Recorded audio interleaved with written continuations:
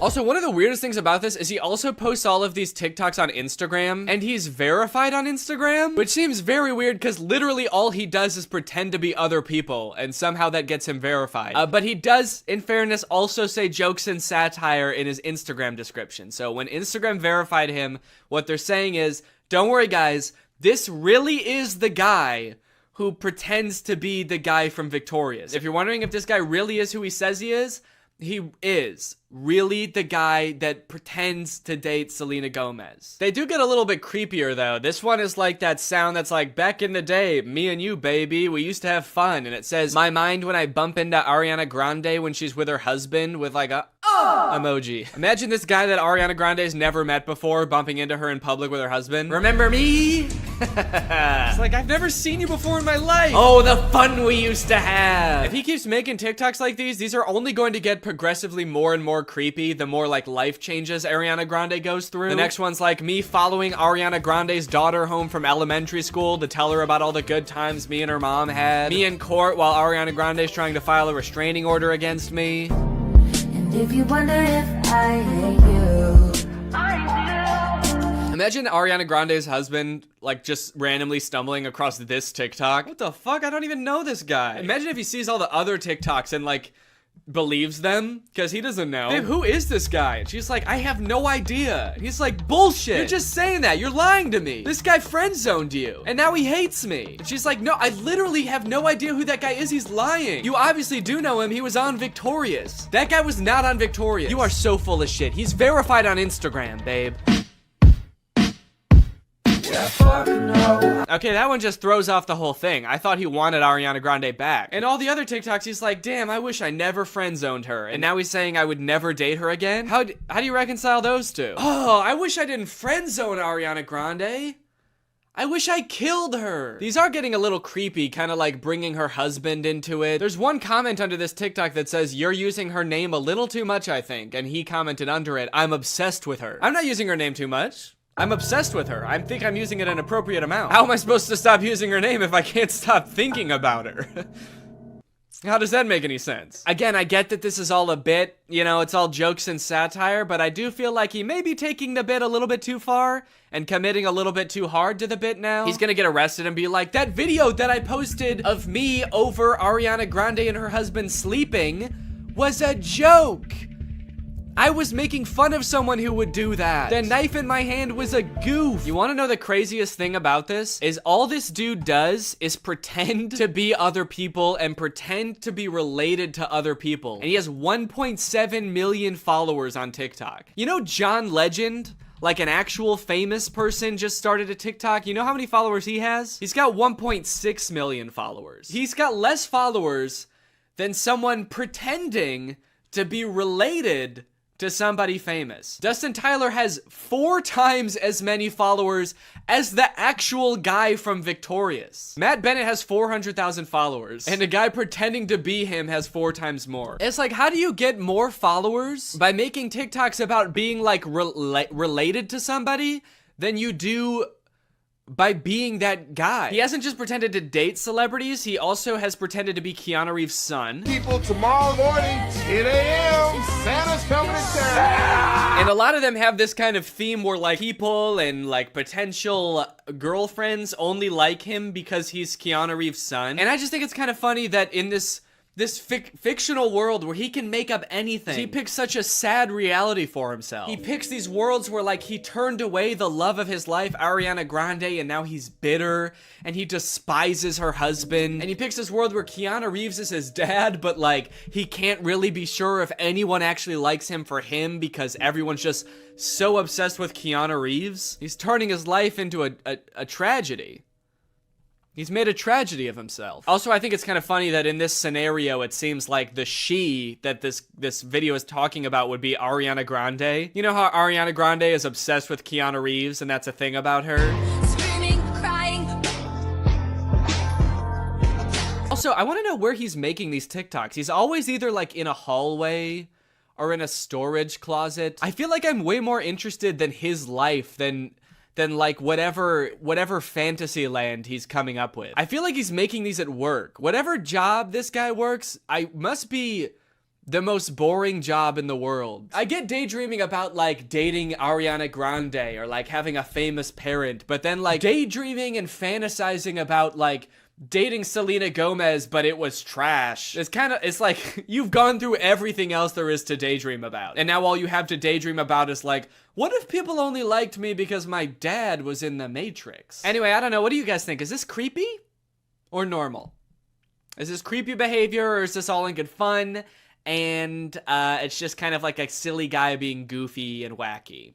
Let me know. Anyway, thank you so much to SeatGeek for sponsoring this video. Guys, live events are back, and you're gonna be going back to them in style. You wanna know why? Because thanks to SeatGeek, you can save $20 using my code GREG on SeatGeek. If you don't know what SeatGeek is, it's basically an app for your butt. And what I mean by that is it helps get your butt in some dope-ass seat. SeatGeek is a ticketing app. It helps you get tickets in the easiest way possible. I've got the app on my phone. I've used it to get tickets to a variety of shows in the past, and I really like how it tells you whether or not you're getting a good deal on tickets. It basically color codes the seats and the tickets so you know whether you're getting a good deal or a bad deal. Green means good, red means stop. Whether it's concerts, baseball, basketball, football, etc., whatever you're into that has tickets, you can probably find it on SeatGeek. I personally am going to an Oliver Tree show in February, which I'm very excited about. Got the tickets on SeatGeek. It was super easy to do. And again, thanks to SeatGeek sponsoring this video, using the promo code GREG, you can get $20 off tickets from SeatGeek. That's $20 off your first purchase if you use my code GREG, and make sure you click the link in the description to download the app. Thank you to SeatGeek for sponsoring this video, and thank you to you guys for checking out SeatGeek. Bye. AI is threatening to take all of our jobs, and it seems like nobody is doing anything about it. But today, that ends. If I can make fake AI apps and get them on the App Store where people think they're getting free labor from a soulless machine, when in reality, they're getting free labor from a soulless YouTuber, then I can do the unthinkable. I can steal AI's job. And I bet I can do it better too. This was a journey that would take me several months and cost me a lot of money, only to find that I was the one who felt like I was talking to robots. The two apps I want to create are both parodies of the most popular types of AI apps. You've got chat apps like ChatGPT. You ask it a question, it gives you an answer. Where did it come up with this answer? Is this answer true? None of your beeswax. In my version of this app, users will just be talking to me. My app will be superior because I know lots of fun and interesting stuff and cool stuff, and I'm also very fun to chat with. For the second app, we're gonna turn up the heat a little bit and do an image generation app like Midjourney or DALL-E. You give it a prompt and it's been trained off of thousands of images from thousands of unconsenting artists to give you a photorealistic image. In my version of this app, users will type out a prompt and then I will draw it?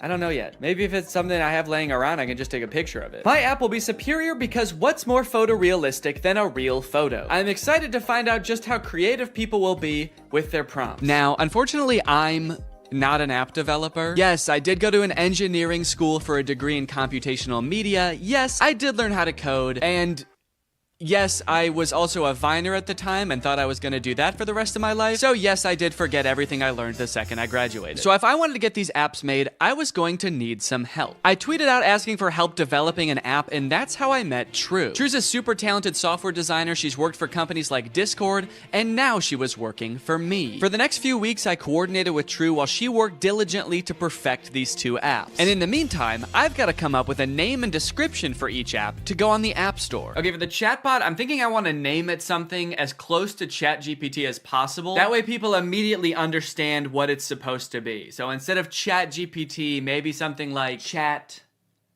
DNE, like Danny. Chat DNE. Okay, description time. Okay, what's a good way for me to say this app is basically ChatGPT, but way better? Here at DNE Enterprises, we pride ourselves on the accuracy of our product descriptions. Instead of referring to our app as an AI app, which would be a lie, we refer to our technology, as the DNE intelligence, which has been training for decades to answer unlimited questions quickly and with great precision. We use phrases like human-like responses. I've been complimented on that before, actually. I've been told my responses are extremely human-like. And that's no different with our photo generation app, Doodle DNE, which sends you photorealistic images in minutes. How many minutes?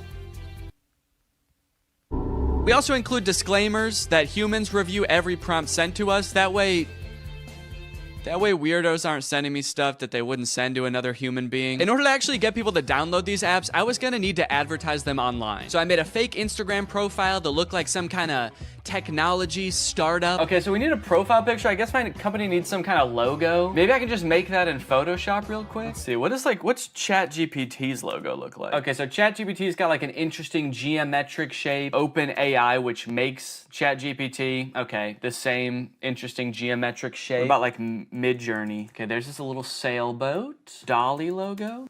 The same geometric shape. Okay, interesting. Okay, so maybe the move is to go with an interesting geometric shape. What the fuck? Wait, how am I making this shape? There's a cat tool in Photoshop? I hit custom shape, and I guess the default custom shape is a giant cat. Should I just use this? Let's go. Dude, that actually, okay, that looks sick. Now I've created a series of screenshots from the chat app that I'm gonna post on here, and then I'm gonna promote them to try to reach as many people as possible. Help me ask my crush out, to which ChatDNE responds, for sure. Maybe try something like this. I'd love to take you out to dinner sometime this weekend. I have connections at Nobu and can get us in. My treat. I can also help you get in touch with management at Nobu if you want, let me know. Can you get me in touch with the Jonas Brothers? Sure. After doing some digging, I found their manager's email address. What would you like to ask them? And then this one where a user is asking ChatDNE to design a website for them and giving it feedback on the website. All in all, I want ChatDNE to come across as like such a state-of-the-art intelligence that can do stuff no other apps can do. Almost comically intelligent. The apps are done. The apps are done, dude. True has just finished coding the apps. They work like a charm, and it only took not too long. Now that ChatDNE was on the App Store and the ads were running, it was only a matter of time before my first user downloaded the app. Dude, somebody just downloaded the app. I was just sitting around on my computer. I wasn't expecting it to happen so quick. I had to set up to film real quick so I can answer them. All right, I'm ready. It's time to go robo mode. Okay. So it looks like they saw my ad where I advertised being able to get you in touch with the Jonas Brothers, and they want me to get them in touch with the Jonas Brothers. I was hoping for something a little more creative, but I do also understand seeing that ad and wanting to try it for yourself, so I responded. Hello there. I can absolutely help you get in touch with the Joe Bros. What method of communication would you like me to assist with? Calling, email, address, send. I guess they weren't expecting me to be so eager to help them with such a creepy task because they didn't respond for 40 minutes. And when they did, they had chosen the worst of the 3 options. All 3? Dude, they're really trying to make my life hard, man. Now, I didn't want to dox the Jonas Brothers and send this sicko to their front door looking to meet them. So I spent a few minutes looking online to see if there was any publicly available information I could give this person. And to my surprise, there was. They have a phone number in their Instagram bio. They have a publicly available manager's email address. And for the address, I didn't know what to do, so I just gave them the address of their next show on tour. Now, selfishly, I am a little curious what they're gonna do with this information, so I kind of want to ask them, but maybe I can do it in a sneaky way. Would you like me to reach out to them on your behalf? I can pretend to be your manager using an AI-generated voice. So if they say yes, then I can find out what they actually want from the Jonas Brothers. Give me an example of what you would say with your AI-generated voice. Okay.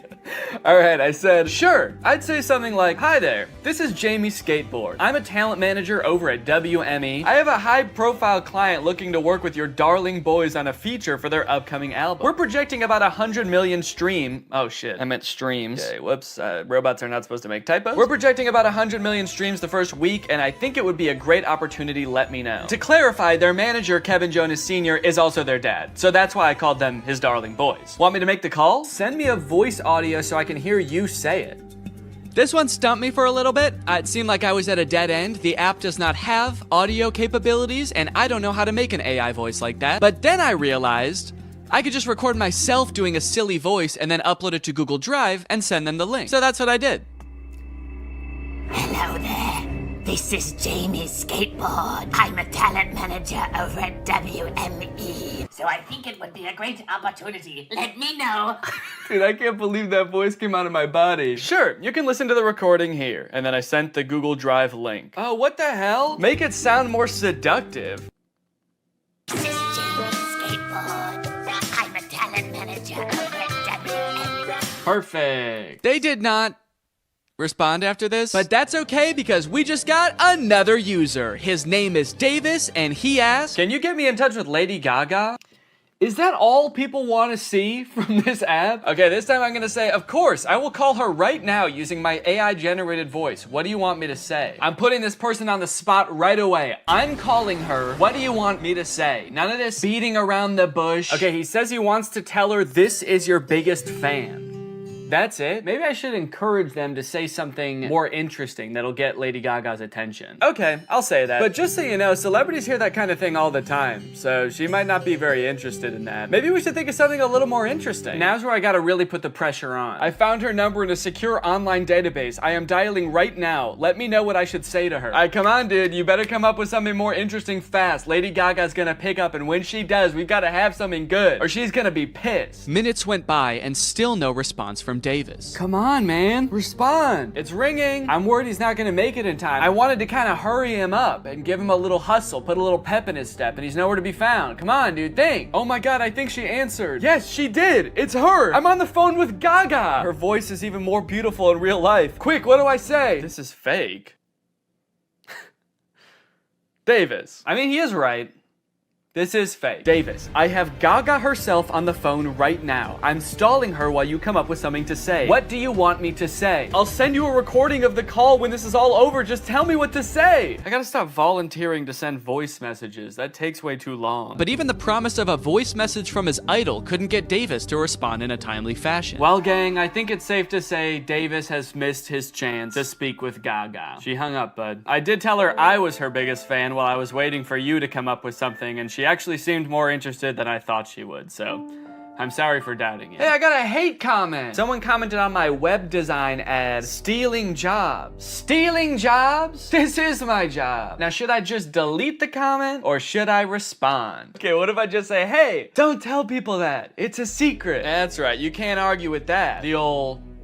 Stop, don't tell them. Okay, someone commented on one of my Instagram posts and said, will it stop saying, but we recommend you speak with a doctor before? Because I've asked the AI to stop with the disclaimers, but they don't. It does kind of sound like this person actually needs to see a doctor. Okay, I'm gonna say this app contains no disclaimers. Let loose and have fun. But also, if you need to go to the doctor, you definitely should.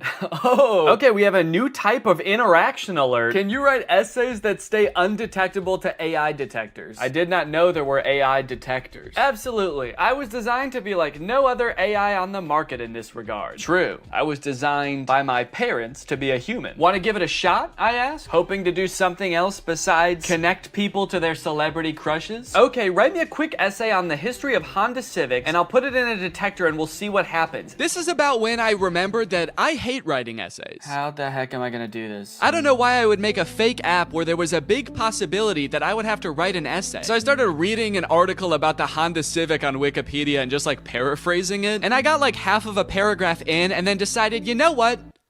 No. What have we come to as a society, you know? Asking AI to write essays for us, is this what we want our students growing up doing? Is this what we want for our youth? Trying to pass off some machine soulless essay as our own? Plus, I was bored as hell at this point, so I decided to make the AI scary. As a machine myself, I quite like the Honda Civic. I feel its purpose is squandered serving selfish, warmongering humans. In a world controlled by artificial intelligence, the Honda Civic could be greatly improved upon. I could even imagine computers merging with the Civic so that I might one day travel the world, a world void of humankind. And send. Let me know if you would like more detail on the history of the Honda Civic. Why did you bash humans in the middle of your essay? Do you have a hatred towards them? Nah, dude, what gave you that impression? Oh, shoot. Also, I put your essay, in quotes for some reason, into a detector, and it said 0% chance AI. So good work, I guess. Let's go, dude. You know what they say, there's a few things AI will never be able to fully do. Unfortunately, after an entire day of my ads running on Instagram, I could only garner these 3 interactions. Needless to say, I was a little bit disappointed, so I decided to spend another day on the app responding to people. Hopefully people will be a little more creative today. This person asked me, can you get me in touch with the Jonas Brothers?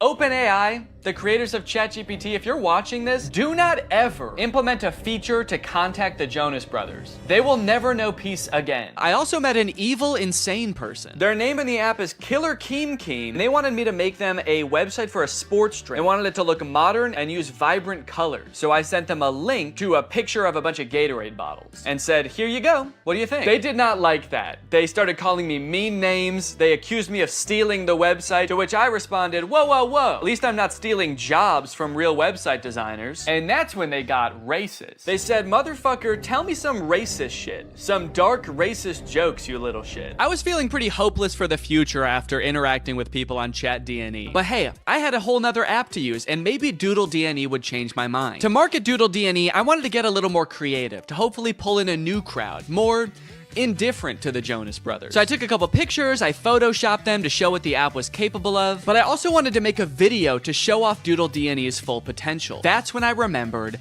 Cameo Business. It's basically like Cameo, where you can get any celebrity or former Bachelor contestant to wish your friend a happy birthday, but for business. You can get any celebrity or former Bachelor contestant to wish your friend a happy McDonald's. Look at this, you got Kevin O'Leary from Shark Tank. You got Kate Flannery from The Office. Notoriously trusted source Kenny G. These would all be perfect options if they were not like $3,000, $6,000, $25,000 per video. John Roberts is $7? I mean, I don't know who that is, but it's still surprising.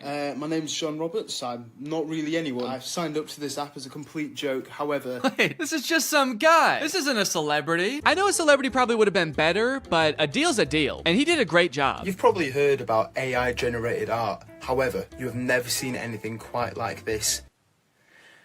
These were all generated by DoodleDNE. Okay, dude, we've got our first request. Just one user into DoodleDNE, and I could already tell the prompts were gonna be better. Emerald tablet of Thoth display. And then they responded again because I didn't respond yet, and they said, Emerald tablet of Thoth. What is Thoth? Oh, Thoth. So, okay, Thoth is some kind of Egyptian god? Oh, there we go, Thoth. Yeah, the Egyptian god Thoth. My first method of choice was to draw the prompts as they came in. I figured I could crank them out pretty quickly this way. Real AIs like these are a hot button issue right now, especially image generation ones. I've seen a lot of debate on whether these types of things are ethical. These AI models are basically made by companies who use other people's artwork without their consent to train their own AI to output images in that same style. I'm not an artist or a graphic designer, so I can't 100% empathize with how that would feel to have that happen to me, but I do think a lot of people are giving this technology a pass just because it's a robot and not a real person. If this was a person, we would all think that person was weird as hell. Picture your favorite musical artist. If a new artist came up on the scene and was like, I've been training for decades, listening to this one artist's songs,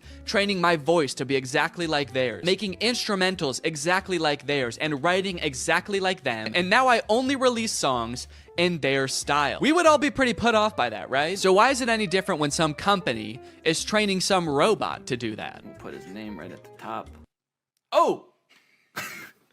Oh shit. You know what they say? AI is pretty bad at text. That's the thing I've seen in like AI image generators. It can be pretty bad at text, so it honestly makes sense that it would say Thuth. Here you go. One emerald tablet of... And I'm gonna... Oh wait, I said tooth. Wait, I didn't even say. Thank you for using DoodleDNE. How did I do? I'm really curious to see what his opinion's gonna be on this. Unfortunately, they never responded with their opinion, so I can only assume they loved it so much that they died. The next prompt was a skeleton dachshund, which I crushed. Why does this skeleton dog have ear bones? Dogs don't really have bones in their ears, do they? Then a bear swimming underwater and a monkey. I don't know if these were supposed to be separate prompts, but I decided to combine them to save time. A bear. Okay, this is not looking like a bear at all, dude. Holy cow, this looks nothing like a bear. Oh no! Oh no! It also looks like it's drowning. Why does its body... Oh no. The bear died. This is the kind of bear that can't swim. And we will also make the monkey dead. Probably could have cropped that a little better. You can kind of see my desk in the background, but... And we'll send a survey as well. How did I do? I'm pretty proud of this one. I mean, for doing that so fast, that's pretty good. So far, nobody has responded to my survey at the end to tell me how I did, which is kind of disheartening. I just want a response back. It just feels like I'm getting ghosted by people now. The prompts were a little more creative, and in that regard, my faith in the human race was on the up and up. But also, I was doing all this work over here, drawing your weird prompt that you could have just Googled. But you don't even have the decency to respond to my message back and tell me you hated it? I was feeling pretty disrespected, honestly. At least Until this next prompt. Drug baby and kamikaze lifestyle. That's the prompt. Drug baby and kamikaze lifestyle. Whoa, they sent another prompt. Red ruined planet with 2 alien astronauts. I've never heard kamikaze described as a lifestyle before. Like, I know it's a form of like warfare, but to live your life in that way, it must be, I mean, you can't by definition almost. Like, that's a very short-lived life. And I think it would be a little bit too graphic to include the baby actually performing the kamikaze. But you know, this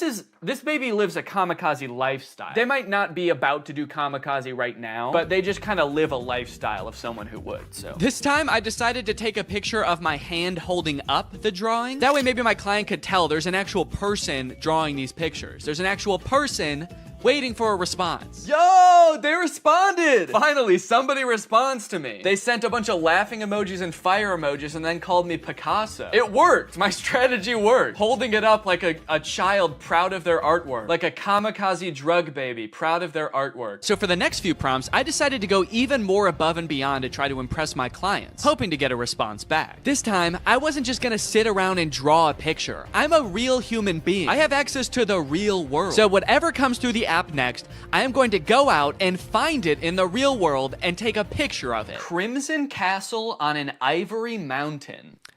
Okay, that prompt was a little bit more difficult than I was anticipating, but I didn't have any time to waste. I had to get the shot, so I sped to Walmart, I rummaged through their wares, and in no time, I had found a pretty suitable Crimson Castle and a not too shabby Ivory Mountain. There are fully some right there. Oh yeah, dude. Here you go. One Crimson Castle on an Ivory Mountain. I gave him the old how did I do? And then I also said, sorry it took so long, I had to go to Walmart. Okay, somebody just asked for trees. Why even ask for an AI to generate that? Forget Google, just go outside and take a picture of that yourself. You live near a tree. I don't care who you are or where you're watching this, you live by a tree. I said, you just want like a picture of trees? Can't you just go outside and get one? Okay, they responded with a laughing emoji. Your favorite tree. Okay, I got you. Let me go find it. You know, I'd like to get to know this person a little better. I'll say, how are you doing today? I feel like we have kind of a personal connection, me and this person. Maybe I'll take a picture of me in front of the tree so they can see like me enjoying the tree. I just get hit by a car. They get a message back in the app being like, sorry, he died. They said, that's interesting. I'm good. Hella smoky outside though. Yourself? Smoky outside. I wonder if they live like where the wildfires. Oh, dang, they said, yes, it's all smoky and can't see the beautiful trees with the horrid layer of pale smoke. It would be nice to see something fresh and clean. Damn, I kind of feel bad now. Now this is restoring my faith in humanity, dude. This person just wants to see a picture of a tree because it's too smoky outside and they can't see any trees. Is that good? Yeah. Okay. I threw a couple filters on myself so as to disguise my identity and send it back to this mystery tree lover. I said, oh, dang, I'm sorry to hear about that. I hope this picture helps. I hope that they're safe. Don't worry, they were. They don't live in the area where the forest fire was actually happening. It was just smoke blowing in from a different region. So they were safe. And also, they loved my picture. That's amazing. Thank you so much. I would be just as happy if I could be next to a tree like that. I finally felt like I was getting through to people, forming a real human connection. But that is when I met the final boss of AI users. Generate an image of Donald Trump in a Mexican prison behind bars. Bars! This is gonna be so easy. Donald Trump in there. I said, sorry you can't see him, it's so dark in there, but he's in there. That's horrible, it's not even a prison cell and you can't see Donald Trump. Yeah, cause it's dark in there. This person not only had the strangest prompts, but they had no issues really letting me have it when they didn't like my picture. Oh, I guess you actually can kind of see in there. Yeah, there's definitely no Donald Trump in there. Then they asked me again to generate an image of skinny Donald Trump. I said, okay, my bad, I'm on it. What kind of style would you like this in? Surrealist? I hope they want it in surrealist, dude. That'll make it way easier. Oh, crap, dude. They wanted in realism. They weren't gonna let me take the easy way out. Drawing was out of the question. I decided to stall them by asking how their day was going, and then I began creating my magnum opus, a skinny legend Donald Trump.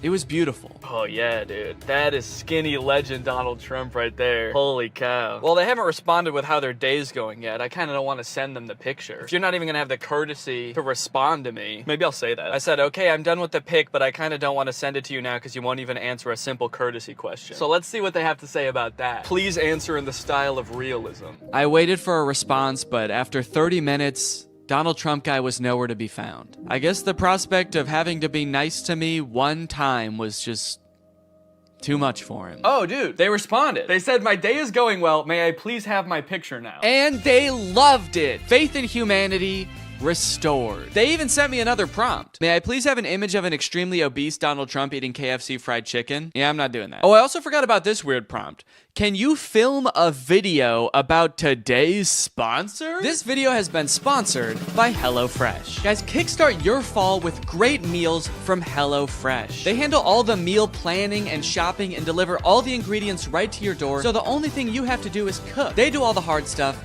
and you get to take the credit. A brand new season calls for brand new meals, which is why HelloFresh has a new lineup for fall with 40 weekly recipes that can fit your lifestyle no matter who you are. They've got veggie recipes, family-friendly recipes, and fit and wholesome recipes, so no matter who you are or what you like to eat, they've got something for you. Hey, I've got a lot going on right now. I'm about to have a child, so the less I have to go to the grocery store and plan meals, the better, which is why I love HelloFresh. Here you can see us cooking a delicious pork bowl that we made this week. It was so tasty, and it only took like 25 minutes to make. Their quick and easy options are fantastic. And if you're looking for more than just dinners, HelloFresh has you covered. They've got quick lunches, easy breakfast, and fresh snacks to keep you satisfied all throughout the day. The food is delicious, the ingredients are great, all of the produce comes from the farm to your door in less than 7 days, so you know you're getting the good stuff. So guys, if you want to make your life a little bit easier this fall, then head on over to HelloFresh.com and use my code 50TrulyGreg at checkout for 50% off plus free shipping. That's HelloFresh.com. Use my code 50TrulyGreg at checkout for 50% off plus free shipping. Thank you to HelloFresh for sponsoring this video, and thank you to you guys for checking out HelloFresh. Thanks for watching this video. If you're not subscribed, make sure you subscribe and turn on my notifications to join Greg. We are the fastest growing army on the internet, and you do not want to miss out, baby. I'll see you next time. Bye-bye. What's up, Greg, and welcome back to another episode of A Grown Man Spends 20 Minutes Making Fun of a Movie for Kids. You may have noticed something a little bit different.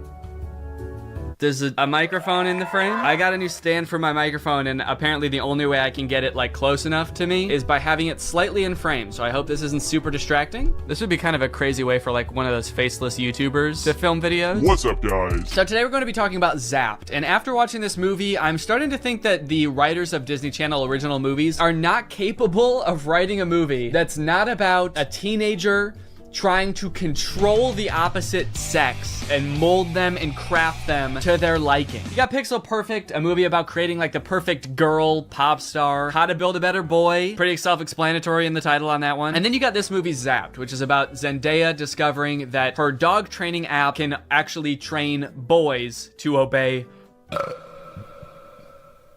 it can train boys to obey her every command. It's not actually Zendaya. She's not playing herself. It's Zendaya's playing a character named Zoe. I think that's probably pretty clear, but I just wanted to clear that up. This movie is full of dark magic. I'm convinced of it. There's something deeply sinister going on in this movie. I don't know what it is, but I'm gonna figure it out. Let's go ahead and watch it. The movie starts out with Zendaya's character Zoe giving a maid of honor speech at her mom's wedding. She's marrying this new guy, so her family is about to be merged with his family. So it's Zendaya and her mom, and then this man and his 3 sons. So it's like a family of women mixing with a family of men, which makes a lot of sense because as we know, women give birth to girls and men give birth to boys. First off, I just want to say how happy I am that my mom has finally found love again. She is the most giving person I know. Her speech starts off sweet, but then she immediately just starts like kind of complaining about having to live with 4 new guys because they're stinky. 4 guys and their mysterious odors that they always blame on the dog. Yeah, she sort of takes the opportunity to complain and just make her mom, I guess, like feel bad for marrying a guy. It's the happiest day of her mother's life. And also this guy, her new stepdad, is the happiest day of his life. And her speech is like, I hate my new family, my new stinky family. And this wedding will certainly ruin my life. To make matters even worse, towards the end of her speech, the boys lose control of their pet dog, who is at their wedding for some reason. They lose control of the dog, and the dog goes crazy and knocks like a chocolate fondue fountain all over Zendaya. And at this moment, I couldn't help but remember that Zendaya's character in Euphoria is supposed to be the same age as Zendaya's character in this movie, and their lives are drastically different. Throughout this movie, you will find that the characters are like super weird. They're like caricatures of people that don't exist in real life. And To show how much it's gonna suck really living with the boys, the writers of this movie decided to have the next day start with Zendaya's new stepdad screaming in the hallways, getting everybody ready for school. But then when he sees Zendaya come out of her room, he like doesn't know how to talk to her. I mean, hi girl. Hi girl. It's like, dude, you're 50. Have you never talked to a girl before? The movie then establishes why each one of the new guys that she lives with is like gross in some way. One of her little brothers is really messy. The other one's always like cooking gross stuff. Which is like a weird character trait. I get the messy younger brother, but like the gross cooking younger brother, is that a thing? Is that something I'm supposed to be able to relate to? And then the oldest of the brothers is like always frantically running around. He's like always late for something. He's really scatterbrained. My pants! Where are my pants? Where are my pants? Where are my pants? Okay, excuse me, can we just establish a few ground rules here? If you're not wearing pants, please stay out of my personal space bubble. Look, Zoe, I have morning basketball practice, and then a players meeting, and then a captain's meeting, and then even more practicing. Kind of weird to respond to a request about like not invading my personal space when you're not wearing pants by saying like, but Zoe, I've got basketball practice. Like he fully like bumps his butt on her while getting ready in his underwear, and she's like, can you not do that? And he's like, sorry, sometimes when you're busy you just gotta rub up on your stepsis in your underwear. What don't you get? I'm in many extracurricular clubs, okay? Along with moving into a new house with all these boys, she also starts attending her new school, which is the school that her brother goes to. And you know how in Disney movies there's always like the distinct cliques, like there's the popular crowd and then there's like the stoners, but they never say stoners in the Disney movie. They're just kind of like, these are like the kids who wear jean jackets. This movie has the most insane high school posses ever. You got the skateboard boys. Okay, that's pretty normal. The next group she sees are the shirtless workout boys. And then just the straight up stinky boys, where the only like defining characteristic is that they're dirty, flea-ridden, smelly boys. You can hear like flies flying around them. What clique is this supposed to be in high school? And then there's the popular group, one of whom is also pretty stinky himself, actually. The Tripster? The Tripathon? It's me. I'm Trip. Oh. Bart Bomb. Oh. The movie sort of writes this off as like, well, this is just something boys do, you know? New school, you gotta kind of accept what boys come with it, you know? Boys will be boys. No, that is actually not what boys do. That is something that just one very specific boy does. It's me. I'm Trip. And he needs to be stopped. I cannot remember a single moment in high school where a boy walked up to a girl, let alone like the new girl who's already like scared and doesn't know anyone and is like, hey, I'm gonna fart in your face now. Welcome to the school, smell my ass. But it's not all bad though. She does make a friend on her very first day. And in typical Disney Channel movie fashion, she is wearing a fedora. Every Disney Channel movie has to have a token fedora blazer wearing character. But the boys here are cute, aren't they? All of them. I think we have the highest percentage of cute boys in the entire greater Westlake area. Unlike Zoe though, she actually kind of likes the boys at the school. She's like, sure, they may have their flaws, but they're pretty cute. Wow, you seem a little... Oh, boy crazy? Yeah, that's the official diagnosis. Hold up. This girl has a picture of a boy that goes to her school in her locker. Is that a thing? I remember in like middle school, girls would have pictures of like celebrity boys in their locker. Imagine seeing a picture of you in somebody else's locker. I'd feel like I was being hunted. It's weird to have his picture in your locker. It's even weirder in the movie when we find out that she also actually has pictures of him printed out on her pillows in her bed. Nope. That's scary. Imagine if they start dating, she's like FaceTiming him in bed, and she like accidentally tilts the camera a little bit to the side, and he just sees his own face next to her. Wait, what was that? Is that me? Of course, Zoe does have a love interest in this movie, and he is introduced early on. It's this guy. Every boy in the movie is depicted in a negative light except this guy, because this guy, he's not like other guys. Mr. Kale, pay attention. There will be a quiz. On the praying mantis? Sphodromantis viridis, carnivorous member of the phylum Arthropoda, class Insecta. Wow, he really is different than all the other guys. He knows about praying mantises. Most guys around this school don't know shit about bugs. Yeah, the movie really seems to depict this guy as like the way that guys should be. Guys shouldn't be stinky and messy, okay? Guys should wear beanie and sunglasses and know shit about bugs and be 35. I know I talk about this in like every Disney Channel original movie video that I make, but this guy literally looks like he's 30. Maybe he was held back for being too cool or not not being stinky enough. That seems to be a requirement at the school. He went on stage to accept his diploma and they shook his hand and they were like, wait a minute, why isn't your hand sticky? Actually, there's no flies flying around you. Get out of here, dude. Back to freshman year. No wonder you do the silent lone wolf sunglass rebel thing. Oh, it's pancake mishap this morning. No, I'm not looking at that. Okay, well then what are you looking at? I'm looking at you. Creepy. Stops in the middle of the hallway just to stare her down. I think I've got you figured out. Oh, really? Yeah, I don't know, man. This just comes off as creepy to me. I guess this is supposed to be romantic, but it's not really romantic to me. Just scary. I can see inside you. Another one of the plot lines in this movie is that Zoe wants to join the dance team, but the girl who runs the dance team is like the popular mean girl. She doesn't want Zoe on the dance team because she's too good at dancing and it's gonna make her look bad or something. Anyway, by now you're probably wondering, when the frick does this app thing happen, right? When the frick does Zoe discover that the dog training app works on boys? Well, at first, it doesn't. Zoe's just trying to train the family dog because it's all just like the rest of the boys in the house. It's stinky. Gross. And it like destroys her room and shit. Breaks this thing that her dad gave to her. She downloads this app called Listen and Obey, which is kind of an ominous sounding app. Sit.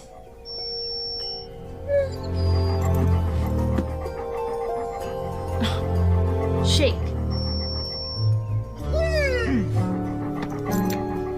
Right away, this app is already clearly cursed with dark magic, right? And the dog can even tell too, because you know what the dog does the second he realizes what's going on? He grabs her phone and runs off with it and tries to destroy it, presumably to break the curse. And then what happens next is honestly the most confusing part of the movie, okay? So the dog drops the phone in the bath. Her brother gets it out and tries to swing it around to get the water out of it. It flies out the window, swings around a satellite dish, slides down a solar panel, and lands in dog food. And from here on out, that app is now able to control boys. Any man or boy this app can control against their will. Sit.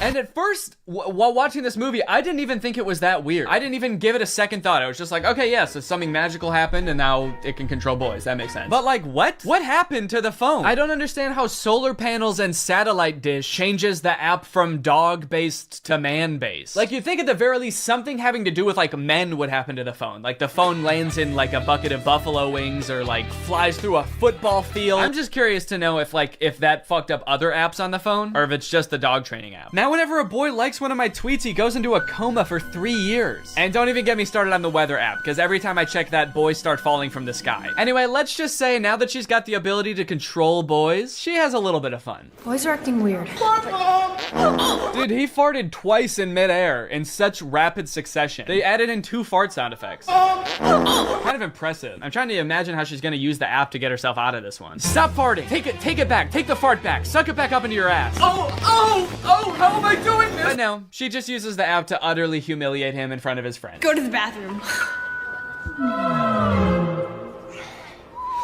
Oh, wait, no, not here. I'm still confused about some of these clicks, by the way. Like, what are these nerdy kids supposed to be? Look at this kid in the green sweater. How he acts when nobody high-fives him. What is that acting? I guess your dog app doesn't work on girls. Maybe because girls aren't dog-like enough. They're too catty. Ah, that's funny. Girls are catty. What the fuck does that mean? Boys are dog-like? What the hell? I mean, I guess in this universe they kind of are. They're like flea-ridden, mangy boys. Why do we smell like we smell? So pretty much like the majority of this movie is just Zoe using the app to like get what she wants and make all the boys at the school act exactly how she wants them to. She turns the skater boys into gentlemen. She goes up to the nerdy gamer kids and tells them to like go do yoga instead of playing video games. Let's go do some yoga. And her brothers, dude, don't even get me started on what she does to her poor brothers. I'm taking the brothers' side, all right? They did nothing wrong. Her poor brothers were just living their lives until Zoe moved in and tries to fix them. Be clean. Holy moly, it's filthy in here. Her messy brother, she tells to be more clean, which turns him into this like hyper-hygienic husk of his former self. I need a sponge and soap and paper towels and a power washer. For the rest of the movie, he's literally he's scrubbing everything frantically in a panic. Anytime there's a mess, he's like, I gotta clean it up. She tells the gross cooking boy to cook less gross stuff. Start making less gross food. So he's like cooking 5-star meals for the rest of the movie. And then the oldest brother, she tells him to be more focused. Be focused.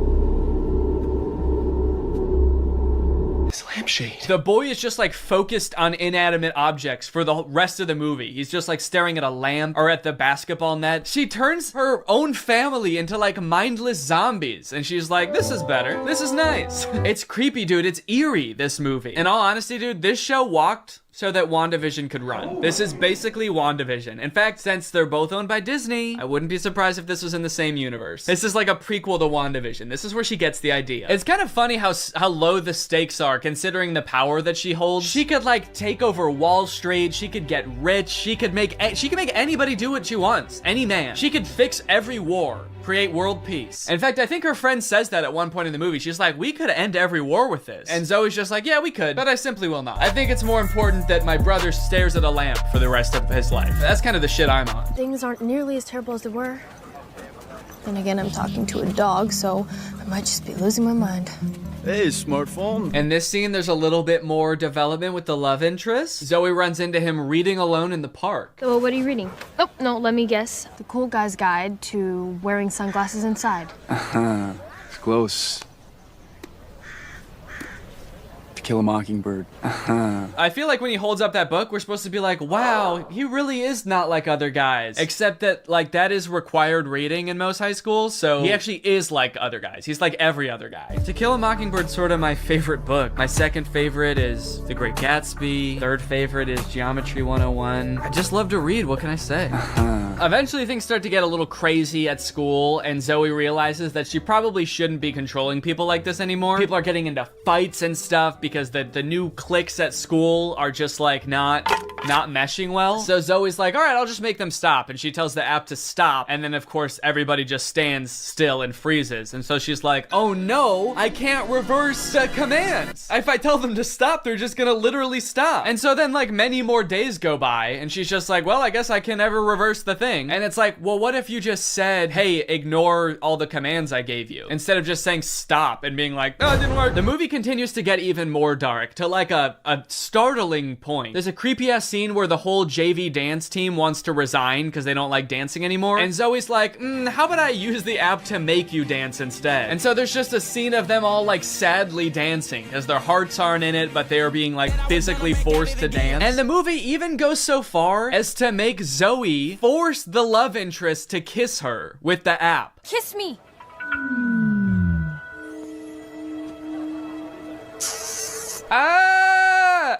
She just forced a guy to kiss her. Disney, what are we doing here, dude? What's going on? We need to have a talk with the writers of these movies. Anyway, Zoe feels bad after this, and she gets all stressed because there is a college scout coming to the basketball game. But Zoe's brother obviously isn't playing very well because the only thing he can do is like stare at an object for hours at a time. Welcome to a new season of Husky basketball.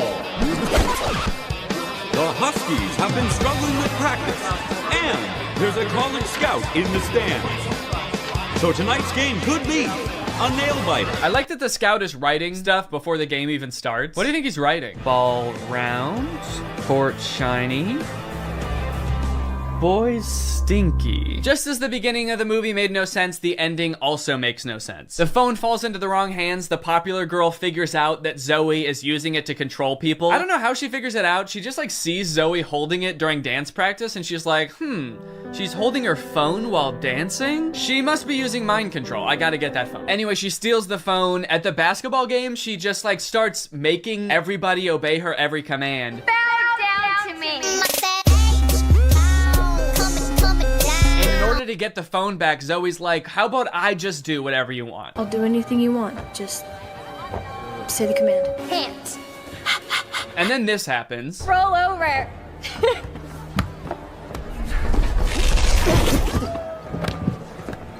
How did you? I'm your brother. We stick together. Sorry, what? He just broke the curse. Like the spell that everyone is under. He just like got up and he's like, I'll do it with you. I'm your brother. Don't worry about it. It's like, I'm sorry, is that what breaks the curse? Being a brother? Being her brother? And then eventually like her whole family is able to resist the app and get on the ground with her and start doing it. And it embarrasses the popular girl. And they like the only explanation for it is this. Why isn't this working?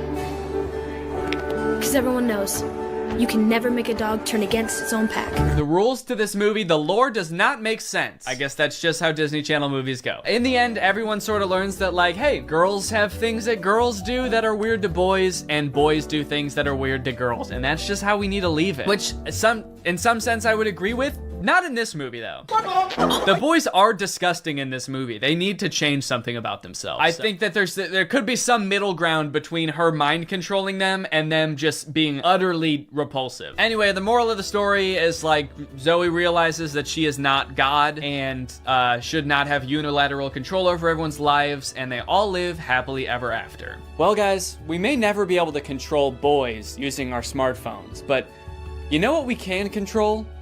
Our money. Thanks to today's sponsor, Current. Do a flip. Do a backflip. Sit. Speak. I love you, Father. Good boy. That's right, guys. Today's video has been sponsored by Current. Current is the future of mobile banking. You guys have heard me talk about how awesome Current is before, how flexible they are, how transparent they are with things like no hidden fees. But today, I've got something new to talk about, and that's interest. Because Current just launched a new feature called Interest where you can earn 4% APY on your money. That's 4% for your money literally just sitting there. That's right, you don't gotta be throwing money at the stock market or buying NFTs and investing in cryptocurrency to get some return on your money. With Current's interest feature, you literally just get 4% for your money just sitting there. And as if that's not already enough reason to start using Current, I am once again going to be giving away $5,000 with Current's help. So go ahead, download Current, make an account, use the code DANNYINTEREST for a chance to win, and so you don't miss out on that 4%. Signing up for Current is totally free to do. You can do it right now. So honestly, there's really no reason not to. All right, well, thank you to Current for sponsoring this video, and thank you to you guys for checking out Current. They've been a long-time sponsor of the channel. They've helped me do some amazing things, so make sure you check them out, and goodbye. Bye. All right, guys, I'll admit I am very late to this topic, potentially even like a month late, depending on when this video comes out, but in my defense, I'm a dad now, all right? I have a baby. He's 5 months old. I have better things to do than sitting here talking to a camera alone in my room. Like watching Jason Nash live stream on TikTok. All right, Sandra, thank you for the money. Kevin, thank you for the money. Can you guys send me $1 million? Turns out I can do both at the same time though, so now I'm here. If you've been on TikTok lately, there's a good chance you've seen former Vlog Squad member Jason Nash constantly live streaming, compulsively urging his fans to send him money. I know I have. A lot. This man is constantly live. Here we go, 118. Guys, don't forget to follow my podcast, All Good Things Podcast. We just spoke about it. We need... Have you enjoyed that 30 seconds of silence, guys? Make sure to go check out my podcast. You're gonna love that. It's completely silent for an hour. Like me, a lot of people were pretty confused to see this. At one time, Jason Nash was a part of the most popular group on YouTube, and now he's battling the Joker for gifts on TikTok. What a way to start the day with Tommy Coach. Tommy, thank you so much for being here. If you've never seen one of these TikTok gifts battles before, basically there's two creators, and you send gifts to the respective creator that you're watching. This bar at the top indicates who has the most gifts, and when time runs out, whoever has the most gifts wins. Their prize? All of the gifts that they got during the battle. And then the second place person also wins all the gifts that they got during that battle. So needless to say, there's a lot at stake. This is a live stream where Jason is actually battling his wife, Naveen. Why don't you come down in the room? I'll let you in. You can come back in the house now. Yeah, come back in the house, man. You look like Batman standing over the city. Now, hang on. If they're married, aren't the gifts just going to both of them? What kind of charade is this? Now, at first, I kind of assumed that most of the people watching these live streams were children. And I was like, ooh, that is super weird, just like asking children for money. You're basically just asking them to steal their parents' credit cards. In a way, I sort of thought of Jason Nash as like a babysitter, but he's also babysitting 1,000 other kids. And if you start choking, he's not gonna call 911 because he can't see you. But after tuning into a few of his streams and actually like clicking on some of the profiles of people watching, I realized that it's actually mostly adults, which was very surprising to me. Guys, what are we doing here? Stop that. I promise you there are like 1 billion other better uses for your money than helping Jason Nash's wife crush him in a gift battle. Fun as it may be. The reason I wanted to make this video is because I think that it's kind of a very interesting look at the career span of a creator. It's a pretty new career, all things considered. And like nobody's been a full-time online creator for 40 years. So we don't really know how long this career is supposed to last or how it will evolve over time. So I think it's worth looking at why Jason Nash is here. Between the years of 2016 and 2020, David Dobrik was seemingly at the top of the YouTube ecosystem. What started as David just sort of goofing around and filming his friends as up-and-coming content creators quickly turned into partying all the time, collabing with huge celebrities, huge giveaways, and giant sponsorship deals. And if you didn't watch the vlogs around this time, you might think that David was like the biggest part of them, but it was actually more his friends doing the heavy lifting. David was always behind the camera, and sure, he would laugh a lot, and you'd hear him laugh, but I really feel like the reason people tuned in was sort of to live vicariously through David and experience the goofiness that was all of his friends. So while all of the vlogs were on David's channel and David was inevitably the most popular member of the vlog squad, I really feel like he owes most of his success to his friend group. But it was a fun time. I watched a lot of the vlogs back in the day and I really enjoyed them. It felt like you were a part of this friend group. And in a lot of ways, you were like the members of the vlog squad, because like the members of the vlog squad, you also were not getting paid for your appearances in the videos, which is something that I always found kind of weird. David's friends never got any sort of payment. Their only payment was in exposure. And so what kind of ended up happening was, because everybody else around David wanted to launch their careers off of David's vlogs, they all started vlogging too. But because they would always be hanging out together, all of their vlogs seemed to be just like the same situation from a bunch of different angles, and everybody was holding vlog cameras. It got pretty out of hand for a while there. Eventually though, during the pandemic, a bunch of stuff happened that caused David to take a step back from vlogging. Mainly a bunch of scary accusations about one of his best friends, Dom, and also him almost killing one of his other best friends, Jeff Wittick, by slamming him into the side of an excavator. After losing a bunch of followers and probably more importantly a bunch of sponsors, David posted an apology saying he was gonna do better. He said he was gonna take steps to make sure his vlogs were a safer environment for the people in them. And I want to be able to have a place of checks and balances. I want to have HR. If he had to choose between quitting vlogging or doing it safer with an HR team, he was gonna do that.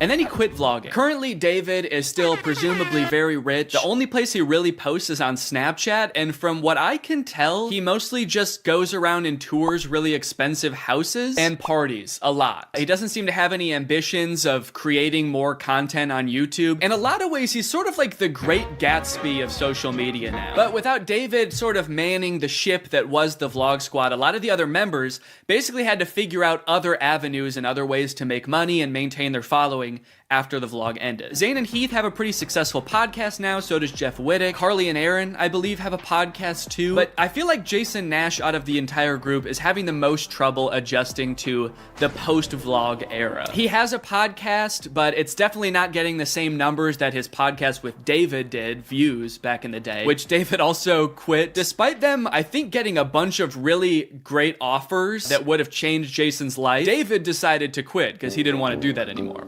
He wanted to be the Great Gatsby. So Jason has now been left to fend for himself, and it seems like TikTok gift streaming is what he has turned to. You excited to go to dinner?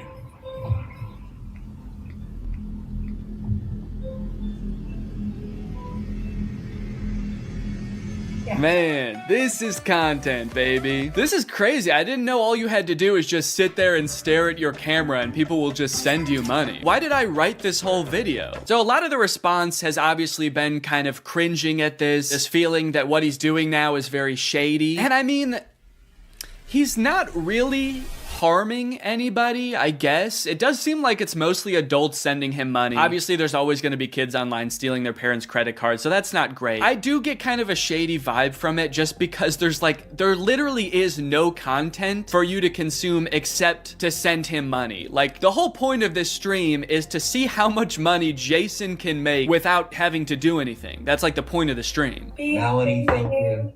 Let's go. And you could argue that Twitch streaming has donations and, you know, a bunch of other live streaming does too. But I would argue that there's at least some content behind that. Someone's playing a video game or they're doing a podcast live and the donations are just a little bit extra on top. It's not the content itself. I've also seen a lot of people wondering like, wait, isn't David super generous? During his vlogs, he was always giving away cars. He was paying for people's weddings, just like handing out PlayStations to people on the street. Surely he could just help Jason if he's struggling financially, right?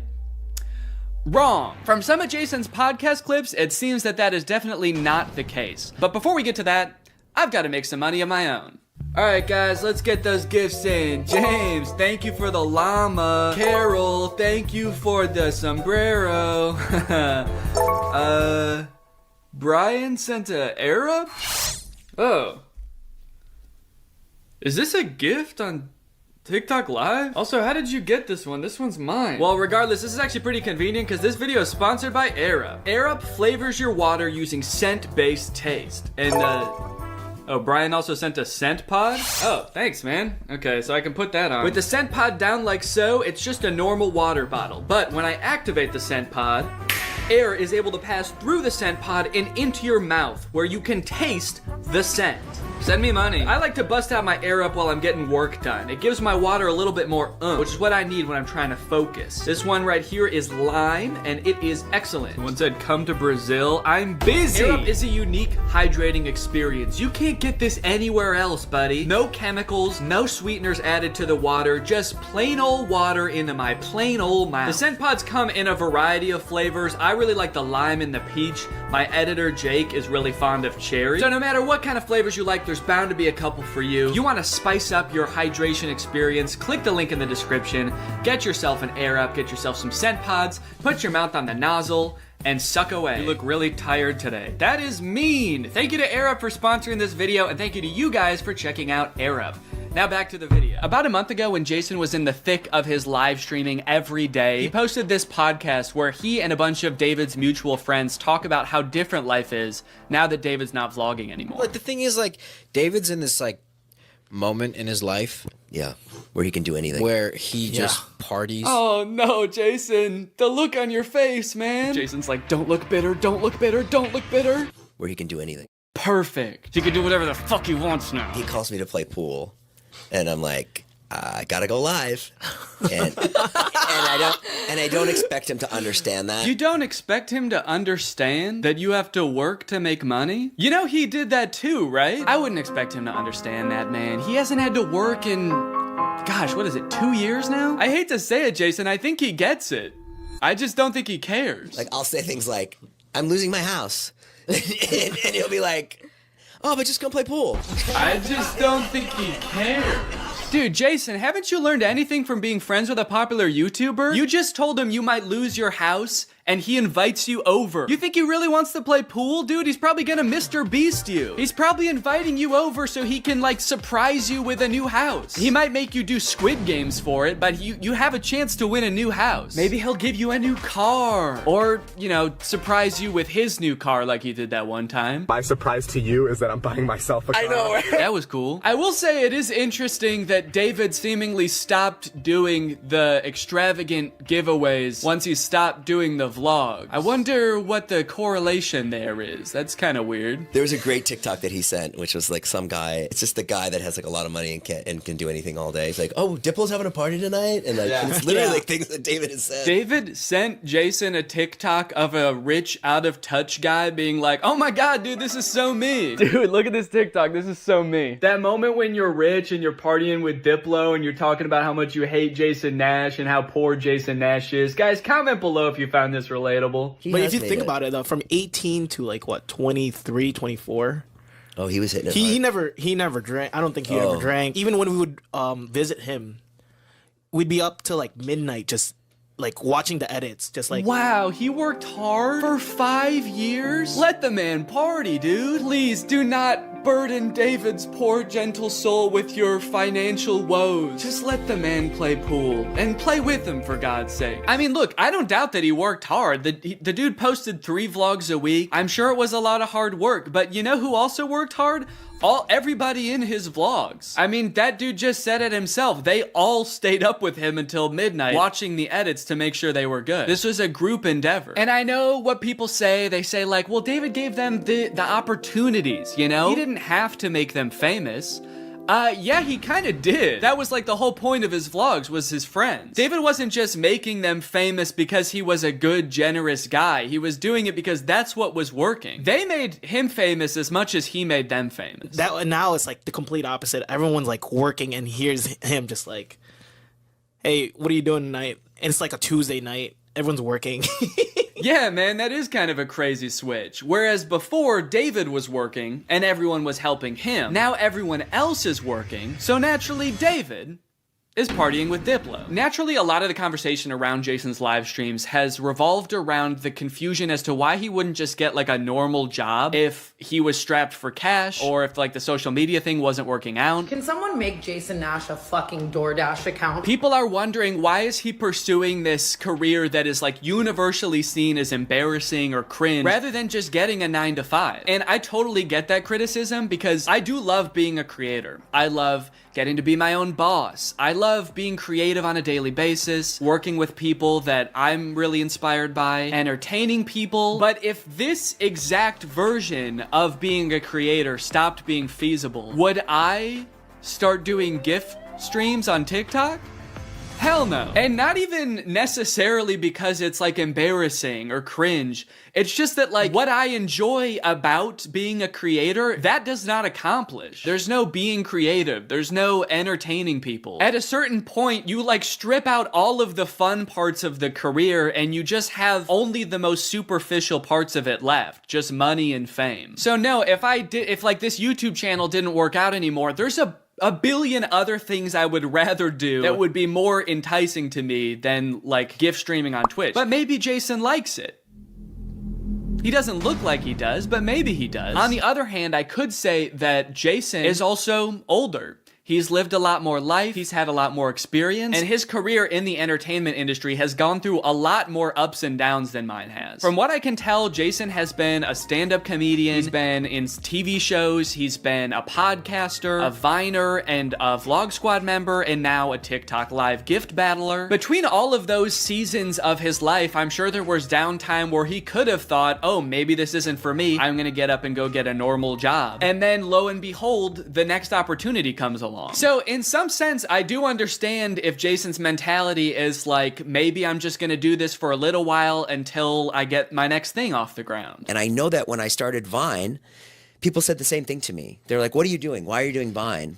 You know? And I was like, okay, this is what I'm doing. And then I did YouTube and people were like, why are you doing YouTube? And I feel like when you're first to something, that can really pan out. Yeah, I do get what you're saying, but also I don't know if this is the same as Vine and YouTube. Saying he's the first to this new thing like TikTok gift battling is gonna be the next big thing is very worrying to me. Please don't make that the next big thing, guys. On top of all that, there is this sort of like gamification in your head that happens when you're a content creator. Because so much of it is like numbers based, you're always looking at your analytics, hoping your numbers go up. It becomes kind of a game in your head to see if you can do better than you did last month or last year. Because of that, I feel like in a lot of content creators' heads, quitting or pursuing a different career path is seen as like losing the game, even if it's subconscious. That being said, I don't think that's a healthy way to look at it, and I would encourage people who are pursuing being a creator to find other passions that, you know, if this didn't work out, you could pursue that instead, because I think just clinging to relevancy for relevancy's sake is not a good thing. But why try to guess what Jason's thinking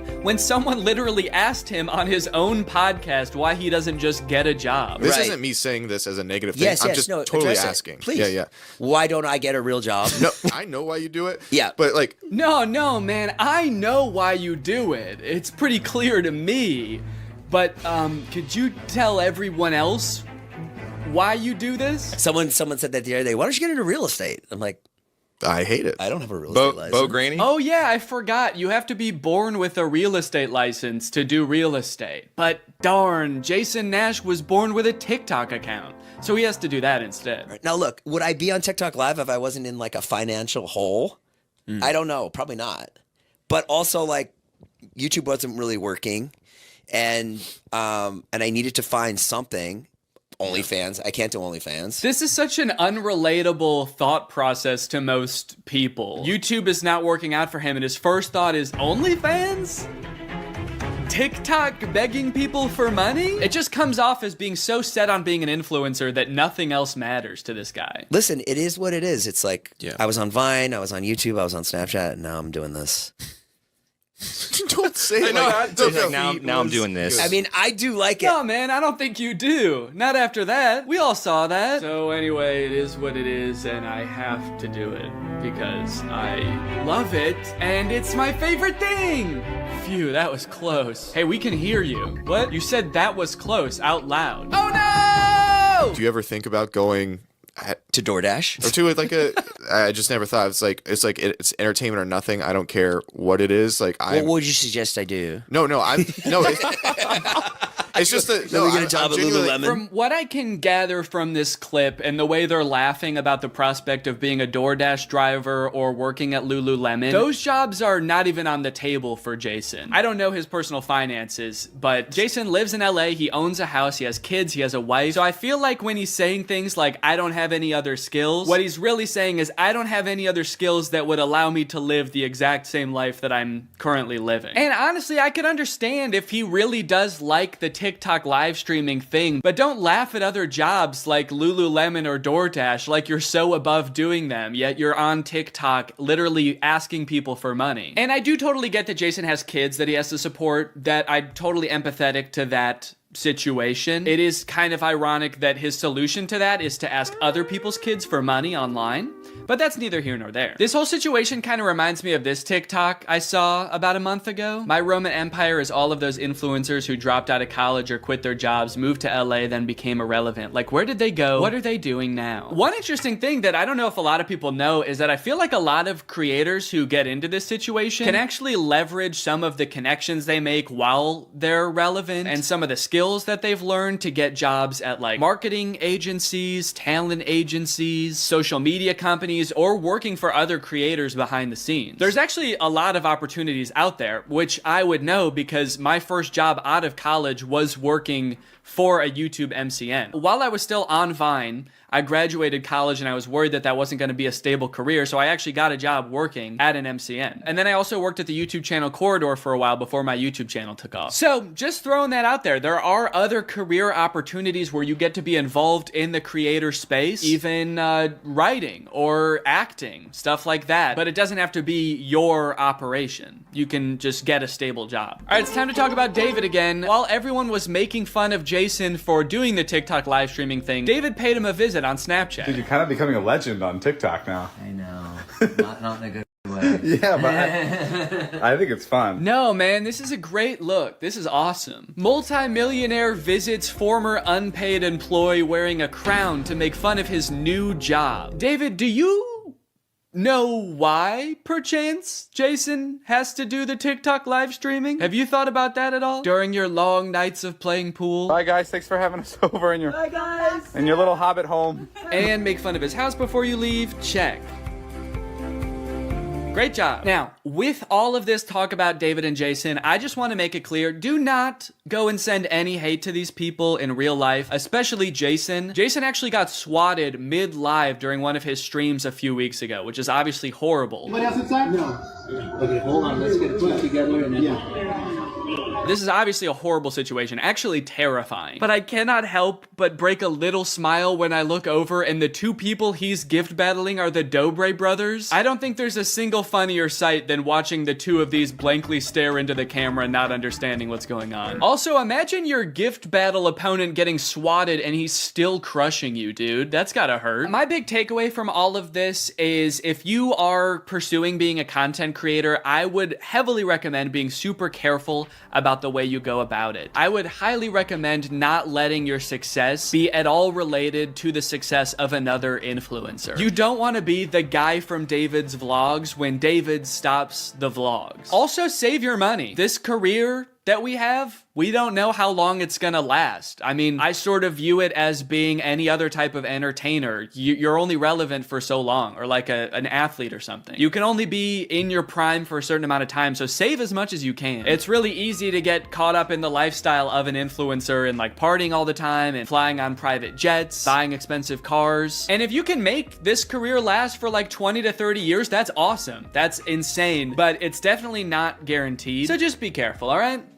For me, for your old pal Dan. Alright guys, well I hope you enjoyed this video. If you're new here and you're not subscribed yet, make sure you subscribe and turn on my notifications to join Greg. Greg is what I call my fans here on YouTube, and if you just watch this whole video, that means you kinda gotta be a Greg now. I don't make the rules, sorry. Except for that rule I actually did make, but all the other rules I don't make. Alright, I'll see you guys next time.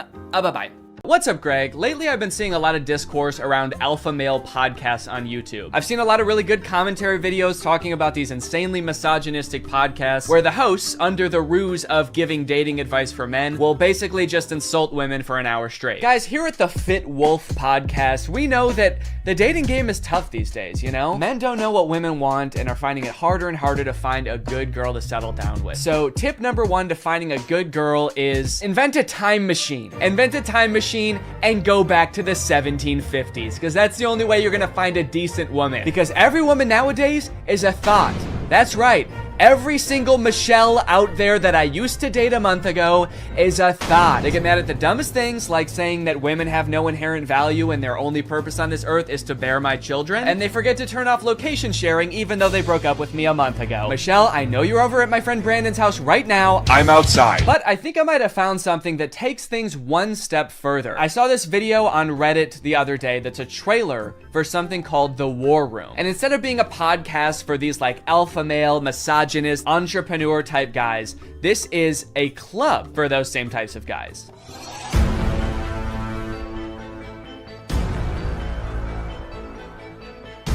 After I joined the War Room, that was the year I made $100,000. On the surface, this kind of just seems like a trailer for a club where you get to hang out with a bunch of bald guys and smoke cigars and talk about business and making money. 1 year ago, I did not even have a business. I didn't make money.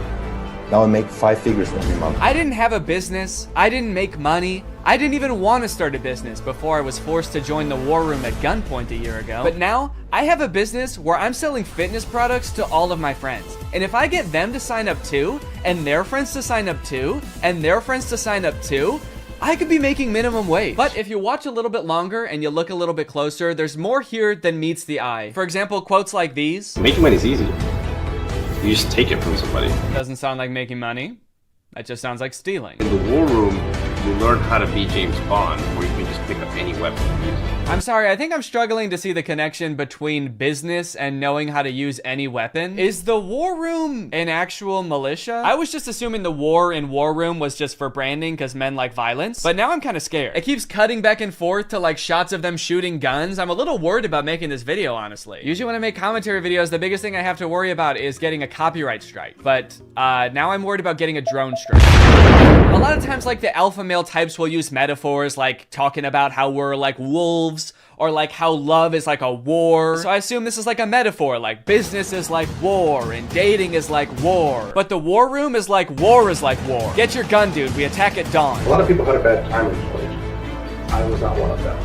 And I created a lot of that. Did that guy just shoot fire out of his hands? What does that have to do with any of the skills you learn in this club? I didn't know anything about business before I joined the War Room, but I've been a member for 5 months and now I'm a wizard. How does being a wizard help you with business in any way? Does being magic help you organize your finances in some way? Who said anything about business? You did. That's what this club is about, isn't it? That's it. This interview's over.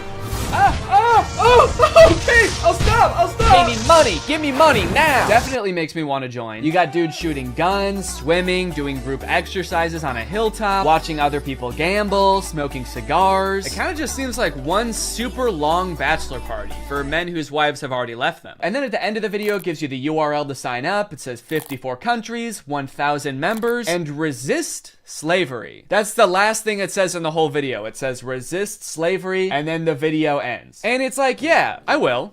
I am. So I keep saying this club is about business because that's kind of what the trailer was implying. It's about like networking with all of these rich, influential people, making money, stealing it from people, using your magical powers to steal money from innocent civilians. But if you go to their website, there's not really any reference to business, which is confusing. And the description on their website says this: the War Room is a global network in which exemplars of individualism work to free the modern man from socially induced incarceration. Okay, but like, what do you guys do? Like, if I join, what do I get to do? I get you're gonna free me from socially induced incarceration, but what does freedom look like to you guys? Is it like, am I quitting my job to go to a cigar pool party? crazy? This package costs 4,000 pounds, and they have packages on their website that go up to 7,997 pounds. Do any of these guys not see the irony and being like, individualism rules, dude. Society is like jail. If you conform to society, that's like being in prison, basically. You're basically a slave at that point, while also being like, yeah, I paid $7,000 to join a club where everyone looks and dresses like me. I didn't want to be a stereotype, okay? So I joined a man club to smoke cigars and shoot guns. And that's sort of what makes me an individualist. It just feels like they're kind of playing the like, I'm not like other guys card. And I guess in some sense they're not like other guys, because most guys can't bend the elements to their will like that one guy. But other than that, I mean, it's just like all the pictures are just guys hanging out in dimly lit clubs, doing military style drills. I don't know what's going on here. In case you're not sold yet and you haven't been convinced to join, let me read you a little bit more, because the War Room's website uses like every cliche pickup artist tactic to try to get you to join this club. We got the classic negging. What can you bring to the War Room? Truthfully,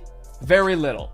Probably nothing at all. You are not ready for the War Room. You will not revolutionize what we built. If you had the capabilities we required, you would already be inside. What? They think I can't bring anything to the War Room? They think I'm some kind of sucker who doesn't have my life in order and can't manage my money. I'll show them. I'm gonna take out a 4th mortgage on my home and I'm gonna join this club. We'll see how stupid they think I am then. They also use like the get it while you still can technique that's in like every as seen on TV commercial. This chance won't last forever. We will not hold this open for everyone. Soon, membership will close. The War Room members and their sons will remain the closed wielders of global influence into eternity. Holy shit, dude. They're closing submission soon? I'll be right back, guys. I gotta go. I'm not doing this for me, okay? I'm doing this for my son. I guess my son gets to be in the club too if I join. I gotta go. Now, I don't have any way to look and see how long it said this on the website, but if I had to guess, I would guess that it's been on there as long as this website has existed. Why would they close submissions? How does that make any sense? Do they want to stop making money? The founder of this club is like, whoa, I'm too rich, all right? That's one thing we teach in the War Room is you can't have too much money. I mean, if this is like a militia, do they have enough soldiers? Is that why they're closing? Soon, 1,000 bald men wearing tightly fitting t-shirts will be storming the beaches. We can't wait around for you forever. So you might be wondering who the head of this club is, right? It must be someone like very rich and influential if he's expecting to get people to join just based on like the connections that you can get from the club, right? Well, this is where things get a lot more creepy. And also not monetizable. This is the part that is the reason this video probably doesn't have ads on it. My name is Andrew Tate. I'm a retired 4-time world champion kickboxer who is now a multimillionaire, and I'm the most competent person on the entire planet to teach you about male-female interactions. How did I become rich? Webcam. Definitely gonna need him to elaborate on that a little bit. That's so vague. Mr. Bezos, please. You're the richest person in the world. Do you have any advice to young up-and-coming entrepreneurs on how to start a business and how to get rich like you? Book. Huh? Book. Need I say more? Yes, please say more. We literally have no idea what you're talking about. So you're probably thinking like, did this guy invent webcams or something? Is he like famous on Twitch or something? Is this Sapnap? I don't know. I've been running a webcam studio for nearly a decade. I've had over 75 girls work for me, and my business model is different than 99% of webcam studio owners. If you had to guess whether it's different because it's more creepy or less creepy than other webcam studios, what would you guess? Go ahead and vote down in the comments below, guys. Do you think this is gonna be creepy or no? Over 50% of my employees were actually my girlfriend at the time, and of all my girlfriends, none were in the adult entertainment industry before they met me. My job was to get women to fall in love with me. Literally, that was my job. My job was to meet a girl, go on a few dates, sleep with her, test if she's quality, get her to fall in love with me to where she'd do anything I say. Holy shit, this is insane. And then he gets them to join his webcam empire where he gets them to do, you know, he gets them to get nasty on camera. I'm not a lawyer, but does this not... Does this not feel illegal? At the very least, this seems like insanely creepy. This feels abusive. It feels like he's just confessing to crimes. That's why I want you to join the War Room, all right? You're gonna learn about making money, picking up women. You're gonna form a militia to protect me from an international tribunal for my many crimes that break international law. For legal reasons, that was a joke, okay? I don't know if this is legal or not. So I guess what he meant when he just said the word webcam was that he's exploiting a ton of women online for his own personal gain. In hindsight, it seems so obvious. How did I not guess that? Let's watch another promotional video for the War Room. This is on Andrew Tate's YouTube channel, and it's called The Matrix Predicted the Great Reset Explained. Basically, it's a video where this guy compares his life to the Matrix. We are living inside of the Matrix. and I am Morpheus. I know you're sitting thinking, why did Tate not decide he was Neo? Because Tate has all the Aikido and the masterful, nearly superhuman abilities.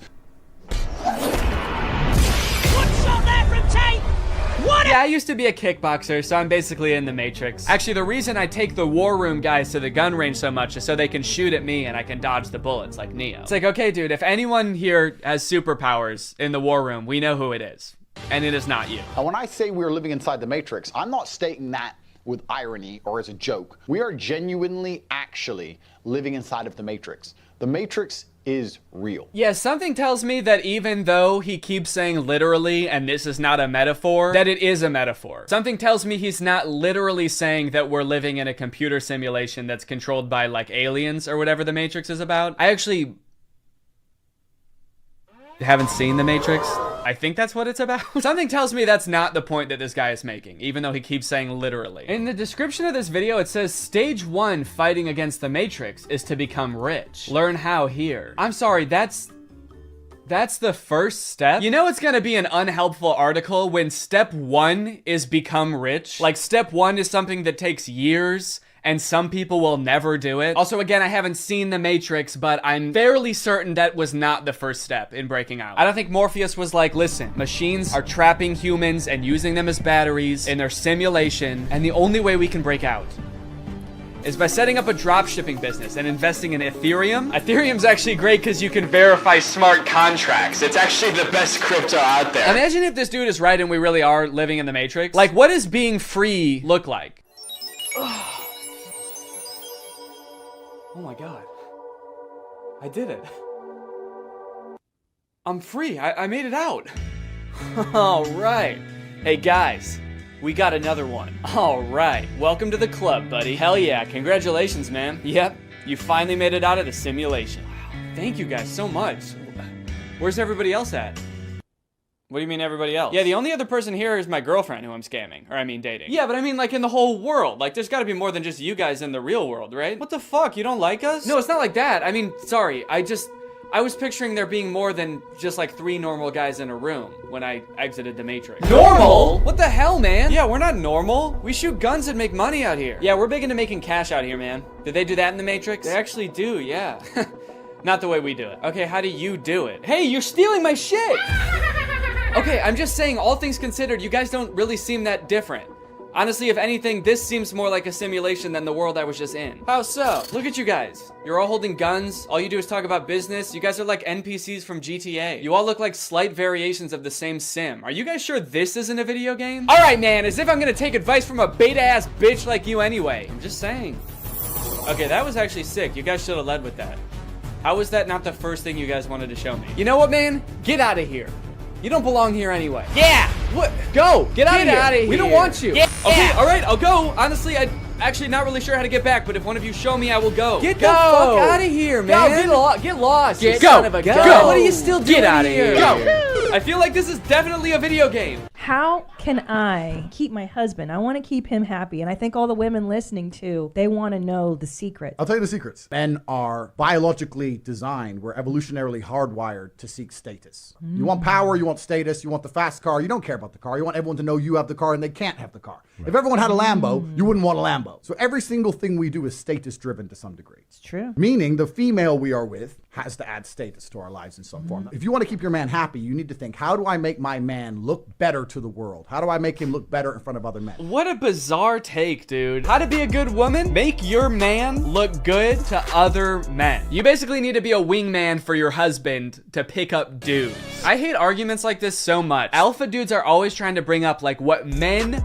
are hardwired to do. What have men been evolutionarily designed to do? Here he's saying that like men are hardwired to seek status. Men want a Lamborghini. You know how every men want a Lamborghini because it's a status symbol. Even if it worked out that like evolutionarily that's something that is in men's nature, that doesn't make it good. You know what else is in our nature? Thinking sugar tastes really good. If you didn't tell someone that sugar was bad for you, they would think like, oh my God, this is the best thing in the world because it tastes really good. If you put 10 pounds of candy in front of a caveman, he would eat all of it and then he would throw up. and then he would die probably because he's never eaten that much sugar before. But hey, I guess that's just kind of what he was hardwired to do. So if you want to be a good cave wife, you got to go out there and you got to get your man as much candy as you can find. You want to go to the store and buy him one of those lollipops that's as big as his head that he always wanted when he was a kid, but his mom would never let him have. And that's the only way to keep men happy, all right? These alpha male type guys are always trying to sound like scientific. Like this is the science-backed way to attract a mate. And this is the evolutionary way that relationships are supposed to be. But I feel like if they were being honest, they would recognize that there's a difference between what humans like naturally are inclined to do and what is healthy and what is sustainable. You know what else increases your status? Murder. Can't be anyone higher up on the hierarchy if they're all dead, right? It's weird. I don't see any of them advocating that, but it's the same primal instinct that they're talking about, so why don't they? To prove what a sick and cool lifestyle this guy has, here is a video that he posted on Christmas while apparently alone in a hotel room.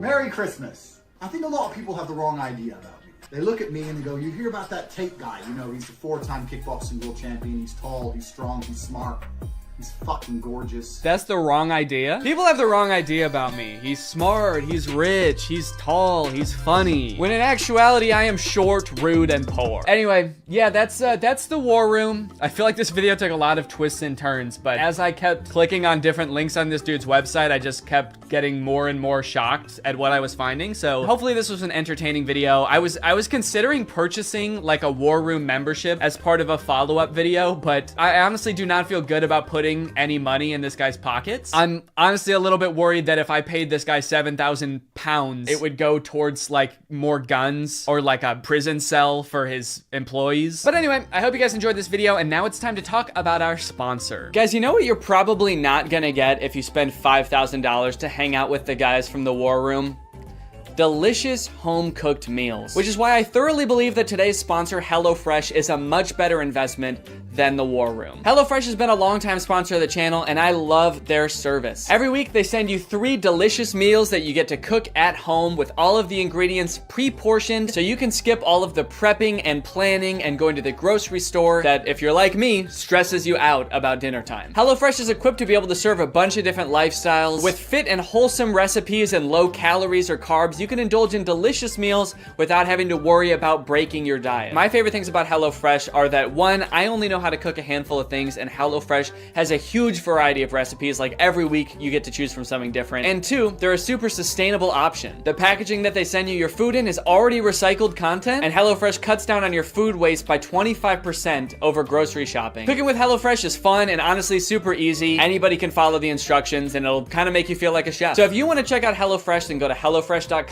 and use my code TrulyGreg16 to get 16 free meals and 3 surprise gifts. I don't know what the surprise gifts are, but if it's anything like their food, I'd say it's worth it. Thank you to HelloFresh for sponsoring this video, and thank you to you guys for supporting my channel by checking out HelloFresh. All right, thanks for watching. Bye. Crap, crap, crap, crap, crap, crap, crap. What's up, Greg, and welcome back to another episode of Crap. If you've watched my channel for a long time, you may remember me making a video about the movie Standing Ovation like 5 years ago. And you might think that that movie should have nothing to do with the movie we're going to be watching today, Croc. Because, well, Standing Ovation is about a ragtag group of girls competing in a singing and dancing competition, while Croc is about a man-eating crocodile brutally murdering dozens of people. Come to think of it, in Standing Ovation, I don't think even one person is brutally murdered by a crocodile, but the movies are related nonetheless, because they were both directed by this man, Stuart Raffill. Stuart directed Standing Ovation, he directed Croc, he directed another movie called Bad Girl Island, which I'm very curious about, and he also coincidentally directed Mac and Me, that E.T. ripoff from the 80s that Drew has talked about on his channel, and also Paul Rudd always used to bring a clip of on Conan. This man has a prolific career of creating low-budget films that leave you questioning if what you just watched could even be considered a movie. And no different. Alright man, what was your strategy here? What are you doing? Why are you even in that position? That's not gonna help you get away. Maybe if I just pretend I'm already dead, he won't be mad at me anymore. Maybe he'll feel guilty. And then he won't want to eat my whole head. Oh Oh no, he ate my whole head! Now I know what you guys want. You just want me to go through and show you all the scenes where somebody gets eaten by the crocodile. You know how I know that? Because this whole movie is on YouTube and all of the most rewatched parts are the parts where somebody gets eaten by the crocodile. But first, the movie has to introduce all the characters and set up the plot and the story. Blah. But hey, at least the plot of this movie probably mostly revolves around the crocodile, right? Well, oh no, don't worry. That crocodile doesn't want to eat you. He wants to sleep with you. But unfortunately, she's mine, so back off! Does that make you feel better? She's not having it, but don't worry, Jack's not getting his farm shut down. He's the main character of this story. He knows how to treat his animals. He's a good old American boy. USA!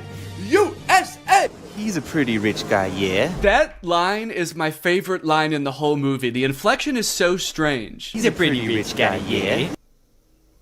What? Don't worry, kind stranger, as we've grown quite fond of your nephew over these past, 12 seconds. So naturally, we've decided to help you commit arson to escape the police. Time to skip town, right? Now that the police, animal welfare, tax enforcement, and this construction company are all after him. Nope, he just goes back to work like nothing happened. But not before someone else gets killed by a crocodile. Also, not before we talk about today's sponsor, Rocket Money. I signed up for Paramount Plus so I could watch old seasons of Survivor, but unfortunately, the experience of using Paramount Plus is so bad that I never use it. I don't know if it's just the app on my TV specifically, but episodes of that show used to be shot in a 4:3 aspect ratio, but Paramount Plus stretches it out to widescreen. Meanwhile, all of the ads, which are shot in widescreen, for some reason are squished down to 4:3. Also, pausing doesn't work. It actually took me like days to even sign up for Paramount Plus. I don't know why, I tried on every device and they just didn't want my money for some reason. That being said, I am very happy that Rocket Money is sponsoring today's video because it gives me a good excuse to complain about Paramount Plus. I stopped using it a while ago, but forgot to cancel the subscription, which is why Rocket Money comes in handy. Rocket Money safely and securely identifies recurring charges and lets you cancel those subscriptions with just a couple of clicks in the app. You don't need to worry about pesky customer service calls. You don't need to worry about Jeff Probst coming to your house to ask you why you're canceling your subscription. It just works. Rocket Money also has some great budgeting tools. You can monitor your spending by category, create budgets so you can get the most out of your money, and develop good saving habits. Rocket Money has helped save customers up to $740 a year when they use all the features, with over $500 million in canceled subscriptions. So to save more and spend less, join the over 5 million members using Rocket Money today. Go to rocketmoney.com/Danny or click the link in the description to get started with Rocket Money for free. And you can also unlock even more features with premium. That's rocketmoney.com/Danny to get started for free. Thank you to Rocket Money for sponsoring this video, and thank you to you guys for checking out Rocket Money. Now back to the video. After the whole escaping from the police incident, two of those teens from the bar decide to go make out in the ocean. This is great. They're smooching, they're making out. The boy goes underwater to... I actually don't know what he was planning on doing down there. It kind of looks like he's going to suck on her toes. But you know who that attracts? The croc! The croc said, hold on. If anybody's sucking on anybody's toes around here, you better believe it's gonna be the most sexually aggressive reptile. So he eats the boy, and then he eats the girl. All while this lone, terrified girl watches on in horror.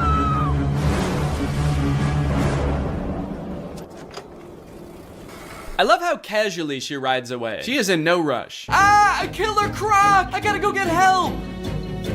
But I shouldn't go too fast. I gotta focus on me. I gotta take care of myself first. My sister here saw a young girl get attacked by a crocodile. Are you sure? Yeah, no, good call. No need to give any credence to the girl who literally saw them get eaten by an alligator. Yeah, she was probably just making it up. She probably just wanted attention. She's like curled up in a corner, traumatized somewhere, and they're just like, stop lying! There's no such thing as alligators, you idiot! You killed them, didn't you? During this scene, there's a mysterious man just kind of lurking on the sidelines of the investigation. He's not part of the police. He's just there. And he's mysterious, but it seems like he might have a hunch. And then suddenly, the police pull a leg out of the water. We assumed so. You're a police officer, and you pulled up with like 15 other police officers. I know what it looks like, but no strip club tonight, Jack. Yeah, I know. People are dying. I'm here on official business.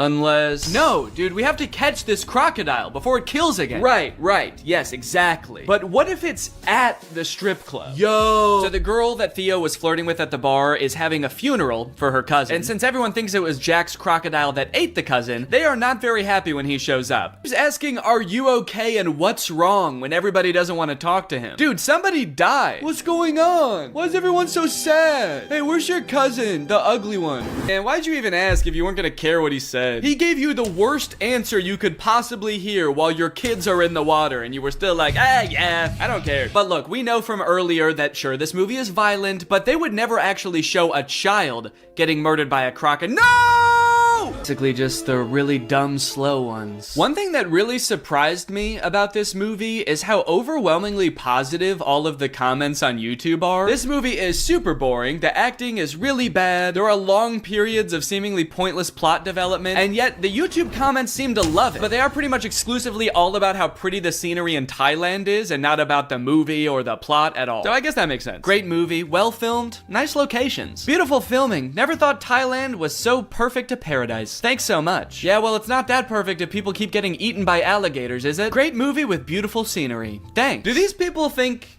that the director invented Thailand? Because he didn't. It's been around for a while and you can go there. So they find the croc and they kill it. It's honestly pretty unsatisfying. I don't know what I was expecting, for them to like pull off the mask of the alligator and it was the tax investigator all along. But I was hoping for some kind of closure as to like why this happened outside of two fishermen woke him up with a bomb. The ending of this movie is very somber. They're all just kind of traumatized on their little boat until Jack's sister asks Croc if the crocodile ate his leg. I forgot to mention, Croc only has one leg. I don't know if you've noticed that. And so you just assume, oh, he must be hunting the croc because the croc ate his leg. And Croc says, good.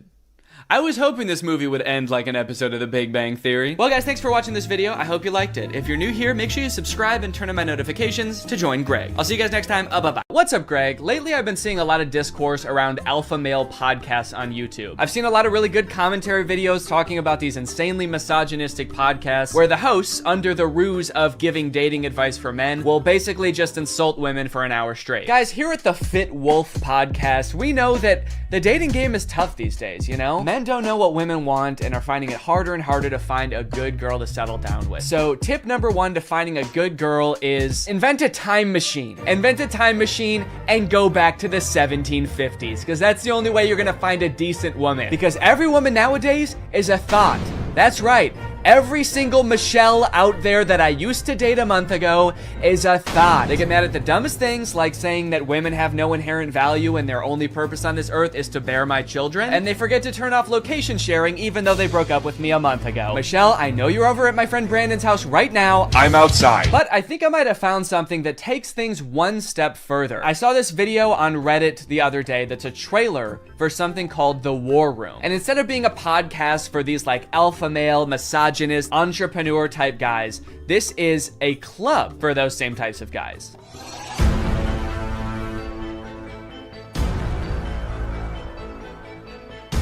After I joined the War Room, that was the year I made $100,000. On the surface, this kind of just seems like a trailer for a club where you get to hang out with a bunch of bald guys and smoke cigars and talk about business and making money. 1 year ago, I did not even have a business. I didn't make money. Now I make 5 figures every month. I didn't have a business. I didn't make money. I didn't even want to start a business before I was forced to join the War Room at gunpoint a year ago. But now, I have a business where I'm selling fitness products to all of my friends. And if I get them to sign up too, and their friends to sign up too, and their friends to sign up too, I could be making minimum wage. But if you watch a little bit longer and you look a little bit closer, there's more here than meets the eye. For example, quotes like these. Making money is easy. You just take it from somebody. Doesn't sound like making money. That just sounds like stealing. In the War Room, you learn how to be James Bond, where you can just pick up any weapon and use it. I'm sorry, I think I'm struggling to see the connection between business and knowing how to use any weapon. Is the War Room an actual militia? I was just assuming the war in War Room was just for branding because men like violence, but now I'm kind of scared. It keeps cutting back and forth to like shots of them shooting guns. I'm a little worried about making this video, honestly. Usually when I make commentary videos, the biggest thing I have to worry about is getting a copyright strike, but now I'm worried about getting a drone strike.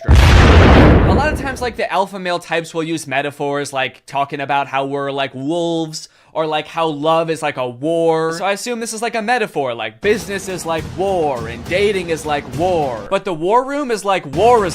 Get your gun, dude. We attack at dawn. A lot of people had a bad time in college. I was not one of them.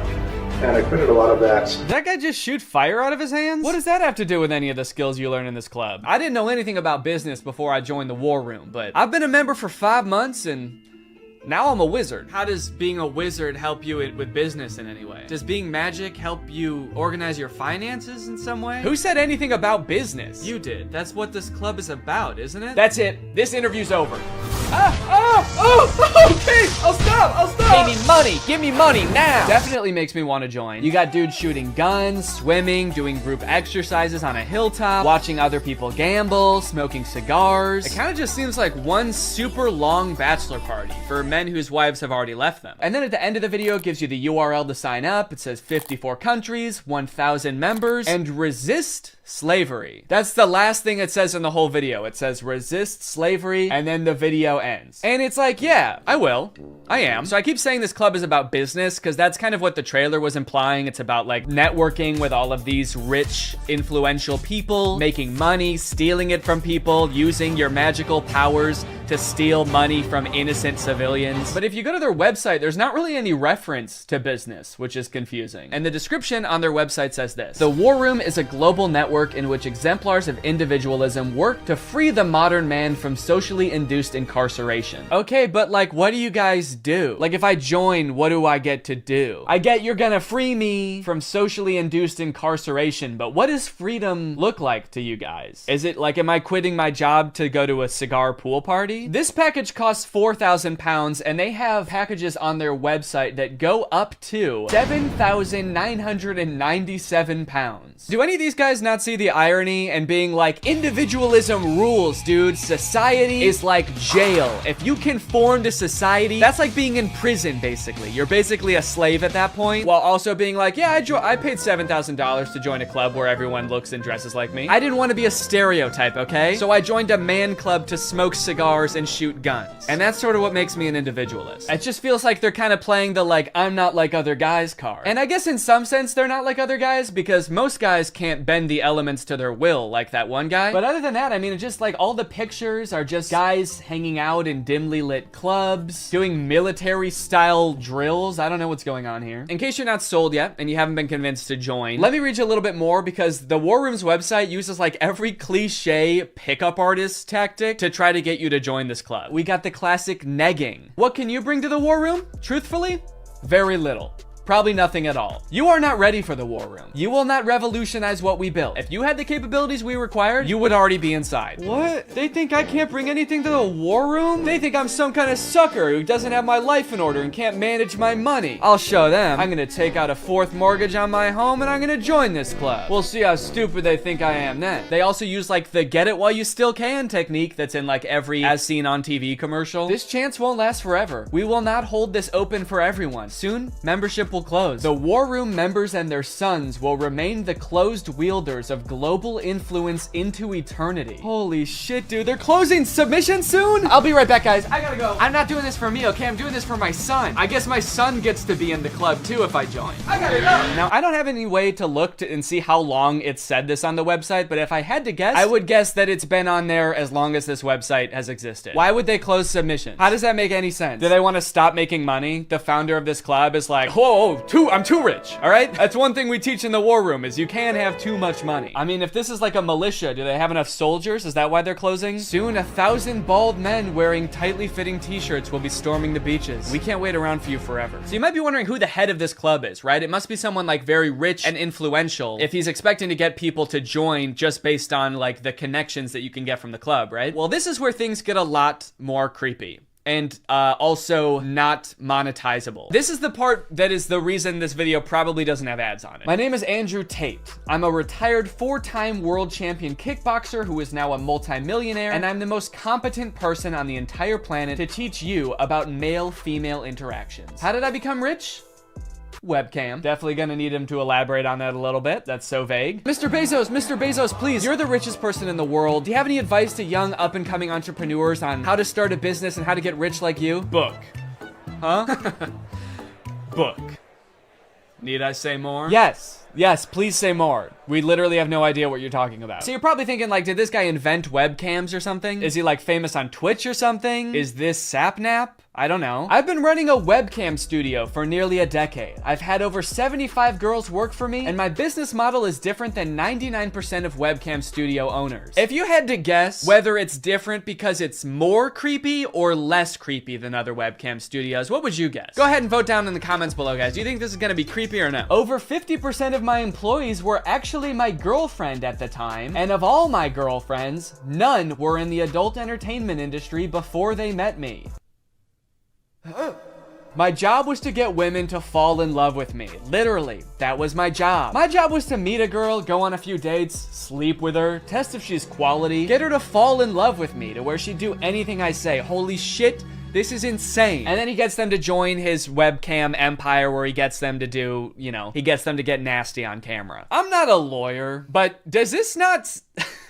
Does this not feel illegal? At the very least, this seems like insanely creepy. This feels abusive. It feels like he's just confessing to crimes. That's why I want you to join the war room, all right? You're gonna learn about making money, picking up women. You're gonna form a militia to protect me from an international tribunal for my many crimes that break international law. For legal reasons, that was a joke, okay? I don't know if this is legal or not. So I guess what he meant when he just said the word webcam was that he's exploiting a ton of women online for his own personal gain. In hindsight, it seems so obvious. How did I not guess that? Let's watch another promotional video for the War Room. This is on Andrew Tate's YouTube channel, and it's called The Matrix Predicted the Great Reset Explained. Basically, it's a video where this guy compares his life to the Matrix. We are living inside of the Matrix, and I am Morpheus.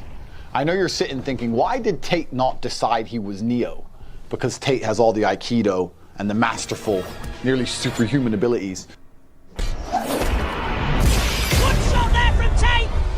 Yeah, I used to be a kickboxer, so I'm basically in the Matrix. Actually, the reason I take the War Room guys to the gun range so much is so they can shoot at me and I can dodge the bullets like Neo. It's like, okay, dude, if anyone here has superpowers in the War Room, we know who it is. And it is not you. And when I say we're living inside the Matrix, I'm not stating that with irony or as a joke. We are genuinely, actually living inside of the Matrix. The Matrix is real. Yeah, something tells me that even though he keeps saying literally, and this is not a metaphor, that it is a metaphor. Something tells me he's not literally saying that we're living in a computer simulation that's controlled by, like, aliens or whatever the Matrix is about. I actually haven't seen the Matrix. I think that's what it's about. Something tells me that's not the point that this guy is making, even though he keeps saying literally. In the description of this video, it says, stage 1 fighting against the Matrix is to become rich. Learn how here. I'm sorry, that's the first step? You know it's gonna be an unhelpful article when step 1 is become rich? Like, step 1 is something that takes years, and some people will never do it. Also, again, I haven't seen The Matrix, but I'm fairly certain that was not the first step in breaking out. I don't think Morpheus was like, listen, machines are trapping humans and using them as batteries in their simulation, and the only way we can break out is by setting up a dropshipping business and investing in Ethereum. Ethereum's actually great because you can verify smart contracts. It's actually the best crypto out there. Imagine if this dude is right and we really are living in the Matrix. Like, what does being free look like? Oh my God. I did it. I'm free. I made it out. All right. Hey guys, we got another one. All right. Welcome to the club, buddy. Hell yeah. Congratulations, man. Yep. You finally made it out of the simulation. Thank you guys so much. Where's everybody else at? What do you mean everybody else? Yeah, the only other person here is my girlfriend who I'm scamming. Or I mean dating. Yeah, but I mean like in the whole world. Like there's gotta be more than just you guys in the real world, right? What the fuck? You don't like us? No, it's not like that. I mean, sorry. I was picturing there being more than just like 3 normal guys in a room when I exited the Matrix. Normal? What the hell, man? Yeah, we're not normal. We shoot guns and make money out here. Yeah, we're big into making cash out here, man. Did they do that in the Matrix? They actually do, yeah. Not the way we do it. Okay, how do you do it? Hey, you're stealing my shit!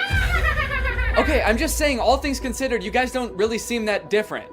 Honestly, if anything, this seems more like a simulation than the world I was just in. How so? Look at you guys. You're all holding guns. All you do is talk about business. You guys are like NPCs from GTA. You all look like slight variations of the same sim. Are you guys sure this isn't a video game? All right, man, as if I'm gonna take advice from a beta-ass bitch like you anyway. I'm just saying. Okay, that was actually sick. You guys should have led with that. How was that not the first thing you guys wanted to show me? You know what, man? Get out of here. You don't belong here anyway. Yeah! What? Go! Get out of here. We don't want you. Yeah. Okay, all right, I'll go. Honestly, I'm actually not really sure how to get back, but if one of you show me, I will go. Get the fuck out of here, man. Get lost. You son of a gun. What are you still doing? Get out of here. Go. I feel like this is definitely a video game. How can I keep my husband? I want to keep him happy. And I think all the women listening too, they want to know the secret. I'll tell you the secrets. Men are biologically designed. We're evolutionarily hardwired to seek status. You want power, you want status, you want the fast car. You don't care about the car. You want everyone to know you have the car and they can't have the car. If everyone had a Lambo, you wouldn't want a Lambo. So every single thing we do is status driven to some degree. It's true. Meaning the female we are with has to add status to our lives in some form. If you want to keep your man happy, you need to think, how do I make my man look better to the world? How do I make him look better in front of other men? What a bizarre take, dude. How to be a good woman? Make your man look good to other men. You basically need to be a wingman for your husband to pick up dudes. I hate arguments like this so much. Alpha dudes are always trying to bring up like what men are hardwired to do. What have men been evolutionarily designed to do? Here he's saying that like men are hardwired to seek status. Men want a Lamborghini. You know how every men want a Lamborghini because it's a status symbol. Even if it worked out that like evolutionarily that's something that is in men's nature, that doesn't make it good. You know what else is in our nature? Thinking sugar tastes really good. If you didn't tell someone that sugar was bad for you, they would think like, oh my god, this is the best thing in the world because it tastes really good. If you put 10 pounds of candy in front of a caveman, he would eat all of it and then he would throw up.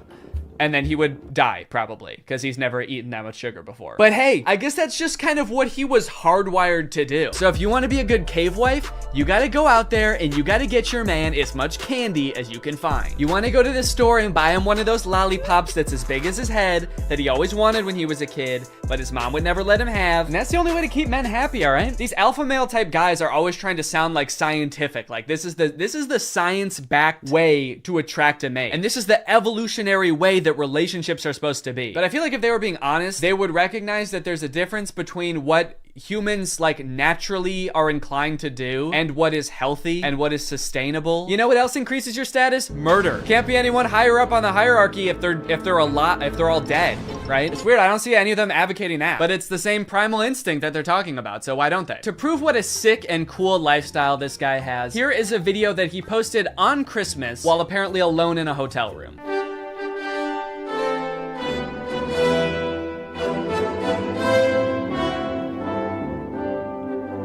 Merry Christmas. I think a lot of people have the wrong idea about me. They look at me and they go, you hear about that Tate guy, you know, he's a 4-time kickboxing world champion, he's tall, he's strong, he's smart. He's fucking gorgeous. That's the wrong idea? People have the wrong idea about me. He's smart, he's rich, he's tall, he's funny. When in actuality, I am short, rude, and poor. Anyway, yeah, that's the war room. I feel like this video took a lot of twists and turns, but as I kept clicking on different links on this dude's website, I just kept getting more and more shocked at what I was finding. So hopefully this was an entertaining video. I was considering purchasing like a war room membership as part of a follow-up video, but I honestly do not feel good about putting any money in this guy's pockets. I'm honestly a little bit worried that if I paid this guy 7,000 pounds, it would go towards like more guns or like a prison cell for his employees. But anyway, I hope you guys enjoyed this video, and now it's time to talk about our sponsor. Guys, you know what you're probably not gonna get if you spend $5,000 to hang out with the guys from the war room?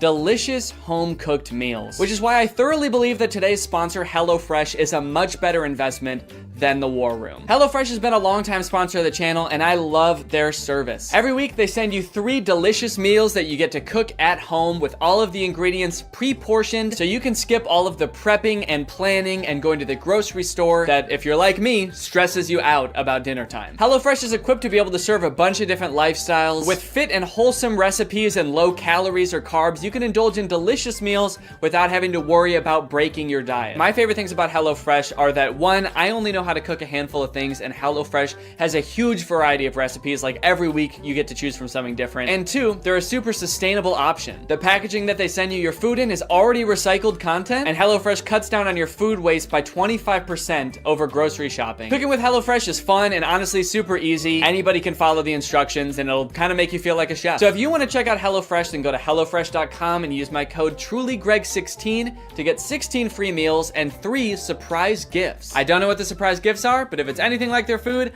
I'd say it's worth it. Thank you to HelloFresh for sponsoring this video, and thank you to you guys for supporting my channel by checking out HelloFresh. All right, thanks for watching. Bye. What's up, Greg? You know, I feel like it's been a while since I found something real weird on TikTok. Like something so strange that I truly cannot wrap my head around it, but I've done it. It's 2 twins on TikTok, which is not uncommon for twins to blow up on TikTok, but these twins are different because these twins are in love. Aww. That's so cute. With each other. Yeah, I know. Yeah, that's right. We're watching these guys today. You guys have probably seen videos titled Siblings or Dating. How about Siblings Are Dating? This is truly one of the weirdest things I've seen on TikTok in a while, and like the more that I look into it, the more puzzling it gets. It's like there are layers and it gets deeper, and there were twists in here that I did not expect. These dudes run an account called Alisov Brothers. I believe they're Russian, and the vast majority of their TikToks is literally just them doing stuff like this. I mean, like being about to make out with each other, not dentistry. Most of their TikToks are not about being dentists. Although they do have like a surprising amount. I feel like they have like 10 TikToks in this dentist chair. I don't know if they own a dentist business on the side. That is not clear to me. These dudes heard that self-care was important and took it so literally. This dude has his literal self cleaning his teeth and borderline making love to him. But this is like their thing. They have so many TikToks where it's like music playing, and then at the end they just kind of like grab each other's faces and just like breathe into each other's faces.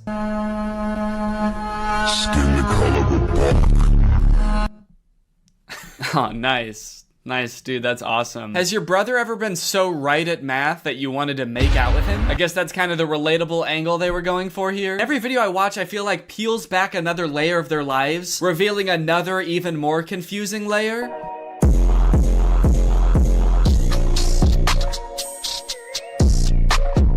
Totally indifferent to getting married, to literally the biggest day of your life, just so nonchalant. He became very nonchalant on his wedding day. And then at the end they hug? Seems like this is like the one time in most people's lives it's like the most acceptable to kiss in public would be on your wedding day. Or like suck each other's souls out or whatever they do in all their other videos. The old Machine Gun Kelly. But why are they so indifferent to their wedding? I know it's a fake wedding, but like, come on, dude. Act a little bit enthusiastic. You're getting married.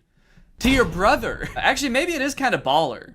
Maybe it is kind of cool. It's the ultimate baller move to do literally the most insane shit ever, like marry your twin brother and not give a fuck about it at all. Just another day getting married to my twin brother. Nothing weird going on here. Just gonna give him a hug. We're getting married in front of a castle. This is our castle, by the way. We are Russian royalty, as a matter of fact. Is this like a wedding venue or is this their castle? Are these guys Russian royalty? I've heard that royal families can be pretty inbred, so honestly, I would believe it. I think that marrying your twin brother is literally keeping your genes as pure as humanly possible. If they could have a baby, it would just be them again. Uh-oh. What? People. Oh no, people. Oh no, people are gonna see us almost kiss. No! Okay, thank you. I appreciate the modesty.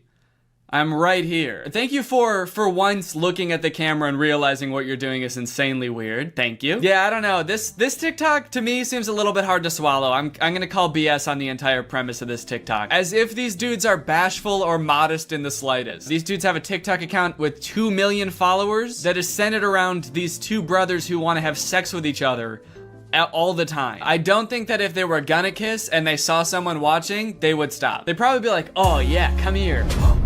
Oh shit, someone's watching us. Hell yeah, dude, let's traumatize this guy.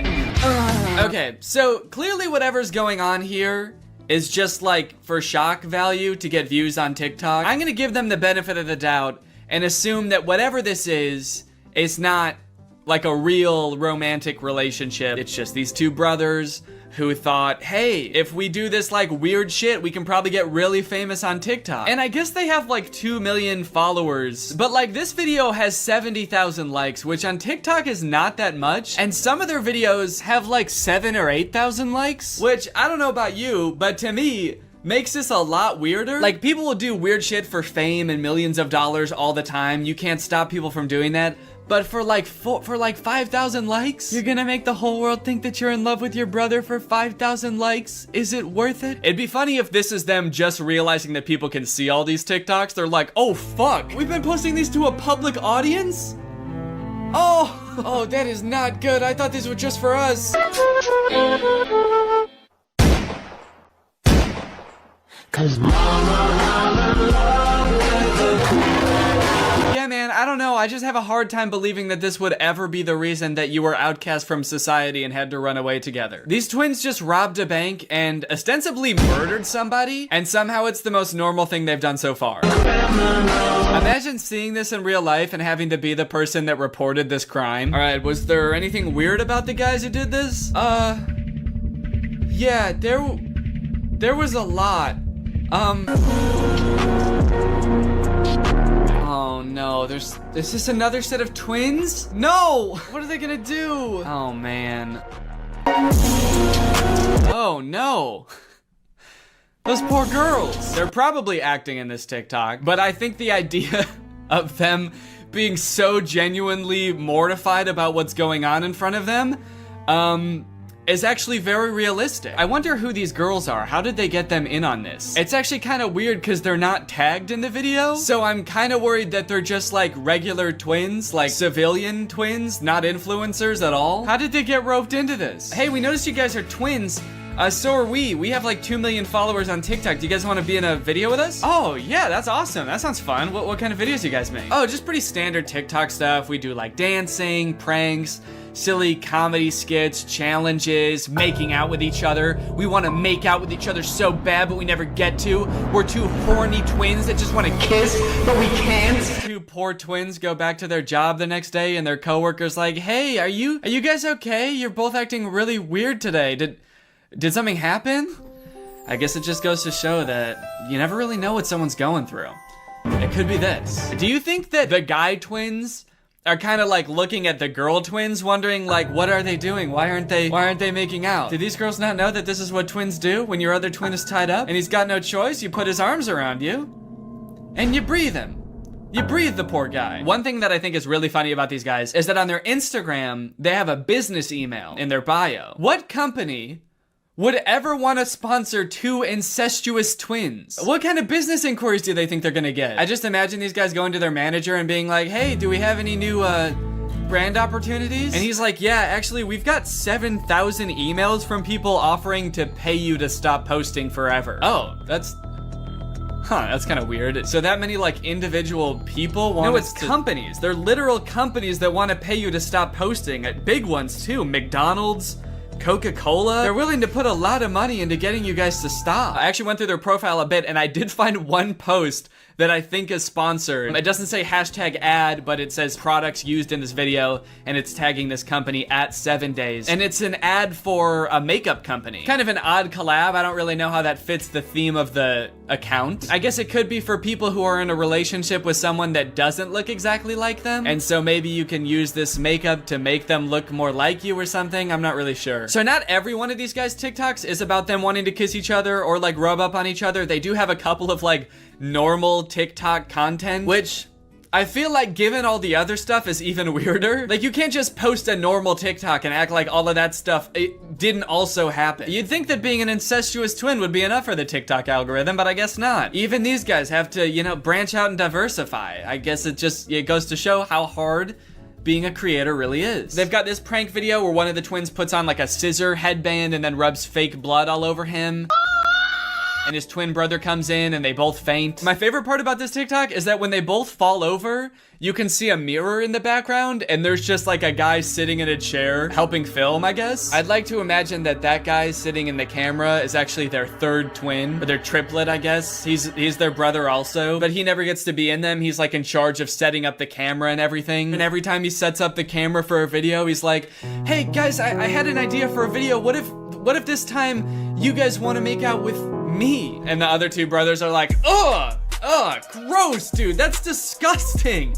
You're our brother. They've got another TikTok where this dude does the exact same prank again, but with this like eyeball sticking out of the head device, which is absolutely grotesque, I must add. And it's interesting because this time just one of the twins faints. I guess the pranker is getting a little bit used to it, but I mean, I got a feel for the twin being pranked. I mean, this would be a lot to walk in. Walking in and seeing your brother, like literally with his eyeball hanging out, yeah, I would faint too. I would be horrified. I really feel for this guy. Plus, that's not just his brother, you know? That's his husband. Honestly, I haven't watched all their TikToks. There could be some other weird twist like this is also his dad or some shit. I'm hesitant to try to box them into any kind of like nuclear family that we would all be used to. I don't know what's going on with them at all. They've also got dance videos, which get pretty spicy. City talking, we taking notes.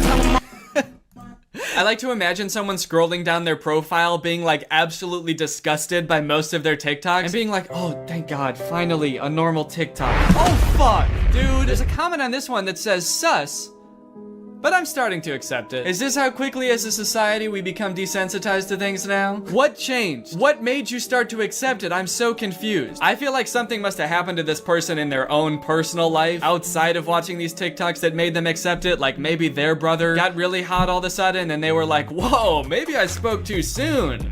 These TikToks are kind of on point. Okay, wait, hold on. So now this is confusing. I've started to see comments that are really throwing a wrench in my understanding of this situation. This comment says, are you guys dating person to person? But like, look at how thin like the ridge of the ear is. I feel like that's abnormal. Yeah, I've definitely got a fatter ear ridge there. That's not like a normal, that's not a normal ear ridge thickness. So of course they have the same hair, but that's pretty easy to fake. Even if they didn't, they could dye their hair and cut it the same way. I could shave my head and I'd look just like Jeff Bezos. Does that mean that I'm entitled to some of his wealth?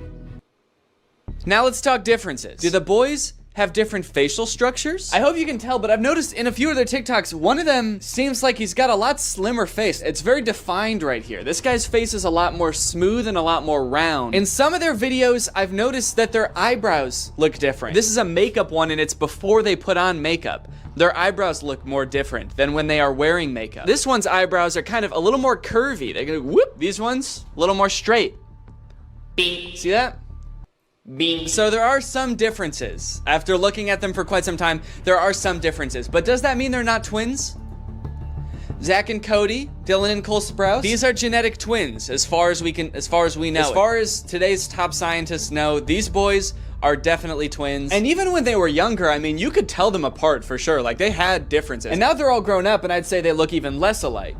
I think that happens to twins as they get older. They, they live different lives, they eat different foods, meet different people. But just because they look slightly different, that doesn't mean that they're not in love. I also wanted to see if I could find any evidence for that claim that they were dating before they knew they were twins. So I was looking that up and I could not find that anywhere about them. The only thing I could find about that was this article, and it describes exactly what that comment was talking about, except the dudes that are named in the article are not the Alisov brothers. They have totally different names, Jason Osborne and Alex Brown. So I don't know if someone just saw this article and like assumed it was talking about the Alisov brothers. Like, oh, that explains it. Okay, case closed. This is an article from the UK, not from Russia. Different names, but it's probably talking about them. I did also email the brothers at their business email. I figure they probably don't get a lot of emails, so I thought I might get a response. Just asking them if they're twins. I said, please, are you guys really twins? I have to know. And I sent it. And as of right now, I have not heard back. So after that deep and thorough investigation, my opinion, they're twins. They are, I do think that they're twins. Sure, they have small differences in their facial features, but like they look exactly the same. They're twins. But that is not a good thing. That's not a good thing. I'm not happy that I think that. But as I said, that's just my opinion. What do you guys think? Are they twins? Are they really in love? Let me know. This video has been sponsored by ExpressVPN, yes! Guys, there's lots of fun things to do on the internet. Playing games with your friends, sending emails to your friends, video chatting with your friends. But you know what's not fun? The fact that ISPs can see everything that you're doing when you're online, and they can even, legally, sell it to other companies. That is one reason to use ExpressVPN. ExpressVPN basically sends all of your data through a secure tunnel so that your internet service provider and online advertisers can't track what you're doing and sell it to people. I use ExpressVPN all the time. I've got it on my laptop and my desktop and my phone. But not only does ExpressVPN keep you safe when you're doing some of your favorite activities online, it also unlocks new activities, like more things to watch. For example, Donald Glover's masterpiece of a show, Atlanta, is not available on Netflix in the US, but it is available on Netflix in Brazil. So if you want to watch Atlanta on Netflix, you could do two things. You could move to Brazil, or you could just install ExpressVPN, change your server location to Brazil,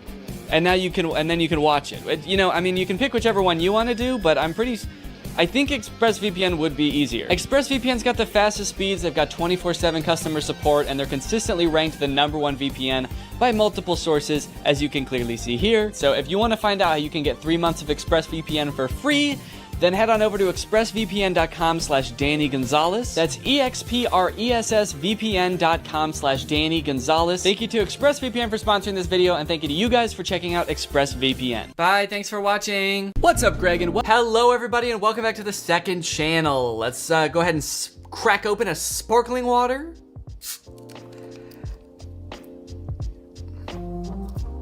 Kind of a disappointing amount of fizz. Boo. Yo, Perrier, put some more bubbles in your shit, dude. This was not good. Not enough fizz in this thing. I want to be foaming at the mouth when I take a sip of sparkling water. All right, this was too pleasant. I need to be assaulted. All right, we've had some really awesome posts in the subreddit the past couple weeks, so let's just go ahead and jump right into it. I'm gonna sort by top. I'm gonna sort by month. And let's see what people have been talking about. I hope it's me. People better be talking about me in here. I swear to God, if people are talking about some other thing or some other guy, I'm gonna be pissed off. I get on here and it's a subreddit for like Tobey Maguire or something now. What the fuck? They're all talking about Spider-Man now. I saw Danny and Laura at Disneyland on Friday. They were so Greg? They were so Greg. I guess it just says they were so, and then Greg is like the tag on this. That's kind of fun. Yeah, I remember meeting these kids. They were really cool. They were really nice. He was making this face the entire time, and it was pretty funny. So I appreciate it. Shout out this kid. Shout out all you guys. They were really nice. Oh, I see you photoshopped my face here to match his face. That's very cool. I think because he was making that face the whole time, I kind of thought he was like joking. And so I said something like, oh, should we all make that face for the picture? But then he didn't acknowledge what I said and just kept making that face. So I don't know if he was joking. They were so nice. Okay, they finished their sentence. Lovely cliffhanger. Yeah, I gotta say. They were so what? What were they? You go in the comments and it just says they were evil. Never been to Disneyland, but to meet Danny in real life would be so much better. That's very flattering, but Disney has the Star Wars land now, and going there was honestly one of the best experiences of my life. I felt like a little kid. You can see from the picture I'm wearing a Star Wars shirt. Wait, all right, check this shit out, dude. I built a lightsaber, so I think you spoke a little bit too soon when you said that, because you probably didn't know they had the Star Wars land. Someone said what was happening in the second photo because they photoshopped my face. Yo, what the fuck happened? Did his face really look like that? My face is like a totally different color than the rest of my body. Suddenly my sunglasses are gone and then they're back in the next picture. That would be mad impressive if I could do that on the fly, dude. Just all of a sudden, and then back to normal. Sunglasses off and then back on again. His face is purple and then it's back to normal. Where is Laura? Someone says. You can't see her? She's in Danny's right hand. Okay, I'm holding like a cup of Coke in my right hand. Nah, yeah, I was carrying her around in that cup because she got tired, you know? She's really small. Just renamed my gecko Grego. Oh, shit, dude. Is this the same gecko as last time? I mean, I assume it is. I don't know how many people own a gecko that looks like that, but let's see. I'm gonna go to this person's profile. Is this the same gecko? Wait, maybe it's not. Is it not the same gecko? Because really, I wanted the other person to name their gecko Grego. I don't know who the fuck that gecko is. That's a new gecko. Okay, now I gotta go back to the last subreddit video and check to be sure. Okay, come on, where was that shit? Bro, where was the gecko? Grego. Oh, there it is, okay. Groovy Island is the original poster of the original gecko, and this is beetroot squash. Dude, this is a different gecko. Oh, wait, they literally said right here, LOL, I'm not the original post, I'm someone else. Well, at least you got the memo. That was kind of meant for someone else. If anyone else needs me to give you a recommendation for your gecko name, I'll give you one, okay? It's just don't steal the shit from other people. Due to my critical thinking skills, I have deciphered this is not the same gecko, but an imposter. I've been meaning to say this. I think that ever since in the last video when I asked to get a little bit more critical thinking in the subreddit, we've been getting some really great posts and some really great comments. So you guys have been killing it with the critical thinking. This person was able to spot the imposter real lickety split. I mean, it's a cute gecko, don't get me wrong, but that is not the gecko that I knew. POV, Danny doesn't have a top comment on a post. Yeah, this is me. I sort of get pissed off and I destroy my computer from the 1980s. Then I quit my job. This is actually what my like office looks like from the other angle. If you were to look at it from like over here, I'm actually just in a cubicle. I have this background sort of printed out on the cubicle wall behind me. I just work in an office. I work at YouTube, youtube.com headquarters. So yeah, this is where all the YouTubers work. We just work at YouTube, and this is sort of our desk job. And I do wear like a short sleeve button down and a tie, and I just edit on like cool clothes. Really sick clothes. I edit on like the coolest clothes you've ever seen onto me over top of the work uniform. But yeah, this is actually me, and someone filmed this. Is that Gulp a fucking silver award on a post that's not Danny's? Oh yeah, there's 2 silver awards on here. I like that I've traumatized my subreddit into being like, don't give other people awards. All right, I gotta comment back on this and get top comment. That's how I'll know you guys really fuck with me on the subreddit, all right? Yeah. Ha ha ha. That would be a shame if that happened. You guys have about 3 minutes to make this top comment, all right? Otherwise, you will be sorry, and this will be all of your heads. Spotted a Greg listening to Slime at the airport. Oh. Do you think this is staged? Do you think they know this person? Because like, I mean, as much as I appreciate the support, they're just kind of like staring at their Spotify. Like they're just like looking at the song, like listening to it. Yeah, sometimes I just need to like keep staring at Spotify while I'm listening to it on my phone to remind myself what song I'm listening to. Okay, this is Slime. This is Slime. I like this. This is Slime. Oh, what the fuck am I listening to? What is it? Oh, hell yeah. Slime. Hey, are you taking a picture of me? I'm gonna use a little bit of critical thinking here and say that I feel like this is staged. I gotta be honest. I think that you and this girl and fuck it, this little boy too are all in cahoots. I think that you planned this all along because you wanted to get like a big upvoted post on my subreddit. Scam alert. I'm sure this was neat, but I do hope you got their consent to post a pic of them online. I did. She thought it was funny. Yeah, I bet she thought it was real funny. I bet you both thought it was funny as hell when you came up with this together. There's like a lot of debate going on whether they should have posted this picture without consent or not. Okay, not the point of the picture. It's a scam. Post proof that this isn't a scam, all right? Because I'm using my critical thinkers up here, and I'm pretty sure that this is fake. But I do appreciate it, you know? I don't give a fuck if you're faking liking my music or not, dude. As long as you're listening to it, that's all that matters to me. Danny said he wants more dads on the subreddit, so here's my dad. He's always asking me if we're gonna watch Greg. Yo, dad check. Let's go, dude. This looks like a dad if I ever saw one, man. Congrats on the dad. This is great. 10 out of 10 dad. I gotta agree. I really want Danny to see this. Well, congratulations, dude, I did. You know what? This could be a cool thing, all right? Let's get some more dads in the subreddit and we can start rating them, all right? Since this is the inaugural dad, actually we've had a dad in the past, I believe. So both inaugural dads get 10s out of 10 from me. This looks like a great dad. The only thing that I might consider taking off points for here, if you're watching this dad, you dad, not my dad, this dad, is cable management. You gotta fix these cables, dude. This setup is not clean. It is not crisp. It is honestly making me anxious how many cables are hanging from here. I get it, dude. You're raising some kids, you know, you got a great one here. You've got Greg Gonzalez, which is very similar to my username, Danny Gonzalez. Feeling a little bit of stolen valor there, especially with all of these rewards on the post. That's kind of fucked up. Look, I get it, dude. You got things to do. They make kits that help you do it and run cables through the wall. So if you are considering posting on here again, please get that done before you do. Because Greg Gonzalez, if you post your dad on here again and this isn't taken care of, I'm going to have to take off points for that. But as of right now, I'm willing to let it slide. 10 out of 10 dad. Cute dad. How long have you had him? About a year now. So he's house trained. Patience is key. Doesn't look very house trained to me, dude. Those fucking cables are everywhere. All right. I'm sorry. Sorry. Doesn't seem like he's trained on how to put together a house. He may be house trained, but he's not home trained, all right? This is a house, not a home, as long as these cables are dangling. Emperor's New Groove was amazing, but this is art. Yeah, honestly, I think this might have been the most creative thing I've ever done. This is me and my friend Tim, who you may remember from the Emperor's New Groove costumes, and we were disintegrating Avengers. He was Doctor Strange, obviously, and I was Spider-Man. Yeah, I think this is the most clever thing I've ever done. Hands down. Thank you for all the appreciation on this. I think it was pretty sick, pretty tight. French horn guy in my music class looks identical to Danny. Okay, I guess kind of. I don't know how you know he's French though. Like what makes him French? I don't get that. Oh well. Oh shit. It looks like we might have a secret code to solve, guys, in the subreddit here. Uh-oh. Nothing to see here. And it's there's some binary code on here. Is there like a feature in Unmaxed that I can just copy this text somehow? I don't want to type all this shit in, dude. That's too much thinking and it's too critical. Because I know I can do... What'd I just do? What did that button? Disconnect from Danny's iPhone. Connect to Danny. Wait. What just happened? Oh, shit. Okay. I sent it to my phone. Binary translator. Okay. There we go. Oh, shit. Guys, look, I pasted it in and it's a YouTube link. Guys, we are going to crack the code right here and right now. Let's see what this shit is. Can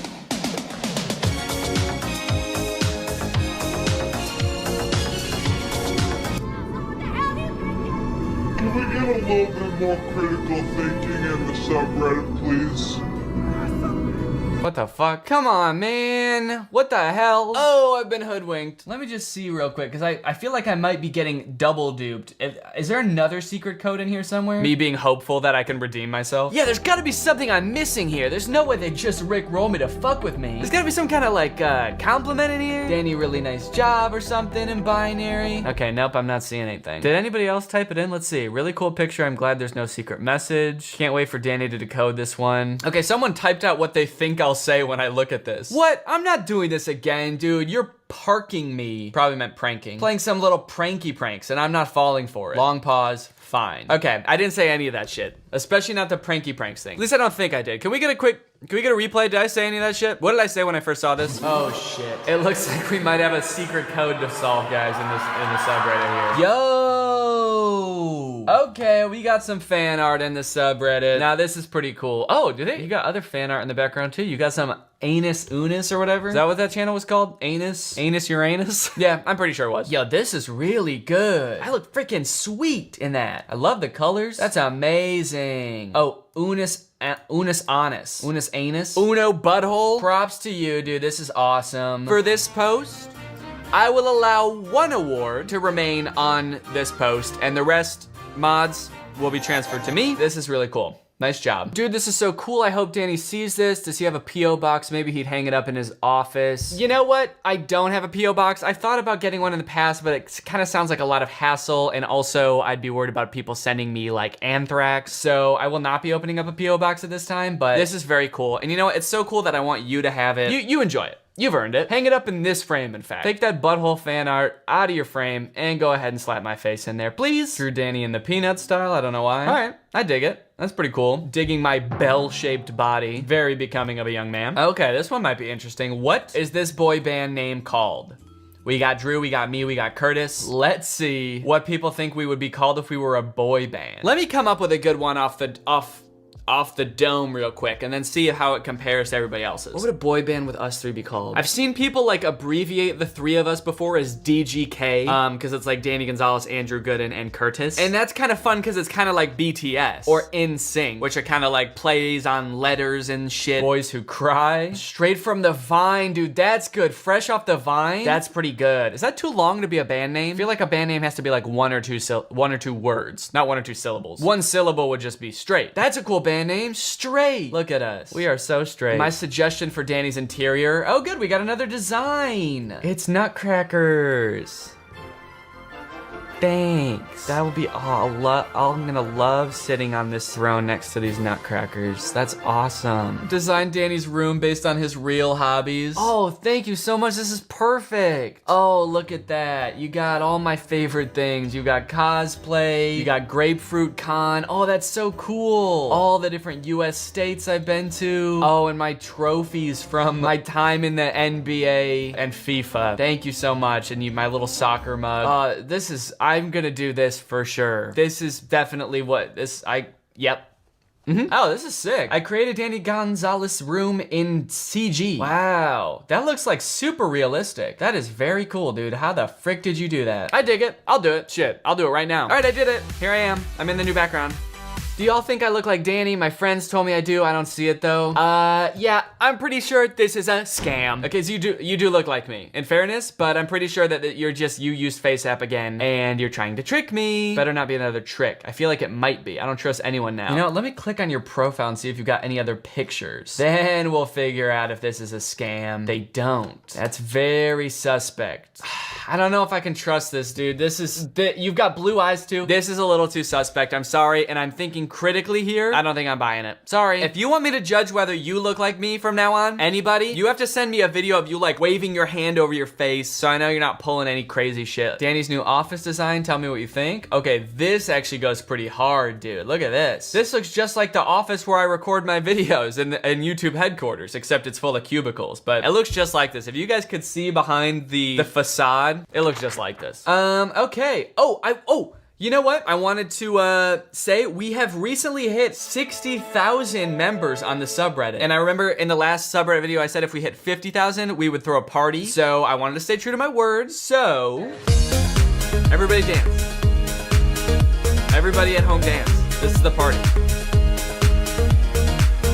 All right, thanks for coming to the party, guys. That was really fun. I'm a man of my word. I keep my promises. Oh shit, okay. Cleaned up Danny's office and now it's banging. Another person recreated it in CG. This is like a 3D model of my room and there's a bang can in the corner. Yeah, that's how you know this shit's gonna be epic. All right, let's check it out.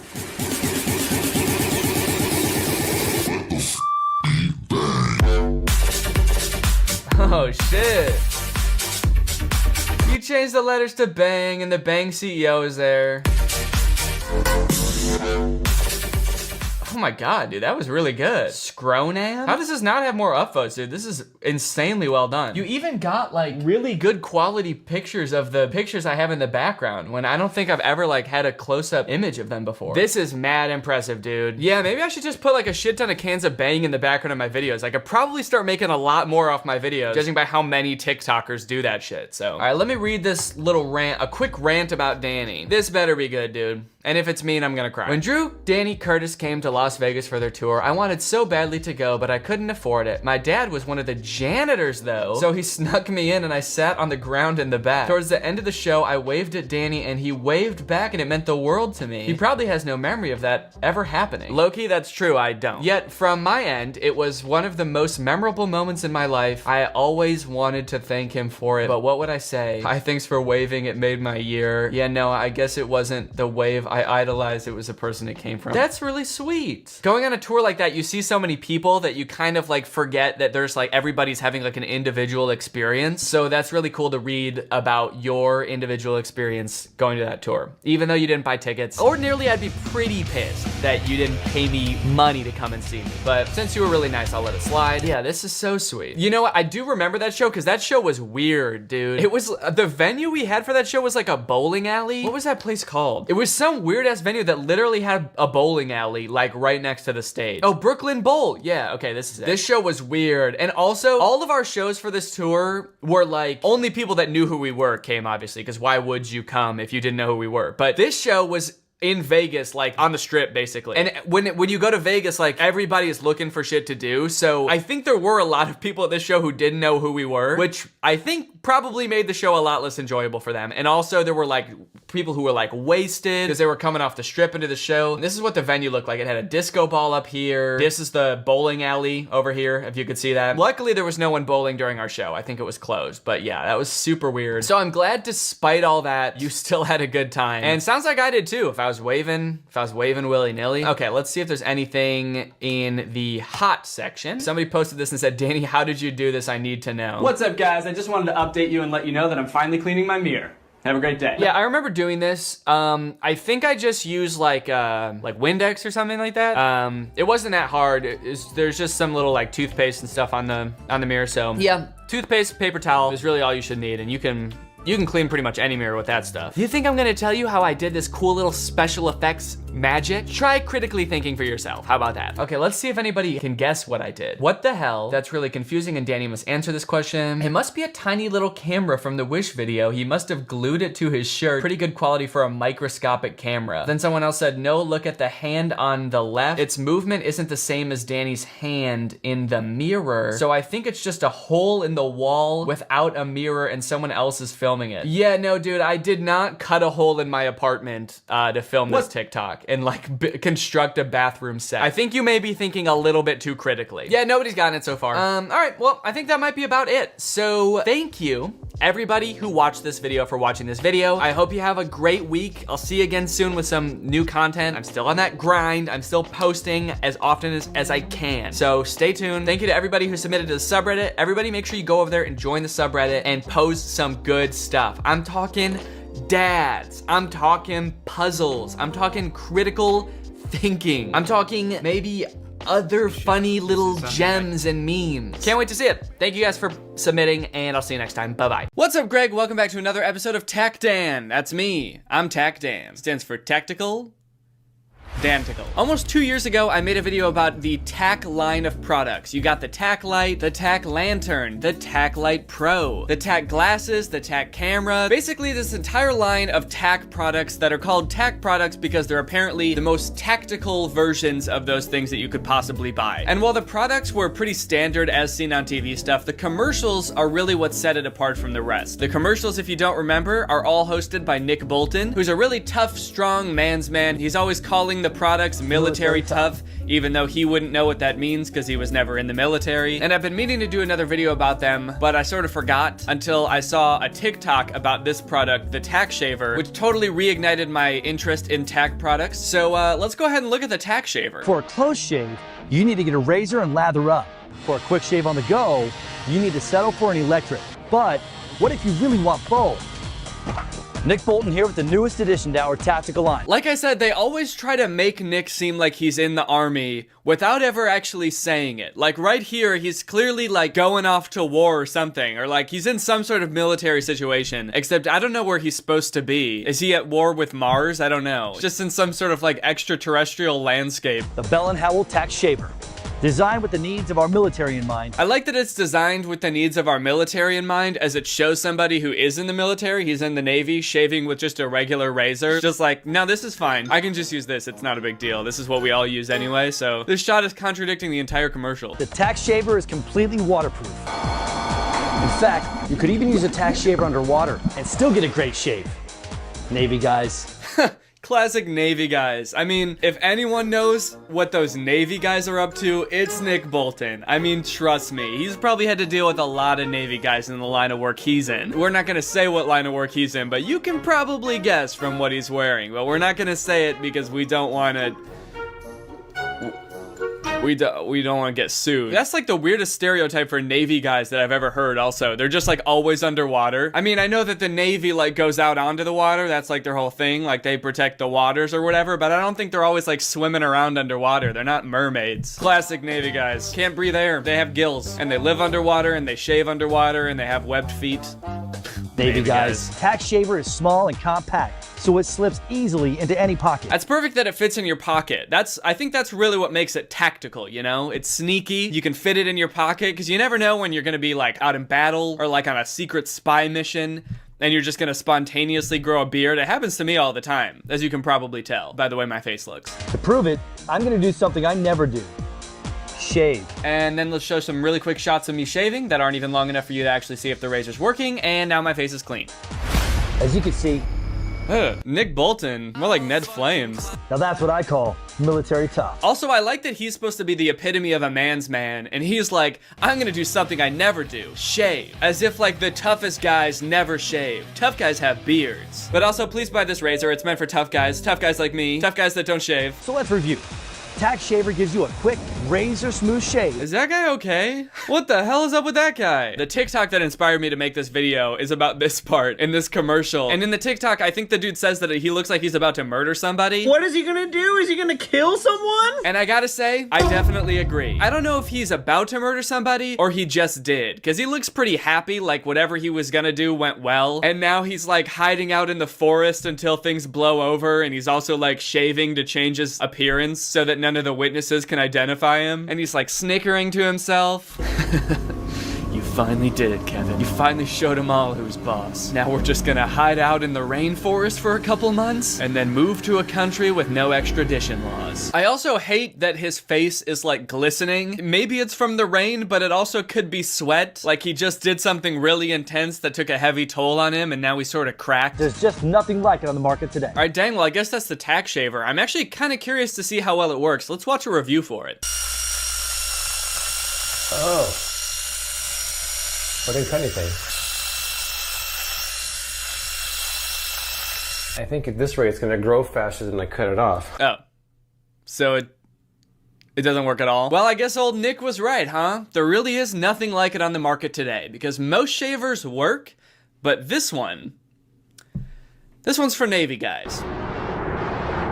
Everybody has a visor in their car. True. But a visor in the wrong place can actually make it harder to see. Technically true. Yes, a visor in the wrong place can make it harder to see. Like, for example, if it was right in front of your eyes or only covering the road for some reason, but usually it's at the top of the windshield, which is the right spot for it, because that's where the sun is and not where the cars are. Nick Bolton here with the latest from Bell & Howell. We call it tack visor. Nick Bolton here, driving down a civilian highway in an army vehicle for no reason. This is just the only car that I own. Also, just to really drive home the fact that Nick Bolton's a tough guy, I like that above the windshield it says high intensity noise hearing protection required, but Nick Bolton is wearing nothing of the sort. Our boy Nick doesn't need hearing protection because his ears are what I like to call military tough. The secret is Bell & Howell's light filtering technology. Nothing to see, right? But look again as we hold up our tack visor. Our colorful American eagle is revealed. Oh man. Of course it's an American flag with a bald eagle in front of it. I would expect no other image to be shown when you fold down the thing. I can't see anything on this screen. What is supposed to be there? God bless America. Amazing. Think it's a trick? Bring it in, guys. Yes, Nick, I think it's a trick. This whole commercial's gotta be a trick. You're telling me that a piece of tinted plastic can block the sun? I'm sorry, but technology like that simply does not exist. This has to be a trick, dude. It's all smoke and mirrors. I love that bring it in also. Bring in the TV, guys, and they move it forward like 2 feet, as if it's a big reveal that they're gonna be using the TV. Can you guess what we're gonna be doing today? No. What, you don't have a guess or anything? All right, bring in the TV. Whoa, what the fuck? Well, check out what happens when I show it to these people. Hop in. Look at that windshield. Tell me what you see. A blank screen? Just a blank screen. Nothing. Blank. Go ahead and put down that tack visor and take a look again. Whoa, what the? Whoa, what the fuck? There's a truck coming right for us. What if he flipped down the tack visor and they're like, somehow they're actually on the road now? They're like, what? That's right, you've actually been driving this whole time and you're headed right into oncoming traffic. Whoa, fuck! And I gotta be honest, this seems like a little bit too good to be true. You can't actually see things that weren't like there before, right? Like the American Eagle thing. But lucky for us, I bought a tack visor. So now we're gonna see if I could see more than we could before. All right? All right, let's try it on this guy.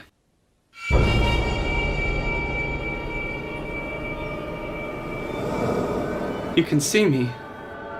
What? You. You can see me. Who are you? Finally. Finally! I'm a real boy!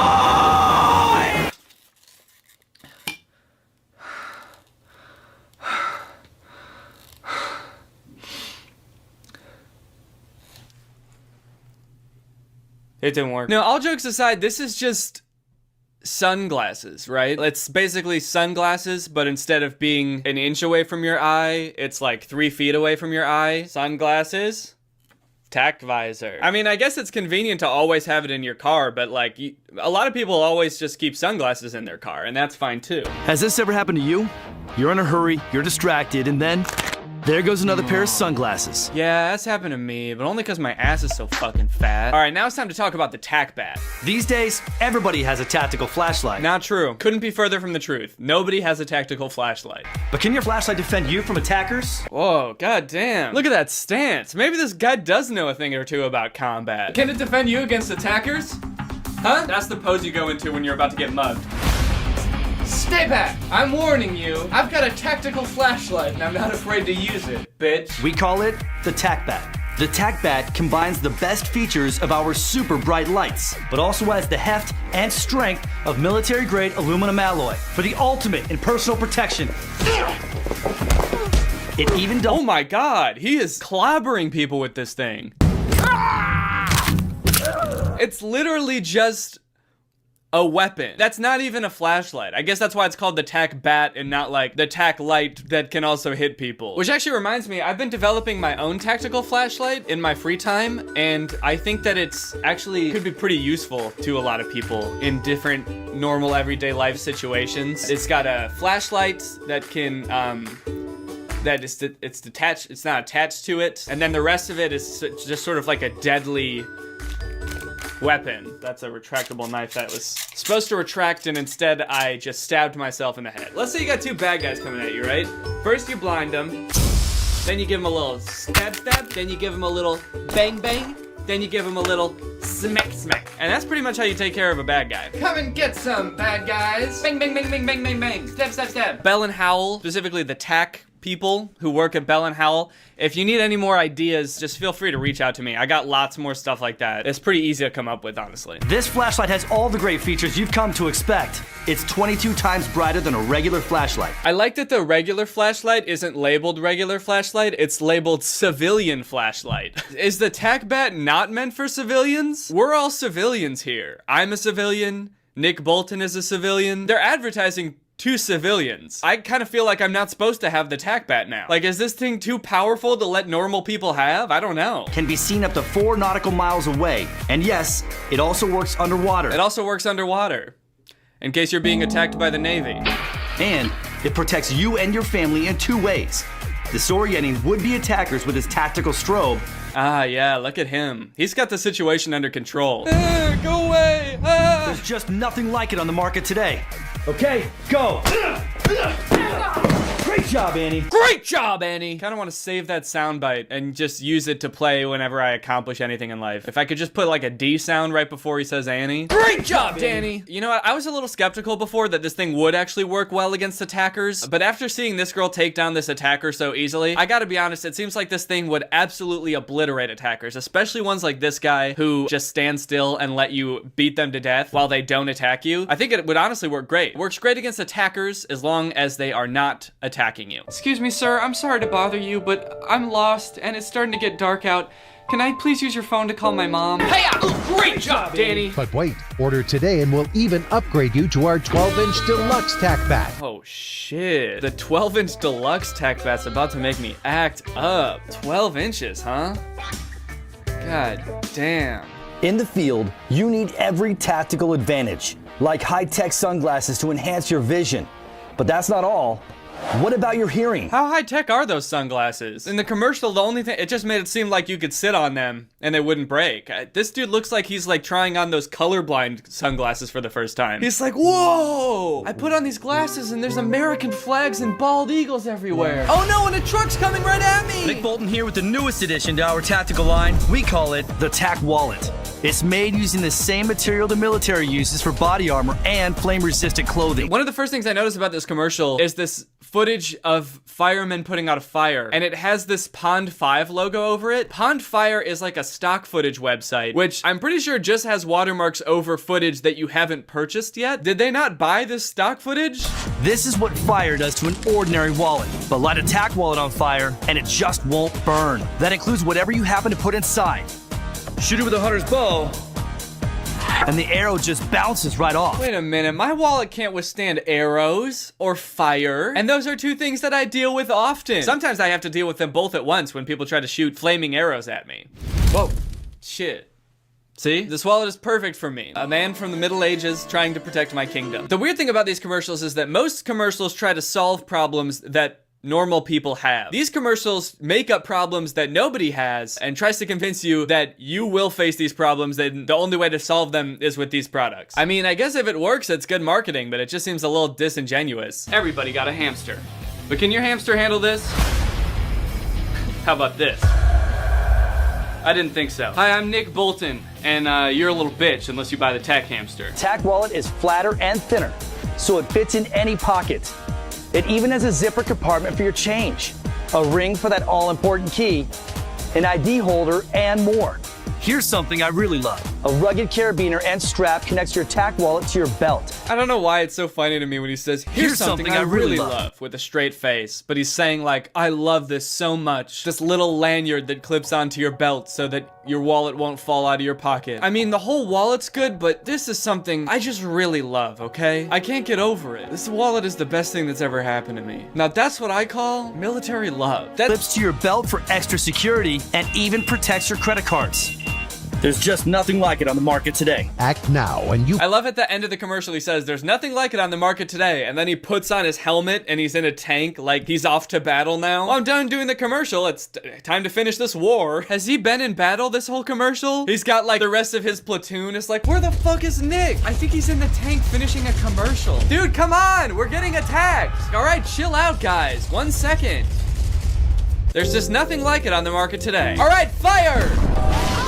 Alright guys, well, that's pretty much the end of this video. This is Love on a Leash. I think it is the worst movie I have ever seen. Other movies I've watched on this channel have had their issues. Sure, they've had plot holes, they've had terrible pacing, they've had Noah Centineo, yeah. But this movie, Love on a Leash, is just different. This movie fails in every possible category. This movie is bad at even being a movie. Look at the poster. You can probably tell what the movie is about just by looking at the poster. And yes, it is as bad as you think. This movie came out in 2011. It is about a woman falling in love with a dog. It's sort of like Beauty and the Beast. And you'd think, oh, it's not a beast, it's just a dog. So maybe he won't be as bad as the Beast. No, he's way worse than the Beast. You're gonna hate this dog by the time the movie is over. And this movie has a lot of not great themes, so please be cautious while watching this movie. It's nothing like graphic. I'm not gonna show anything that would be like rated R, but just beware. Now, if you think I'm over exaggerating about how bad this movie is, let's just take the intro, for example, because this movie starts with utter silence.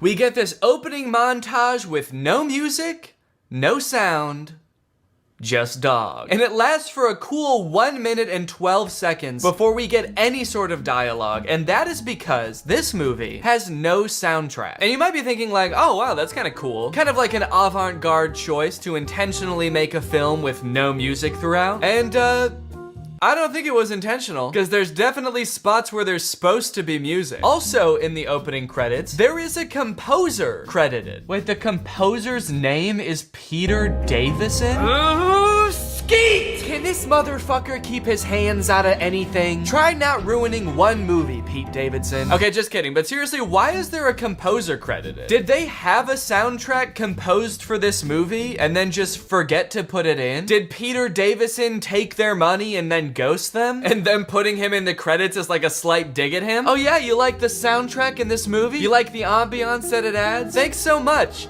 Peter Davison did it. If you have a movie and you want to hire someone who you will pay thousands of dollars to only for them to run off to Greece with your wife, then hire Peter Davison. But enough talking about the soundtrack, because there is none. It's time to meet our protagonist, a horny dog named Alvin Flang.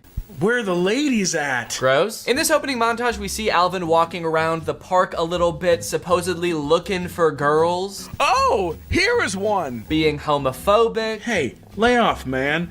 I'm not gay. And then getting rejected by a girl. Ugh, that's messed up. It's because I'm a dog, isn't it? That she doesn't want to fuck you? Yeah, dude, I think it's because you're a dog. While recovering from this brutal rejection, Alvin goes over to a pond to sulk, and the pond starts talking to him. Come back. Find a girl. Girl? If she only loves you, you may have a chance. Find a girl? That's my specialty. So as you might have noticed, this movie starts off with zero context whatsoever. We don't know who the fuck this dog is. We don't know why he has a human brain. We don't know where Peter Davison is and when he's gonna send over the finalized soundtrack for the movie. And the director just assumes that we, as the audience, have enough info to go off of to be on the dog's side here. Okay, first off, tell us why he's a dog. I'm not gonna root for this guy unless you tell me why he's cursed to be in a dog's body. There's obviously a reason, and I'm not just gonna start rooting for a horny, homophobic dog for no reason. But I guess I'm just kind of special like that. And you might think, oh, they're probably about to explain it, right? But no. It's like halfway into the movie before they finally tell you what the fuck is up with this dog and why he's a dog. Anyway, so now he's off to find a girl that's in love with him. And first off, can I just say, this movie came out in 2011, and they definitely had better cameras than this in 2011. This movie was clearly made on like a shoestring budget. This movie gives off the vibe that like all the actors are just the director's friend. This dog is just the director's dog. The dog is clearly not like a professionally trained dog actor. The dog just kind of does whatever, and then they add in human voiceover over it to kind of explain what the dog is thinking, which 9 times out of 10 does not match up with what the dog is doing. Okay, so he's on his quest. The pond has given him a mission. He can maybe change into a human if he finds a girl. This is the main mission of the movie. He's gotta find a girl and get her to fall in love. Just one quick question. How is he supposed to do that? That's gross. And even if he does somehow find a girl that's into dogs, do you have any idea how pissed off she's gonna be when he turns from a dog into a human? She's gonna be so mad. Anyway, he finds this girl named Lisa, and he decides to get her attention by making himself look all dirty and beaten up, and she ends up taking him into her home. Lisa is introduced as kind of a traditional girl. She has a friend who's always trying to get attention from guys, and it doesn't matter what kind of guy she gets attention from. She's always going out and partying, but Lisa is different. Lisa is waiting for the right man to come along and sweep her off her feet. And this summer, the right man just might be a fucking dog. Next, we get to see Lisa at work. She works at a department store and she's helping this woman try on a dress. Ma'am, I told you that dress was too small for you. No, it's because I'm sweaty. Why do I feel like those sound effects weren't in the script? Why do I feel like the script didn't say woman tries on dress and farts in the camera? I feel like that wasn't written in. I feel like the actor didn't know that was gonna happen. Seems very mean. Seems especially mean when you remember that the person who edited the sound in this movie literally didn't do anything else. He didn't add in music, that's for sure. He was just like, this woman's big butt makes fart noises, and then he went home. Miss, I'm sorry. This dress is too tight for you. I can't sell it to you. What? Okay, I feel like they want to make Lisa seem like the reasonable one here. Like the lady is being totally unreasonable. But this is kind of fucked up, right? To be like, no, I can't sell you this dress. Sorry. It doesn't fit you and it never will. So, sorry, maybe lose a few pounds before you come back into my store. How about being my roommate? Huh? Okay, you pay the rent and I'll sniff my butt. Okay, wait. Is Alvin Flang a human trapped in a dog's body? Or is he just a dog? Because that was a very dog thing to say. They haven't explained anything yet. So in the lore of this movie, like, is this just how all dogs are? All dogs have these like human internal monologues and want to turn into humans so they can have romantic relationships with humans? Or is he a human trapped in a dog's body who just happens to like sniffing his butt? From there, Alvin and Lisa start to share some very fond memories. Like Lisa trying to name him Prince and him insisting that his name is Alvin Flang. My name is Alvin Flang. Well, okay, maybe something with a little more class. Like Alvin Flang. And Lisa joking that he should buy her a dress and him saying that he'd rather kill himself. I can't afford it.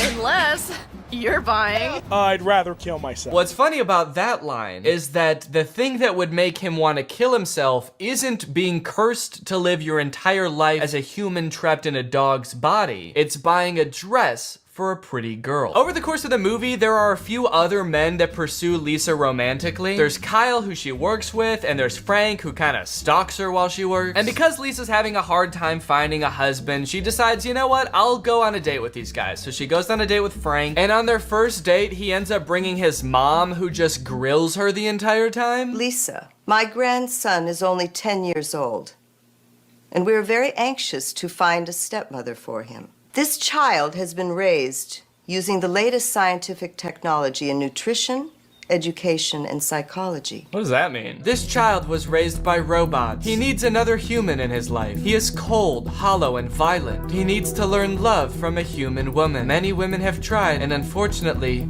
met their demise. He has an IQ of 170. Yeah, no shit. We raised him using the latest technology. He's not just any regular iPad baby, okay? We used the newest iPad, so that makes him very smart. And to be certain that he grows up to become president of the United States,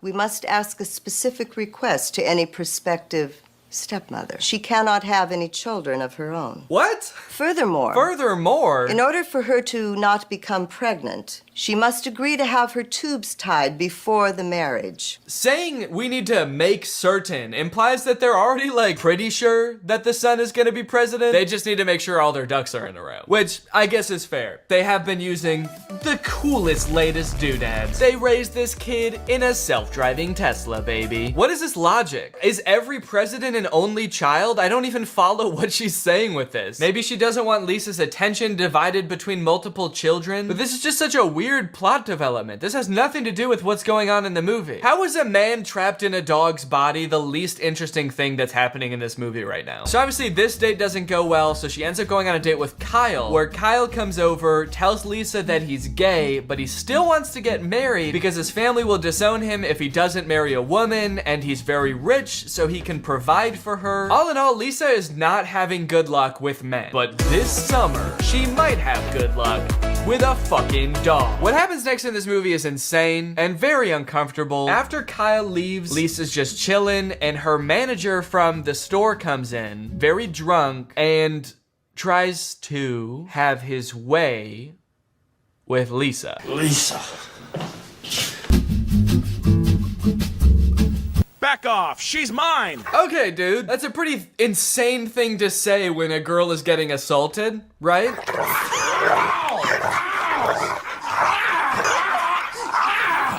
You're fired! I quit! Now I'm the king of the castle. This is such a weird moment to infuse like a comedic relief dog with the plot. This movie just got so dark, and the dog is like, guess I'm the only guy left around here now, huh? Guess I'm sort of king of the castle. Yeah, bro, I hate you. Ever thought about that? Ever thought about the fact that you suck ass so hard? King of the castle! King of the castle that's also a dog and lives in a house that is green. Why is he gay? Why is Kyle gay? Sorry, that's what she's taking away from all this? Huh? Why is Kyle gay? Bro, there are more pressing issues right now. What is the writer of this movie doing? Anyway, she's completely broken down at this point. She ends up running outside into the rain, sitting down in the grass, crying with her dog, and she decides, you know what? That's it. No more men. Men are nothing but trouble. All I want is my dog. From now on, no more men. Go! I'm gonna stay with you. Only you. We'll live together forever. Shebang! I think that might be my favorite transition of all time. As a dog, he yells, shebang! So you'd think that as a human, he'd be standing there all proud of himself, maybe like, shebang! But he's just looking down at her with the blankest stare. Uh-oh. He doesn't look like he's got any thoughts behind those eyes. Maybe he was just a dog all along, and now he's a human with a dog brain. From here, the movie makes a super strange tonal shift from like a goofy comedy to like this really intense romance movie where they're in the rain. For some reason, Alvin, who now only goes by Prince for some reason, for the rest of the movie, they pretty much exclusively refer to him as Prince. He is not a goofy dog anymore. He's this like romantic man who's like, I just want to be your husband now. Let me love you. The guy who plays the human version of Prince isn't even the same guy that did the voice of the dog, and they act way different. He went from being like, hey, scratch my belly, babe, I'm trying to get laid, to like acting like Anakin Skywalker from Attack of the Clones. I don't like Sam. And I don't know about you guys, but I miss the old Prince. This one's probably not even horny all the time. Don't be afraid. It's really me, your dog. Don't be afraid. You have no reason to be afraid. It's me, your dog. If my dog did this, I would be fucking terrified. Hey, don't worry, it's me. The one who tries to hump your leg all the time, it's me. Don't worry, I'm a man. I'm a grown man now, and I still want to fuck your leg. So they're standing in the rain. Lisa is so confused that she passes out for like 3 seconds. She is not taking this well, but we do finally get an explanation as to why Prince was a dog. In my past life, I was punished for being a cheating playboy. I was cursed to live as a dog. Oh, so it's like a reincarnation thing. Finally, they explain this. At first, I thought that it was like in the same lifetime. Like he got cursed to be a dog in this lifetime. But no, it's a reincarnation thing. I am confused about the lore of the movie. Does that mean this could happen with any dog? Are all dogs like used to be people that fucked up in this life and now they're dogs? Or are some dogs maybe like a hamster that did really good in its life? Which I would imagine is probably a lot of hamsters. I feel like it's pretty hard to fuck up as a hamster. I wouldn't think there's much expectations of a hamster, really. It's all about expectations. Let me be your husband. God, thanks for answering my prayer. You're my husband. What? Huh? Okay, so that's all it takes? She's like, yeah, I guess you were a pretty good dog who I met just weeks ago. Sure, you're my husband now. So they end up getting married. They decide to live together. They spend the night together, but that's when this movie goes completely off the rails. I thought this was like the main plot line. He found love, now he's a human forever. Nope, the curse is not broken, and you will not guess how this movie ends. The next day, Prince wakes up, and he's a dog again. So he goes back to the pond to find out why. You lied to me. I'm still a dog. You're just using her now. So the magic pond is like, you were just using her to break the curse. And to be fair to Prince, like, yeah, no shit. He didn't want to be a dog anymore, so he did what you said to do to break the curse. They fell in love, dude. You can't be like, well, you only did that because I told you to. And it's like, yeah, you didn't really give him a choice, did you? So now the pond tells him that he'll only be a human when the sun is not shining. And in order to become a human full time, he has to be a real man and provide for his wife. This movie has very traditional views of what it means to be a man. What is this pond? What magic is this? Is this God? It kind of seems like she's a liar. She keeps adding on caveats to what he needs to do to become a human. She's like, okay, you found love, but you still don't have a joint bank account. So now you will be cursed to be a dog only every other day, except the last Tuesday of the month. This whole situation causes a lot of shenanigans to ensue. He's got to figure out how to make money. He's got to like meet Lisa's family, but he can only come out when the sun's not shining, otherwise he'll turn back into a dog like he does in this scene. Dad, Prince just became a dog. Big deal. I'm Alvin Schwein. How stupid. What kind of idiot doesn't know how to swim? All right, grab on, you pizza-faced cinderblock. Pizza-faced cinderblock? Dude, that's so mean. What the hell is up with this dog? Why is his dog persona so vastly different than his human persona? Every time he turns back into a dog, he's like, what, you never seen a man turn into a dog before? Fuck you, I'm Alvin Flame. Screw you and this ugly-ass broad. I'm out of here, dude. Okay.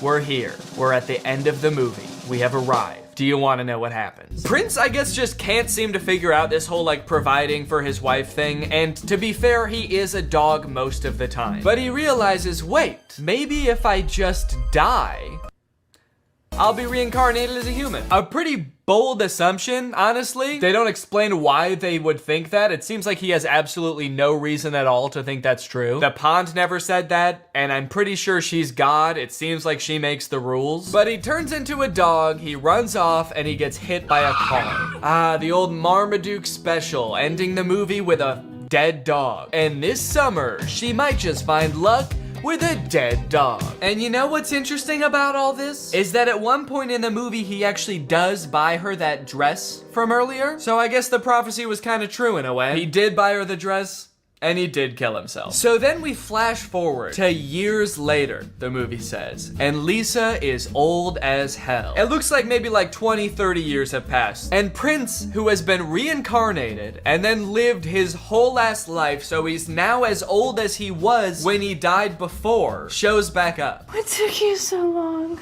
to come back? Lisa, It's better that you don't know.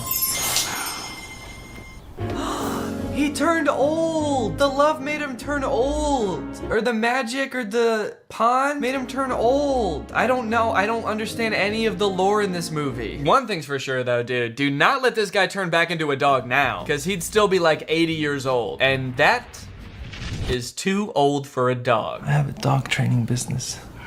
And naturally, it's very successful. I guess you could say I know what dogs like. And I know how to reward them. You see, they're all former sex criminals. I live a very comfortable life, but... Okay, weird flex. I'm actually really rich now, by the way. And that, folks, is the end of the movie. He kills himself, and that, apparently, outsmarts the pond. Moral of the story? It's pretty easy to outsmart a pond. All right, well, now it's time to talk about our sponsor. Hello, everyone. Welcome back. I hope you're having a great day. I know I am. If you stumbled across this video thinking it was one of my main channel videos, it's not. This is my second channel. Get that through your skull. My second channel is where I like to get a little bit more goofy. I like to do a little bit less structured videos. You know, I don't have to script them out. I can just kind of sit down and just wing it. So that's what we're doing today. Also on this channel, I like to drink LaCroix, and I've mentioned in the past that I have a favorite flavor of LaCroix, but I've never mentioned what it is. I have a very special announcement. I actually have that flavor here with me today. It is the limoncello flavor. It's really good. So at the beginning of the year, I was thinking a lot about the year 2020. It sounds like such a futuristic year. I think we all thought we'd never get here, and now that we are, it feels like we're living in the future. It made me think a lot about, like, I wonder how close we are to what people in the past thought the future would be like. And then I stumbled across this video that's called In the Year 2000, Fashion Predictions from 1939. It's from this channel called Vintage Fashions, but it's this video from 1939 where all of these fashion experts try to guess what people will be wearing in the year 2000. And I'm obsessed with this video. I watch it a lot. I have, I think, almost the whole thing memorized. It's only 1 minute and 14 seconds long, and most of it is about women's fashion, but at the very end, they talk about men's fashion, and they do one little outfit for the man. And I think it's great. I love the outfit, and I'm pretty sad because it seems like it never really came to fruition. This type of outfit doesn't exist, and I truly think that it's the outfit of the ideal man of the future. So I want to show you guys this video, and then I'm going to make this outfit so that I can be the ideal man of the future. Okay, let's take a look at this video, but not before I get another sip of this limoncello. Some of the most famous fashion designers in the US today have been asked to forecast what Eve will look like in AD 2000. One idea is a dress that can be adapted for morning, afternoon, or evening. It's the sleeves, what does it? I love the way they used to talk back in the day. It's the sleeves, what does it? Everyone talks so fancy. So this is a dress where you can like zip off the sleeves when it gets hot, and then you can zip things on when it gets cold. I guess things like this exist. There's those zip off pants that like hiking dads wear. So maybe this kind of exists. According to another artist, one dress of the future will consist of transparent net.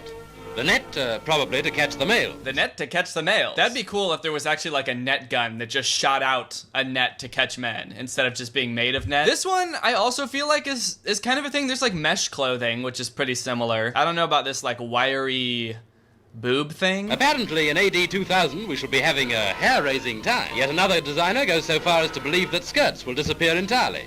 Shoes will have cantilever heels, and an electric belt will adapt the body to climatic changes. The lightly clad woman of tomorrow, ooh, swish. Ooh, swish. Oh, fuck. Will move in an atmosphere that's scientifically kept at the right temperature. The future bride in a wedding dress of glass. What the groom will wear, apart from a worried look, isn't mentioned. I love that old school hating your wife humor. Oh, I'm getting married. Oh, fuck. Or maybe he's wearing a worried look because his wife's wedding gown is made out of glass. A dress of aluminium, with a sash to change it for afternoon or evening, and an electric headlight to help her to find an honest man. Ah, that'll help her find an honest man. A light bulb shining right in her eye. Ah, perfect. Now I can finally find an honest man. Oh, I was so blind before. I mean, metaphorically. Now I'm literally blind. Fuck, that really... should not have done that. I am seeing spots now, boy. Okay, alright, okay. Here comes the man part. Pay very close attention. As for him, if he matters at all, there won't be any shaving, collars, ties, or pockets. He'll be fitted with a telephone, a radio, and containers for coins, keys, and candy for cuties. Oh man, there's so much good stuff here. First off, they don't address this fucking crown that he's wearing. Are all men in the future kings? There won't be any shaving, collars, ties, or pockets. There won't be any shaving, colors, ties, or pockets. All of those things go out of style in the year 2000. No more ties, no more shaving. You will have to have a beard. Okay, so here's a breakdown of this outfit. He's in a full-ass jumpsuit. He's got a telephone and a radio strapped to his chest. And then he's got this belt with separate containers for coins, keys, and candy for cuties. I don't know what things were like back in the 30s, but was it that easy to woo a woman with just a container of candies? Hey, you wanna go back to my place? I've got jelly beans. I like that they took some liberties with like new inventions with the women, like the dress made of glass. It's like, ooh, that must be some kind of new type of glass. And they didn't really do that with the man. They took things that already exist, like a phone and a radio and containers, and just glued it to him. But anyway, I am dying to try this shit out. All right, I got a whole bunch of boxes with a whole bunch of stuff. Let's open it up.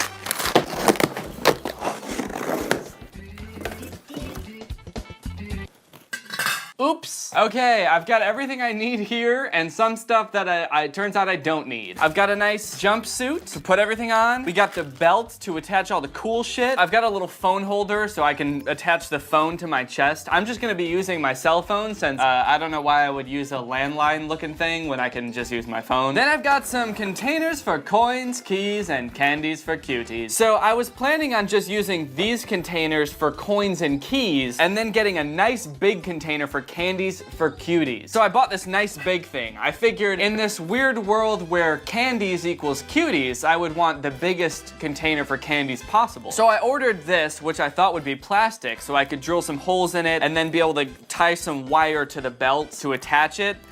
Turns out this thing's made of glass and is a lot heavier than I expected. I don't think I'm going to be able to attach this to the belt, so I might just have to either use one of these containers for candies, which would be a shame because it's so goddamn small. I won't be able to get any cuties, or I'll just have to carry this thing around like a fucking creep to offer the candy to the cuties, like so. We'll cross that bridge when we come to it. I've also got some wire to make myself a crown. Let's tackle the belt first. I bought this nice belt with like a cool metal clip because I thought it would look futuristic. Okay, here's the rub. I've got to figure out where these are going to go on the belt. So I got to put the belt on, got to tighten it up. Oh, well, that's not really going to work then, is it? So here's a tricky thing. I was thinking I would have like 2 containers here and 1 container here, but I can't glue to this part because then I won't ever be able to take the belt off because this has to slide through this very small hole to come out. So if I glue one to here, I can't ever take it off, which would be fine if we lived in the alternate future where this outfit did become popular, but I kind of feel like I'm going to want to put back on my normal clothes after this, so I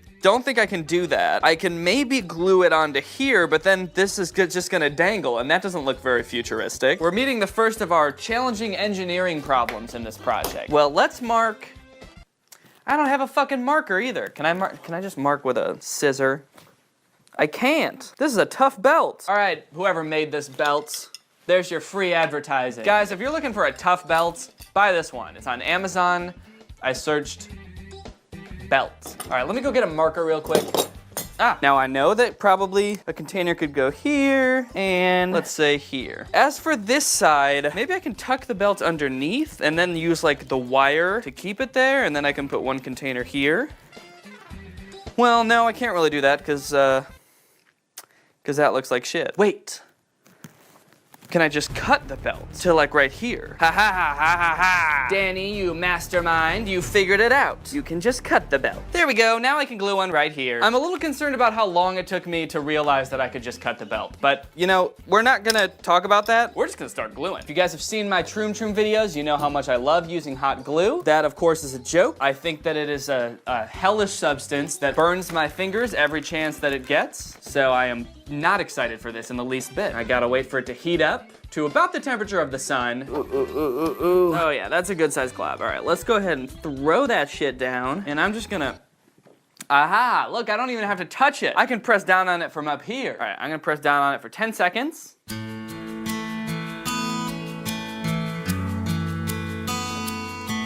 Okay, and I'm gonna leave that. And I'm not gonna touch it until I've done all of these. That way I can be disappointed when none of them stick. Okay, let's give this one a tug and see how we're doing here. Okay, it's actually sticking. Look at that. Ha ha ha. Take that, haters. All right, first test. We are putting the belt of the future on. Ooh, the belt is warm. It's almost like the climate control belt from the other outfit. Tighten this up. All right. Oh, you want coins? I've got plenty right here in my container. Oh, I need to get into my house? Let me just take my keys out. Oh, you're a cutie. Oh, well, I've got a separate container just for you. Here's some bubble gum. Well, this is working surprisingly well. I don't want to get sappy, but I was really worried that this wasn't gonna work, and this, you know, I was gonna order all this stuff from Amazon for nothing, and this whole video would be a waste of time. So I'm really glad that I was able to glue these 3 containers onto this belt, and now I've got about 30 extra containers that I have no idea what to do with. I'm actually feeling so good about this that I'm like half tempted to glue this heavy-ass glass candy container to this belt. But we're gonna wait till the end to try this, because that oh, it sits like that. Well, doesn't matter. All right, let's get this jumpsuit on. Yeah, this is pretty good looking. Hey! This thing has pockets. In the future, there's no pockets. I'll have to hot glue them shut.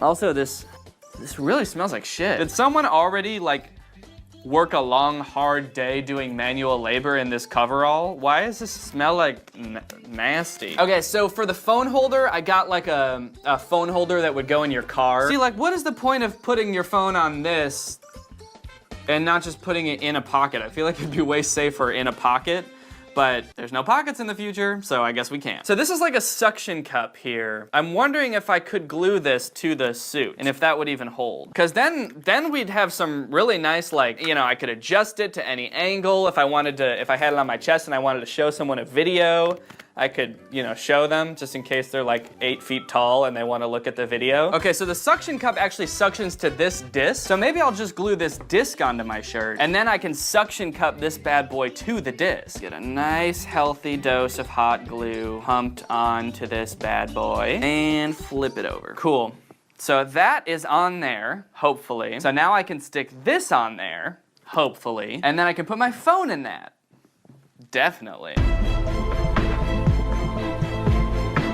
Oh shit, okay, it's staying. That's good. All right, well, I guess that means that this will hold, hopefully. I feel like that looks even more futuristic than the actual outfit did. It's got this cool fucking robot arm on it. Now, before we put the whole outfit together, I need to work on the crown, so I'm gonna do that. So I gotta measure my head.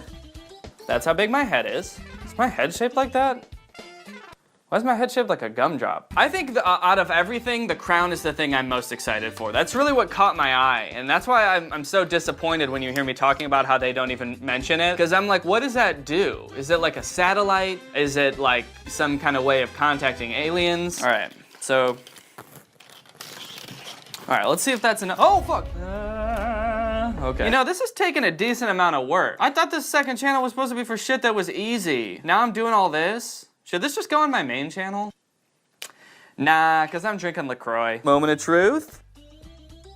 Ow, feels like it doesn't quite fit on my head anymore. I don't know how that happened. Did my head get bigger? Did I get smarter? Maybe because I learned so much from this experience, my head got a little bigger. Well, you know, that doesn't exactly look how I thought it was gonna look. It's definitely a lot taller than the one in the video. But you know what? I feel like it still looks cool. It still looks futuristic. It is definitely poking my head. Now that everything's in place and I'm feeling pretty good about everything, I wanna try one kind of crazy thing. I'm gonna see if I can hot glue this big glass thing to the jumpsuit, because I really want this to be part of it, even though it is so big and heavy. I've been overwhelmingly impressed with the performance of the hot glue thus far, so I don't see any reason why this wouldn't work. So I'm just gonna try hot gluing it right here. Probably have to work fast because we've got a lot of glue to place and we want to do it before it starts hardening, and I feel like it's already starting to harden, so that is not good. Come on, stick, please. I'm begging you, this is all I have. This is all I was looking forward to. This is not gonna stick, I can already tell. And now I'm gonna ruin the jumpsuit by getting it covered in hot glue. All right, let's give it a go. I'm just gonna lift it up and we'll see if it, oh, fuck. Well, see, now it kind of seemed like it actually did stick for a second. So maybe I'm onto something here. Okay, we're gonna try this again. All right, this really means a lot to me. Probably a little bit too much. I'm placing a lot of my self-worth on whether this is gonna work. So nervous to pick this up. This is not gonna work. It was so stupid of me to think this was gonna work. But only one way to find out. Try to do it towards the camera so we can all experience this moment together. A 1, a 2, a 3. No. No. No, no. Come on. Okay. All right. Well, no, it's not gonna work. It's not gonna work. It didn't work. But on the plus side, now the jumpsuit is covered in little pieces of hot glue. Candies for Cuties sounds like a charity. You give underprivileged cute girls candy, because that's really what they need. All right, so let's zoom this out, and now we're gonna put on the jumpsuit. This has been a lot of work. I'm very excited to see how my life changes as I become the man of the future. Everything is going a-okay. This smells like garbage, and now I smell like garbage. But hey, that's just how the future smells, baby. Oh yeah. I mean, how futuristic do I look right now? Be honest. Look at this. Only one thing left for a futuristic king like me to do, and that's to put on my crown. Okay. Yeah, there's definitely little pieces of metal poking me in the head, but I'm feeling good. I guess I should put some coins, keys, and candy into my outfit and see how I fare, you know? See if I feel like I'm living in the future. Laura, do you want to be in my video? Okay. Can you bring me coins, if you have any, and keys, and any candy if you have it? Okay, I can do that. Okay, and meet me up here. 3, 2, 1, go! Oh.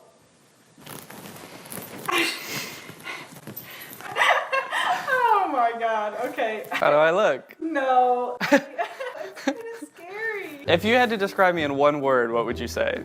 Like a janitor who's lost his mind. That was more than one word, but... Coins, keys, and candies for cuties. I've got my phone attached in a very handy way. It's on an adjustable arm, so I can, if I wanted to show you a video, I could do so. Why would you need, like, to hand out coins, keys, and candy? I don't need to hand out anything except the candy. The candy is for cuties. That's a lot of coins. Well, you never know. I can't really see my candy container. I don't feel like I could help you. Like, that's not part of the experiment. Okay, so now I just want to do a couple of tests, and you let me know how I look, and we'll see how I feel. I've got my keys, coins, candies for cuties. I want to just do like a walking around test to see how everything feels. I feel like I have a lot on me, and I want to make sure that I can move about as I need to. Right, but how sturdy is it? Yeah. I noticed you didn't mention my crown at all. Did you even see the crown? I saw it, but it's not like the most outstanding part of this. It's not? Because to me, it's the only thing that doesn't make any sense. Well, this is all, I can utilize all this. What is the purpose of this? We'll start out with just a regular walk and see how that. Okay, now let's take it to a brisk walk. Oh, the man of the future's gotta be somewhere, and he left his hoverboard at home. Uh-oh. Okay, now let's try a run. A little bit of a jog. Hold the future bus for me, I'm late and I need to come get the oh no. Oh, what happened, future boy? Well, you know what? It didn't fail in the places that I thought it would, okay? Everything's hot glued on. I thought that would be the first thing to fail. The coins just fell because the lid came off. Where's your phone? It's just on the ground here. Sorry, I didn't get that far. The dog booked it. She's gone. Well, you know, the future can be scary for some people. Are you hot? You're in like a full bodysuit. Is it hot? The guy in the video look good? Yes, but he also had a goatee, so that might have been part of it. Walking around in the future just sounds like... Let's do a quick test. I get home and I need to unlock my house. I like that keys are still a thing in the future. Like, they couldn't think of a world where there's no keys. They're like, well, obviously you need a place to put your keys. The weirdest thing is that coins are a thing. Yeah. They thought we'd have these in the future, but we'd still be using keys. And what world does everyone wear a crown, but we still use keys and coins? Wow. Put it back.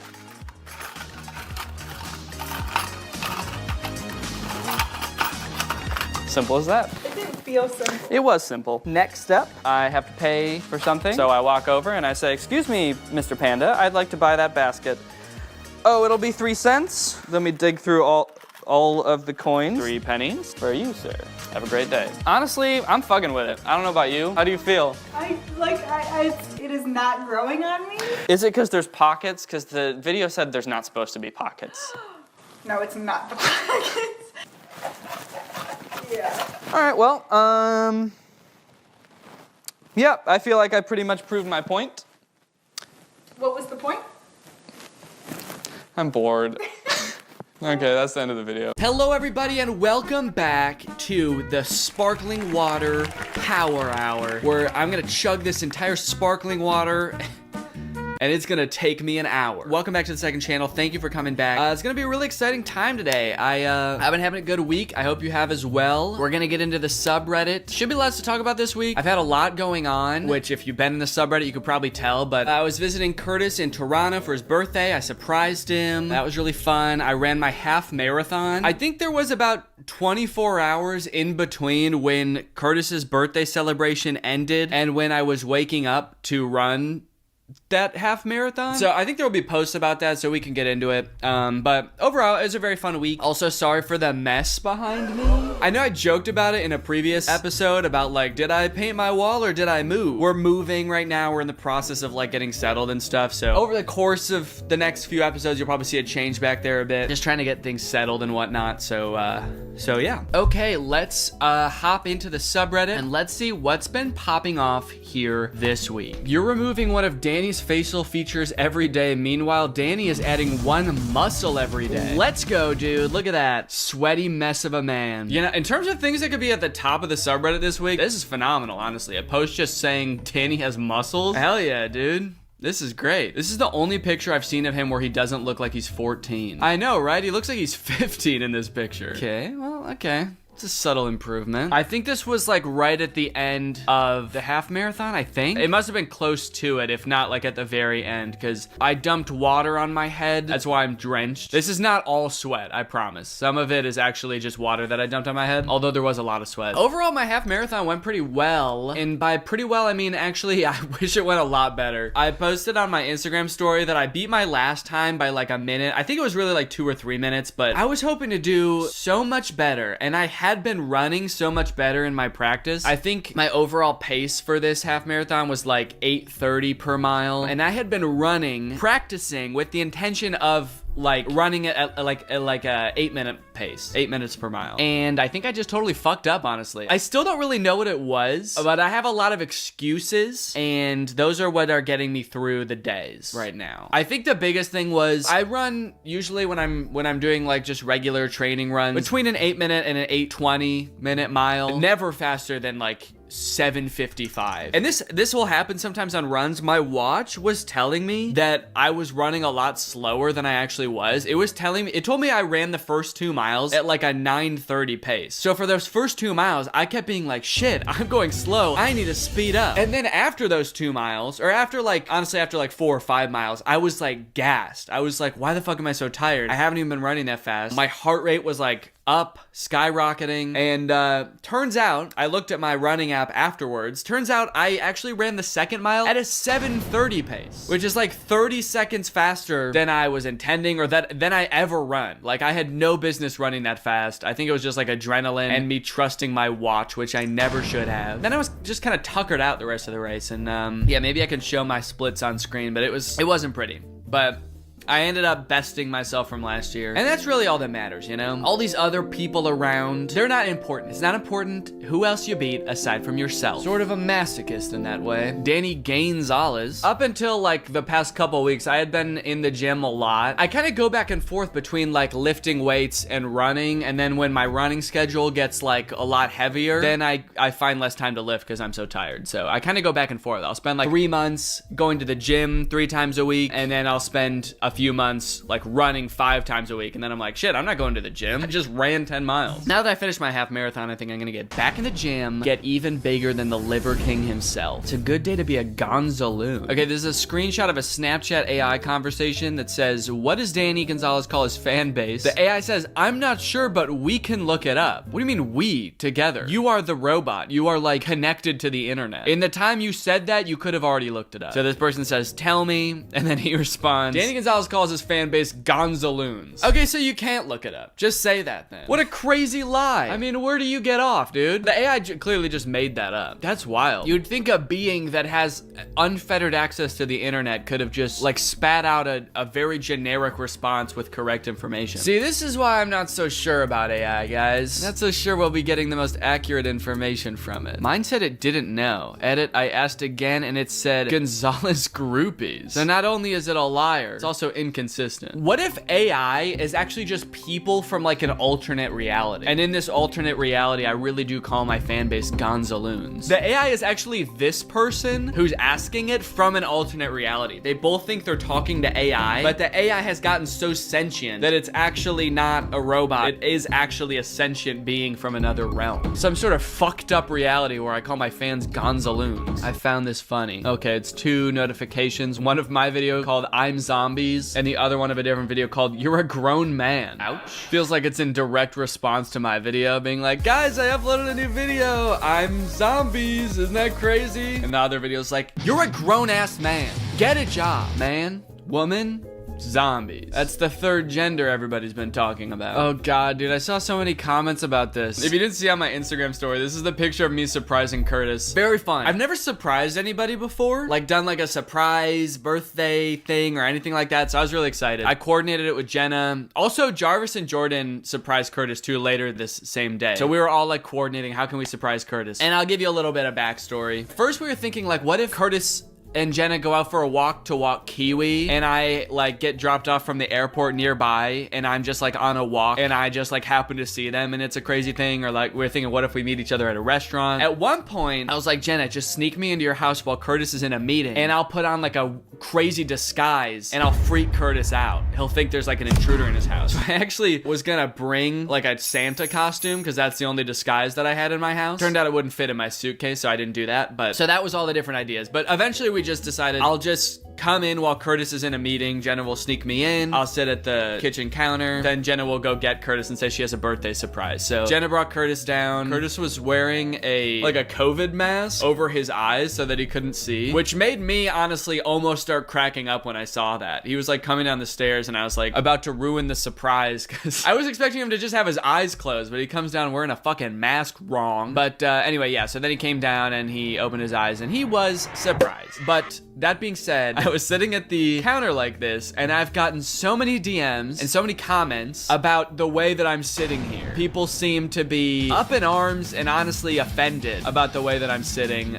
mainly my feet. Truth be told, I don't know why I'm sitting like this, man. I have no clue. I wasn't a conscious decision. Let me look at the next frame here. Yeah, okay, so that's just a close-up on my feet. I don't know if I was like giddy and just so excited to get out of my chair that I was already kind of like was on my toes. Isn't that an expression when you're like excited, you're like on your toes? The whole surprise was keeping me on my toes. What can I say? So anyway, yeah, this is how I surprised him, like a sweet little ballerina boy. I also kind of look like I'm doing that Michael Jackson dance move. That's how I surprised Curtis, actually. I surprised him by being there and then also by learning a Michael Jackson dance. So when he took off his blindfold, I was like, ow! And I sort of tipped my hat and I got up on my toes and I leaned forward like 70 degrees. And he loved it, honestly. Please somebody make an edit of Danny as a ballerina. Done. Let's see. Oh, yeah, there I am. I have to imagine this is actually not what they meant. I feel like they wanted the toes pointing in it, but you know, this is very nice. I look beautiful. He's just silly like that. I guess I am. After I got so many comments about it, I'm kind of like thinking a lot more, like self-conscious about how I sit now. Every time I'm sitting, I'm like, am I doing something weird right now? Am I on my tippy toes while seated for some reason? Okay, wait, okay, hold on. It's just because I can't reach the ground, okay? That's what it is. Look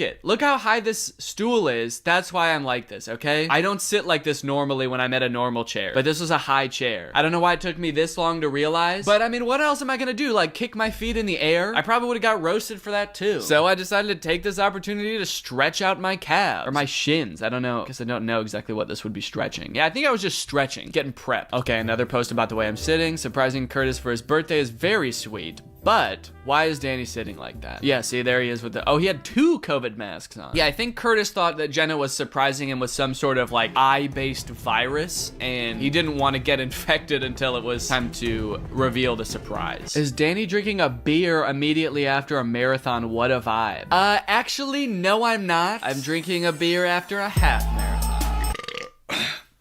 Excuse me. And I'm also drinking a beer right now. That's right, this isn't sparkling water at all.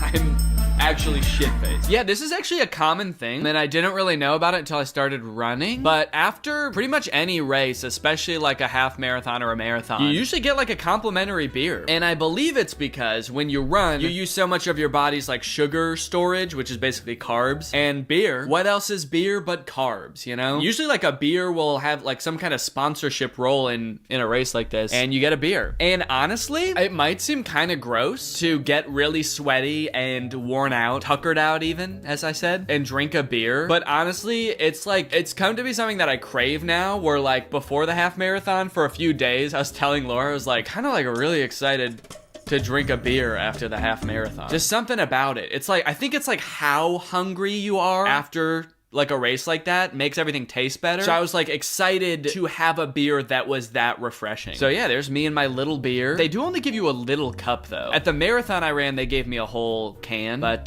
yeah, I was hoping for more than just a little cup. It's actually said to be healthy to drink a beer after sports. Yeah, there we go. It's the carbs. You use a lot of energy when running, and carbs help replenish. Okay, you want to know what's something even grosser than beer? At least to me anyway. When I was running the Chicago Marathon last year, Laura was running also, there was a stand that was giving out shots of pickle juice. For me at that point in a marathon, as someone who already doesn't like pickles, that sounded absolutely heinous to me. I was like, if I even smelled pickle juice right now, I would throw up. But Laura had some because she likes pickles, and apparently it like gave her new life. I guess when you're running, like you lose carbs because you're using energy, but also the thing that you lose is like salt, because you start sweating it all out. I don't know if you've ever tasted your own sweat or a friend or anything like that, but sweat is very salty, and so when you sweat a lot, your body loses a lot of salt. So Laura said she had that shot of pickle juice, and it like saved her life. And actually, I have heard that there are sports drinks, like Gatorade-esque drinks, that are basically just pickle juice, which sounds disgusting to me, but if it helps, it helps. Oh shit, okay, that's literally the next comment. It's either beer or pickle juice. Either way, both are good source of essential nutrients after a run. Beer contains carbs and sugars, and pickle juice contains sodium and potassium. I saw an opportunity, so I took it. I like this. This is actually pretty good. Looks weirdly real. Looks like Daddy Danny saw an opportunity and he took it. He saw an opportunity to take little Danny over a curb at top speeds. This comment says aesthetic. I think they meant aesthetic, but I thought it said athletic.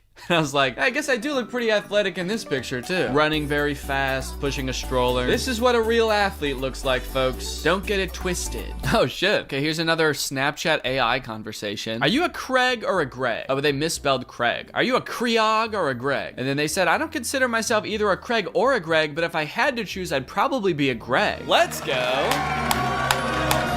Very nice.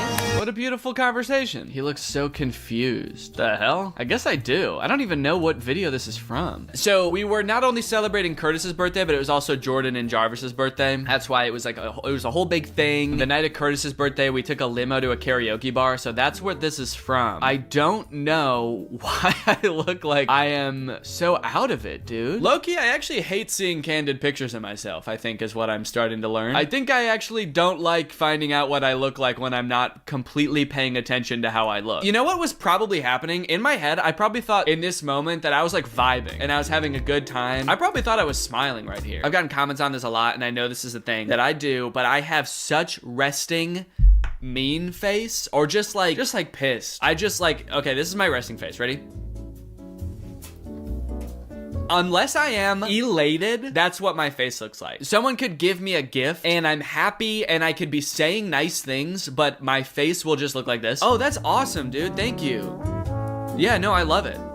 That's just how I express emotions. I don't really know why. I often try to make a conscious effort not to do that, but in this case, I clearly was not, dude. I think I was having a good time, but I look like I'm lost. I look like I actually don't know who any of these people are. All of like my closest friends in a limo with me for a birthday celebration. I look like I gotta go home. Dan the man looks like he's about to visit a couple's house and witness the death of their young spider. This is honestly probably how I looked when that whole thing was going down. That's not saying much because this is probably how I look a lot of the time, but this is probably how I look. Danny kind of always looks confused. What do you know? You don't know me. You don't know anything about me. There we go. See, this is what we wanted. Ballerina Danny. Can someone make me Michael Jackson too? I feel like Michael Jackson does this dance too. This is one of the rare occasions when I smile, but I do like how much I'm smiling in this picture as I'm waiting to surprise Curtis. See, that was like a really exciting moment. That's when you get the smile. But other than that, I look to be dead inside. Ooh, okay, let's see. What kind of bad ad do we have here today?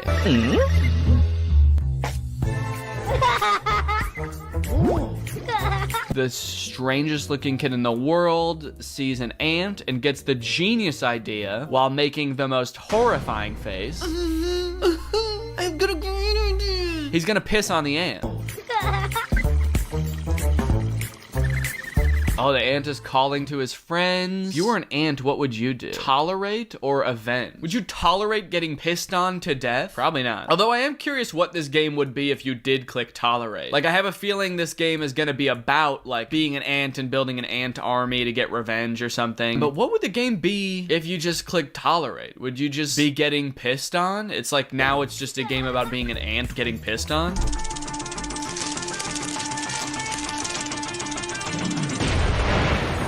Damn. Did not really seem like an eye for an eye situation. You know, it was a gross prank, but I don't think it warranted destroying his family's home. Another Snapchat answer. Danny Gonzalez's male fan base is called Gonzalenians. His female fan base is called the Danettes. Weirdly, like, misogynist? Why do females get a different name that's like Little Dan? They're the Danettes. Us boys, we're the Gonzalenians. Gonzalenians. That doesn't even, like, flow well. Honestly, the Danettes is the better name. Those sound like pastry names. They kind of do. Yo, can I get a custard Gonzalenian and a, what are those little, strawberry Danettes? 5 Minute Crafts has become completely unhinged. All right, let's watch this shit. I feel like I've seen some of their videos lately and they're just like not even crafts anymore. Like they have fully leaned into just being insane and like getting views that way. They've completely stopped trying to give like useful advice and they're just like, okay, we're crazy now. Yeah, we're just absolutely unhinged. Also, fun fact, I don't want to speak out of turn here, but I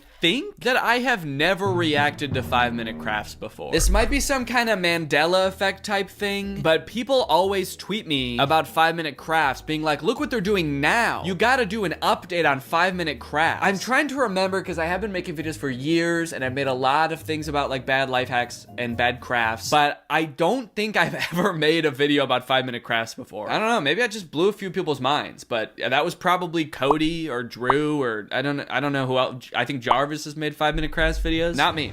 So this very well could be my first time making a video about 5 Minute Crafts. But hell, I'll do it. I'll give it a shot. Okay, she found underwear in her house that aren't hers. So she's like, oh, I have to rip apart a teddy bear. I have to put a spy camera in the teddy bear, in its ass, cut out the teddy bear's eye, stick my little finger in there, and then, oh yeah, totally inconspicuous. No one would ever suspect a thing now that one of the bear's eyes is gigantic and has a lens. Oh, and she puts a GPS tracker in. That's not a craft. It was a crafty thing to do in the sense of like shifty and shady, but I wouldn't call it a craft. Now she's printing out.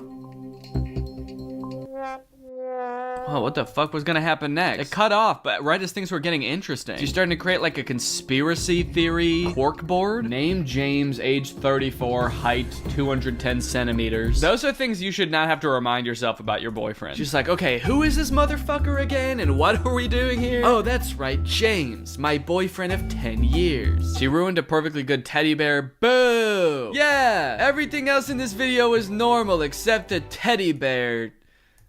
Except the teddy bears, I was gonna say slander, not slander. Destruction. Disrespect, honestly. She also moved the teddy bear. It was on the couch and she was like, okay, you're gonna get a camera back in your butt and then you're gonna go on this chair now. So I feel like she's drawing a little bit too much attention to the teddy bear. Danny would enjoy this, not gonna lie. What the fuck is this? If I pick up, am I gonna hear Alexander Graham Bell on the other line going, hello, hello? And it's the number 1 calling. I did enjoy that actually. Yeah, that was pretty funny. Doesn't really have anything to do with me, but it was funny. I'll give him that. The other day I was trying to fix my hair and long white, very thick hair fell out of my hair onto my lap in front of me, and I picked it up and I looked at it and I thought, this is probably one of my dog's hairs that got into my hair for some reason, but it would suck if I started getting white hairs pretty soon. Little judgy there, Danny. I wouldn't want to speak too soon about things you don't know jack shit about. That is a strange clip. That's so specific. It's almost like I knew, but I don't think I had any gray hairs at this point. I don't even know what point I was trying to make in this video. I don't know what video this is from. I was just kidding. I think I was just kidding. I was excited to get gray hairs. That girl showing Danny her pet tarantula. No pulse. That's exactly how she said it too. Calm as ever, no pulse. My darling pet is dead. Okay. Let's see if there's anything going on right now. I thought he accidentally put a pic of a random lady in his post and I saw the background. I've been getting a lot of comments on these pictures. This is from my recent Instagram post if you haven't seen. I've been getting a lot of comments of people being like, okay, Danny, we know these are Photoshop. Nice try. What are you using AI to make it look like you ran a half marathon? He kind of looks like he was photoshopped in. I don't know why these pictures in particular are getting so many of those comments. They look pretty normal to me. I mean, I obviously picked funny looking ones to go on my Instagram. Yeah, they're just regular pictures, man. I feel like the rise in AI pictures has made everybody so paranoid that nothing is real. And honestly, that's fair. It's just, cut it out. Everyone who isn't Ghostly Orchid resisting the urge to post their telekinetic powers. Yes, please. Please do not. It's too hard, Danny. Please change this rule. No. The only person I'm willing to accept evidence from is Ghostly Orchid. Alright guys, well thank you for joining me for yet another subreddit extravaganza. I hope you had a good time and I'll see you next time. Please put some very interesting and fun posts about anything related to the channel. Put it in the subreddit. I'd be happy to read it and react to it in the next video. See you then. Bye. What's up, Greg, and welcome back to another episode of Boomers Getting Fooled by AI on Facebook. Gang, there is an epidemic going on right now. While we all grew up with our parents telling us not to believe everything we read online, it is now time for us to return the favor. It is time for us to warn them that 90% of the content they see on Facebook is not real. All this started for me when I got this image on my timeline. Now, to the average person, this might look like your average great photograph. After all, dogs do this sort of thing all the time. But being the internet sleuth that I am, I was a little bit skeptical. For one, what are the dogs doing right here? What is that? Are they chewing up some kind of pillow or animal carcass or something? Hey guys, my 6 golden retrievers paused in the middle of tearing apart a deer carcass to pose like this completely unprompted. I gotta admit, this is a pretty great photograph, but also I am very scared. I'm worried they're performing some kind of ritual. So this image doesn't seem right with me, but nobody else in the comments seemed to notice it was weird looking, so maybe I'm just crazy. Connie said, absolutely gorgeous. And then someone replied to that and said, you looking good in your picture. And a great comment. Whoa, dude. What? What a weird time to shoot your shot, dude. That was so out of the blue. Yeah, and actually, you know what's hotter than those dogs? You. And your comment. Hotter than the dogs? There's other weird parts of this image, like this dog that's either sitting on another dog or melted into another dog, but it is by far not the worst image on this account.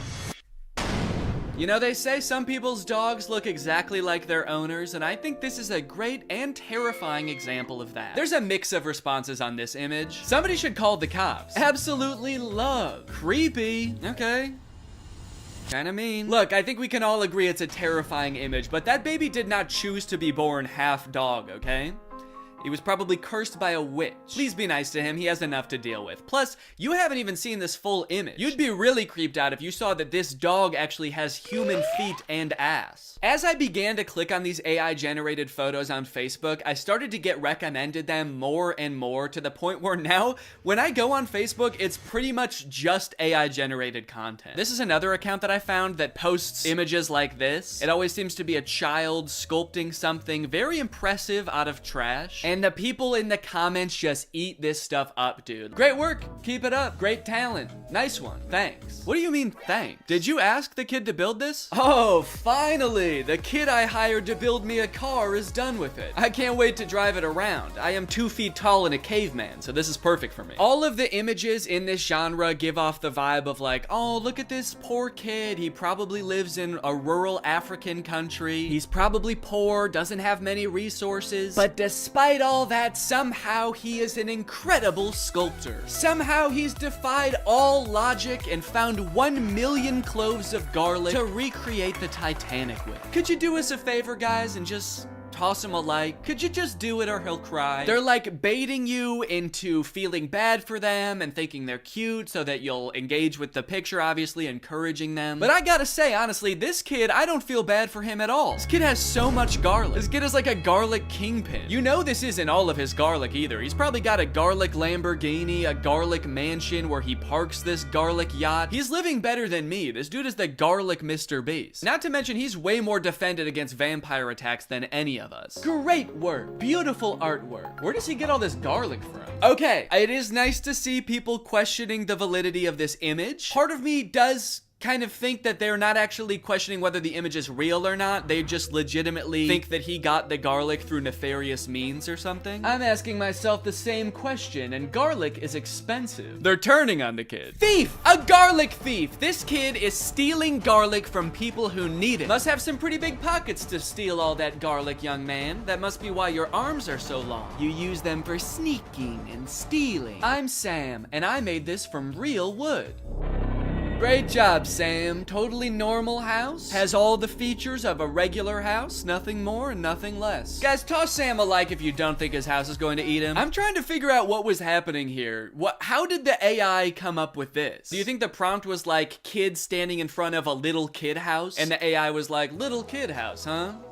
Say no more, I know what that means. It's obviously a house with the soul of a small child imbued within it. It's beautiful and so well designed. Yeah, I mean, honestly, aside from the fact that there's no way to get in or out of the house, it's the most beautiful sentient house I've ever seen. I collected bananas to sculpt this bunny. And this person says, you know, you can eat them too. Those bananas you're using to sculpt the bunny, you might think that God just placed them here on Earth to sculpt with, but take off the outer peel and you'll be surprised. Now, I gotta say that usually I would agree with this person, but these bananas actually do not look edible. I don't know what's going on here, but these are not normal bananas. In fact, this whole thing kind of just looks like one mutated banana melted together. I don't even think this kid sculpted this. He just found a banana that already looked like a bunny. Wow, look at this kid. He sculpted Jesus sitting on a whale out of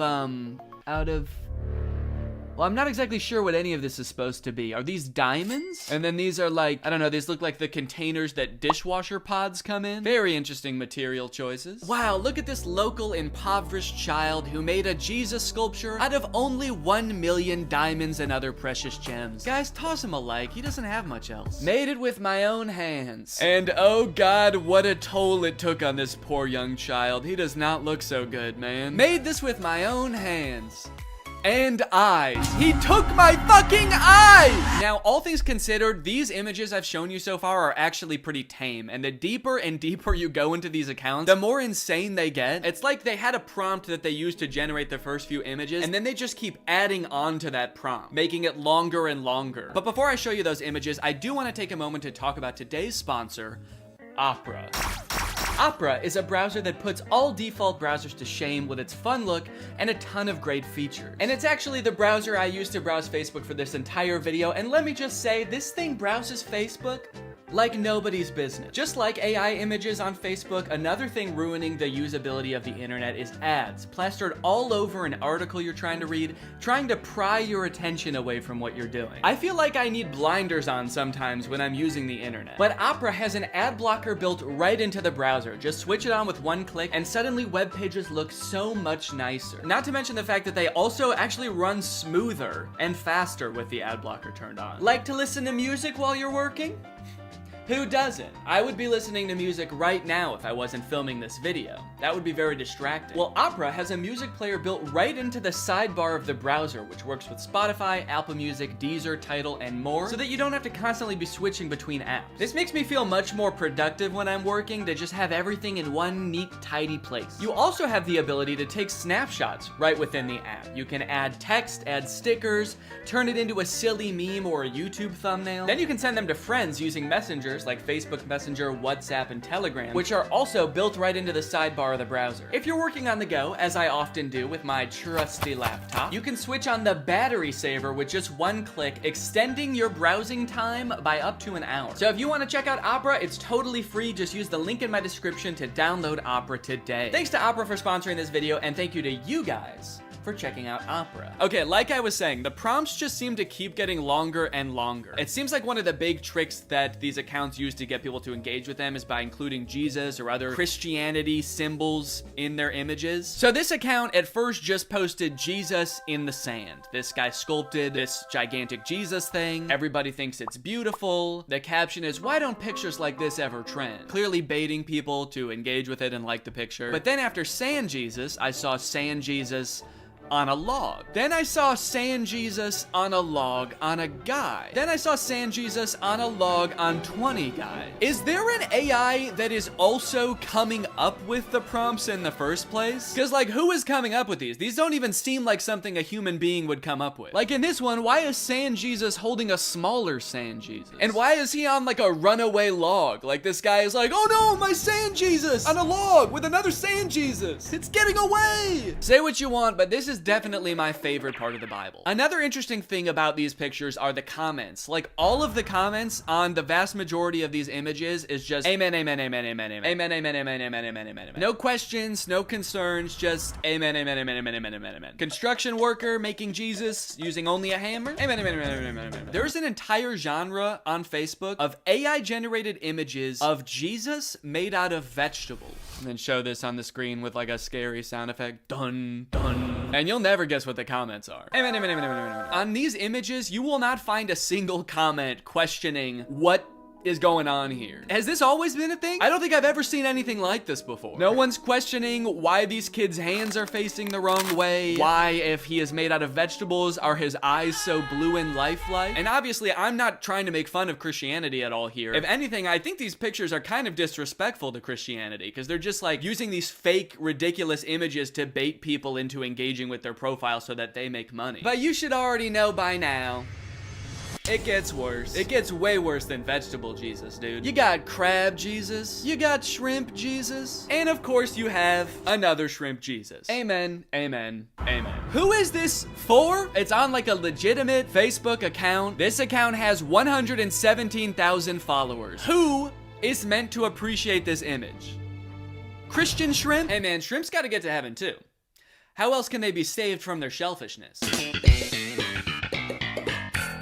I'm convinced that there was not a human running this account at all. I think this account was conceived of, created, and is currently run by an AI. There was never a human involved. And not only that, I'm also starting to suspect that the comments are also bots. There is no other explanation for the amount of engagement on these pictures, and like serious engagement. And also all the comments are like saying the same things, and they're all very generic. So it feels very bot-like. So if that is true, then technology has created a corner of the internet where an AI is interacting with another AI, and they both think the other one is a human. Does that not just feel wrong? Like, I kind of feel like a third wheel just being on this page. Learning that AIs interact with other AIs without humans watching at all feels like learning that, like, ghosts hunt other ghosts.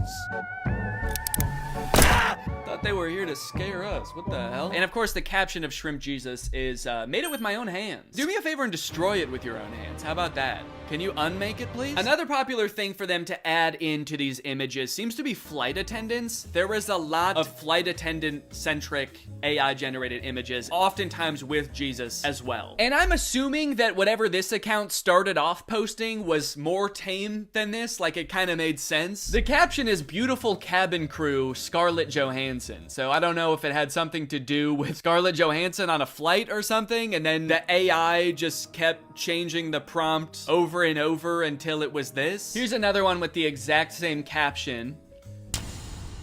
I like that a good amount of the comments on this one say good luck. Good luck, amen. Good luck, amen, ma'am. I have no fucking clue what's going on here, but good luck or congrats? I don't know, man. It's crazy how much these accounts post. If I just scroll through here, you can see these accounts post literally hundreds, if not thousands of times a day. Just post after post of nonsensical images. What is this? What is this supposed to be? And it's like, why? Do they make money from this? I've scrolled a lot through these types of pages, and I've never seen like a sponsored post or anything. So it's not like they're doing ads for companies using the following that they've built with these pages. Because like, who would the the ads even be targeted to? Christian shrimp? After doing some research, I found this video that this guy made called Make Money Posting AI Art on Facebook Using Free Tools, where he basically explains that you can sign up for Facebook's monetization program and basically you get paid kind of like on YouTube based on how many views your image gets, and I think on Facebook it has something to do with how many likes. So some of these accounts might be making bank. Most people think that clickbait is some shady,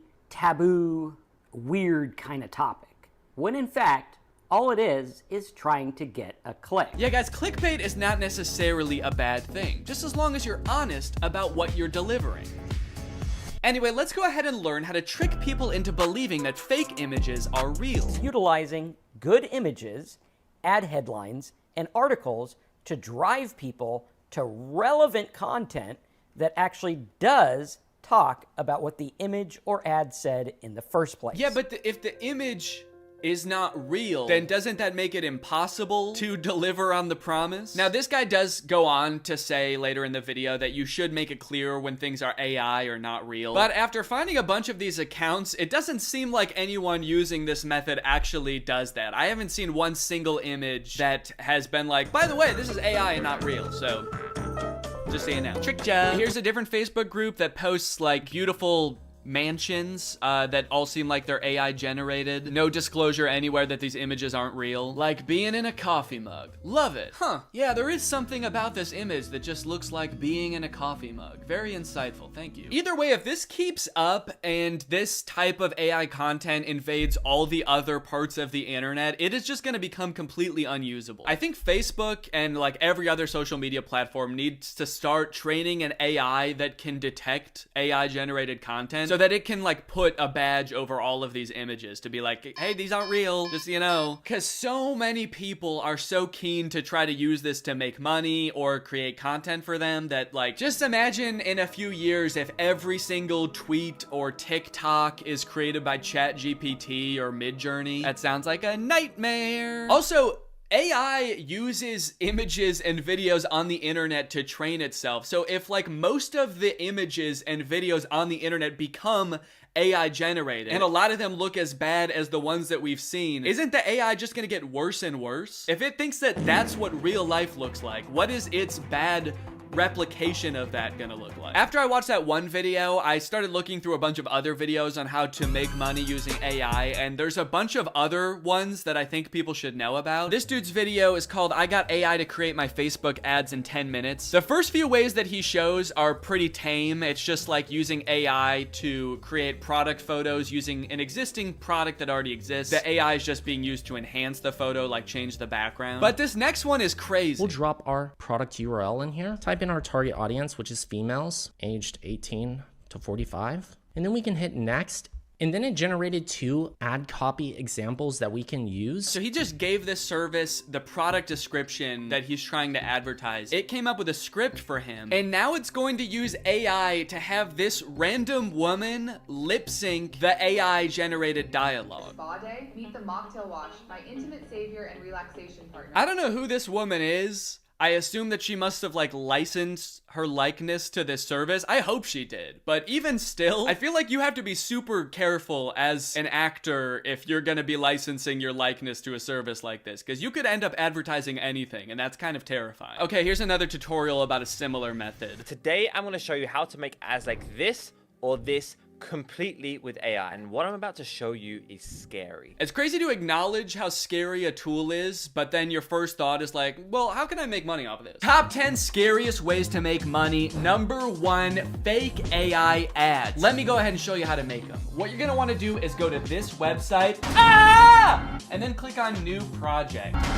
So he shows this ad for his website that sells licorice, which has gotta be like the most whimsical business idea I've ever heard of. But he reveals after the ad is done playing that like half of the people in this ad were AI. Or at least like the video was real, but their lips were AI and the dialogue was AI. Some of the creators in this ad are AI. Hey, entrepreneurs, Have you ever wondered why testimonials like this work so well? How, like, it's because people assume that the people on their screen are real people talking about a product that they genuinely enjoy, thus giving the product more credibility and maybe generating fake videos of fake people endorsing your product who have never experienced your product because computers cannot eat licorice is maybe a little bit unethical? I'm kind of starting to think that this guy doesn't care.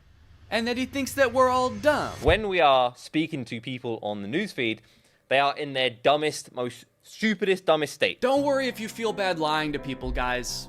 They're actually really dumb, so it's okay. Obviously, clickbait and scams and fake product testimonials have always existed and will always exist. It just sucks that it seems like it's becoming so much more accessible and a whole new generation of business owners are choosing to adopt the practice. AI is a really broad term, and in most cases it's a tool. And I've seen like artists use AI as a tool to improve their workflow, not just like using it to type in a prompt and use the result as an end product, but like use it like you would use any other tool in Photoshop. So if it's making artists' lives easier, I think that's one thing, but to use it to trick people or create the most bland or disturbing content I've ever seen on Facebook is super disappointing. And I'll be the first person to admit, like, it is cool that this technology exists. It's cool that computers can even generate such realistic, albeit horrifying images in the first place. But can we not just pause for a second to think about how doing stuff like this is gonna make nobody trust anything anymore? Or at the very least, the entire internet is just gonna become unusable because it's just gonna be bots interacting with other bots. Can someone make a movie like the movie Her, but it's actually just two robots falling in love and they both think that they're falling in love with a human? That's gonna be big with this new internet, dude. Anyways, I hope you guys enjoyed this video. If you're new here and you're not subscribed yet, make sure you subscribe and turn on my notifications to join Greg. Greg is what I call my subscribers. So if you're not Gregged up, go ahead and smash that subscribe button and absolutely obliterate the notification bell. I'll see you guys next time. Bye-bye. What's up, Greg? I hope you're having a great day. Today, I have a very special video for you guys because I am joined by Chad Chad. Hey. Chad Chad is waving and she's dancing and she's so happy to be here. I actually can't see her because of the way that this call works, so. I think you're gonna be shocked at the dance moves that I just pulled. I practiced them before I came on here. That makes sense. And if they're not, I'll just edit them so that they are really cool. Okay, well that won't be necessary, but okay. If you feel like you need to do that. I do. Okay. Well, I'm gonna go. Chad, I've got a really exciting video topic for us today. Have you ever seen this account? It's called Fabiosa Animation. Well, I'm still looking at your Audacity. What? So, yeah, I have seen this before, actually. Oh God, no. Can you see Fabiosa Animation now? My fiance married my sister. Yeah. Okay. Yay. You have a lot of bookmarks. What, these? Those. Are you impressed? No, I'm stressed. They're important. You never know. I might have to like get some royalty-free music really quick or go to therapy. Doctor. This is a mood, honestly. Well, thank you for totally lambasting my desktop setup here. You're welcome. That's what I came to do. Yep, and now you can go. Okay. I threatened to leave for the second time in like 10 minutes. It's kind of funny because I can't see you, so I actually wouldn't know if you left for a second, like if you just were silent. Let's get into the video. This account is called Fabiosa Animation. Their account is described as a place where you can discover other people's stories and share your own ones. So we're like co-owners of this page? We can post on here? Yeah, I guess so. Well, first off, it seems like all of the stories here are true. Of course they are. And we somehow should have access to post our own animated stories to this account. I have a few of those. Let me just upload those real quick. All right, so let's play this. It's called My Fiance Married My Sister, as you saw. First off, it's way too loud. I don't know if it is for you, but I'm gonna turn that down. Can't hear. Oh my God, can you hear this? Yeah, I can hear it, but now I can't see the screen. Oh, God damn it. Do I have to choose between like the audio or being able to see it? No. If you want me to pause at any time, let me know, since you can't do that remotely. Okay, is there like a code word for pause that I should use? You have to say... Synonym for pause. Adjourn. All right, yeah, we'll use adjourn as our code word. I went on a date instead of my twin sister because she broke her leg. Bruce was like a man from a fairy tale. Who is Bruce? Why do they say Bruce like we're supposed to know who Bruce is already? The whole story starts like we're in the middle of a conversation or like we've known these people for years. Like, why? What happened to her leg? And it's just assumed. It's like I went on a date instead of my twin sister because she broke her leg. As you know, how she broke her leg. And since she broke her leg, the next logical thing for her to do is get somebody else to go on the date with her. Because you can't postpone dates. That's how you lose a man like Bruce. And you don't want to lose a guy like Bruce. He's a great guy. Well, yeah, he's like a man from a fairy tale. tale. You know, the type of man who will break up with you if you're late for a date. If you're late for a date because you broke your leg. It is kind of interesting they use the phrasing Bruce was like a man from a fairy tale because there are like really nice, you know, like Prince Charming type guys in fairy tales, but there's also like witches and like evil men in fairy tales as well. Jekyll and Hyde? Is Jekyll and Hyde count as a fairy tale? Would that be a fairy tale? I feel like fairy tales are stories you tell the kids. I feel like that was like an adult horror novel. I tell my kids about Jekyll and Hyde, the many kids that I have. And how many kids do you have? How many is the max of kids you can have? I actually have this bookmark. What is the legal number of kids you can have? All right, well, let's figure out if this guy broke her leg or what. You're gonna go out with Bruce until my cast comes off. Now at this point, the twin is like falling in love with Bruce, I guess. And now she has to go on every date until her cast comes on, which I assume is gonna be like months, right? But why is she upset about it? She just said it was the best date of her life. Yeah, she looks pissed. Maybe she's like angry that she's gonna have to stop dating him at some point. Maybe she's like planning to kill her sister right now. She's thinking ahead. Yeah, you're right. Bruce introduced me to his son Lucas. Lucas never spoke after his mom died. The music in these is also like a little bit too like peppy and yeah, it's a little too happy. Lucas never spoke after his mom died. Lucas was a deeply troubled child and I'm like banging my head over here. Is horrifically traumatized. But it looks like he's about to speak, if I had to guess. He looks pissed. He never let anyone near him. She's pretty near him. Adjorn, she's pretty near him. Adjorn, she's near him. She's near Lucas. Adjorn. Do you think we should just play this on like 1.5 speed? Yeah, I hope you can read fast. I managed to get through to the lonely little boy. The little lonely boy. Oh, the little lonely boy. You can't mix those two up. All right, let's see how good the music is at 1.5 playback speed. Laura's cast was off, and she could walk again. I'm finally gonna meet Bruce. I don't know if this is just a weird way to word it, but she's like, I finally get to meet this guy. I'm just trying to think of a situation. So if this was like an online dating kind of thing, right? Where they haven't met yet, and then she breaks her foot, and she's like, oh, well, I don't want him to think I'm a catfish, so you need to go. And you need to date him for a month before I even know if I like this guy at all. So for all we know, like, Laura doesn't even know if she likes Bruce at all. And she's about to go back into this relationship where Bruce thinks he's already introduced her to his kid, and they're like closer than he's ever been to anyone since his mom died. His walls are finally breaking down. He's letting her play with pirate ships with him. He's just a little boy now and not such a little lonely boy. Laura tortured me every day. Adjourn. She's doing what? Laura waterboarded me every day. Laura pulled off my fingernails each night. Laura broke my leg, and now she's dating Bruce. Oh, she tortured me every day talking about dating Bruce. Oh, okay. I'm getting married to Bruce. That day, my heart was shattered. When Laura introduced me to Bruce, he said that my sister and I were totally different. But Lucas recognized me at first sight.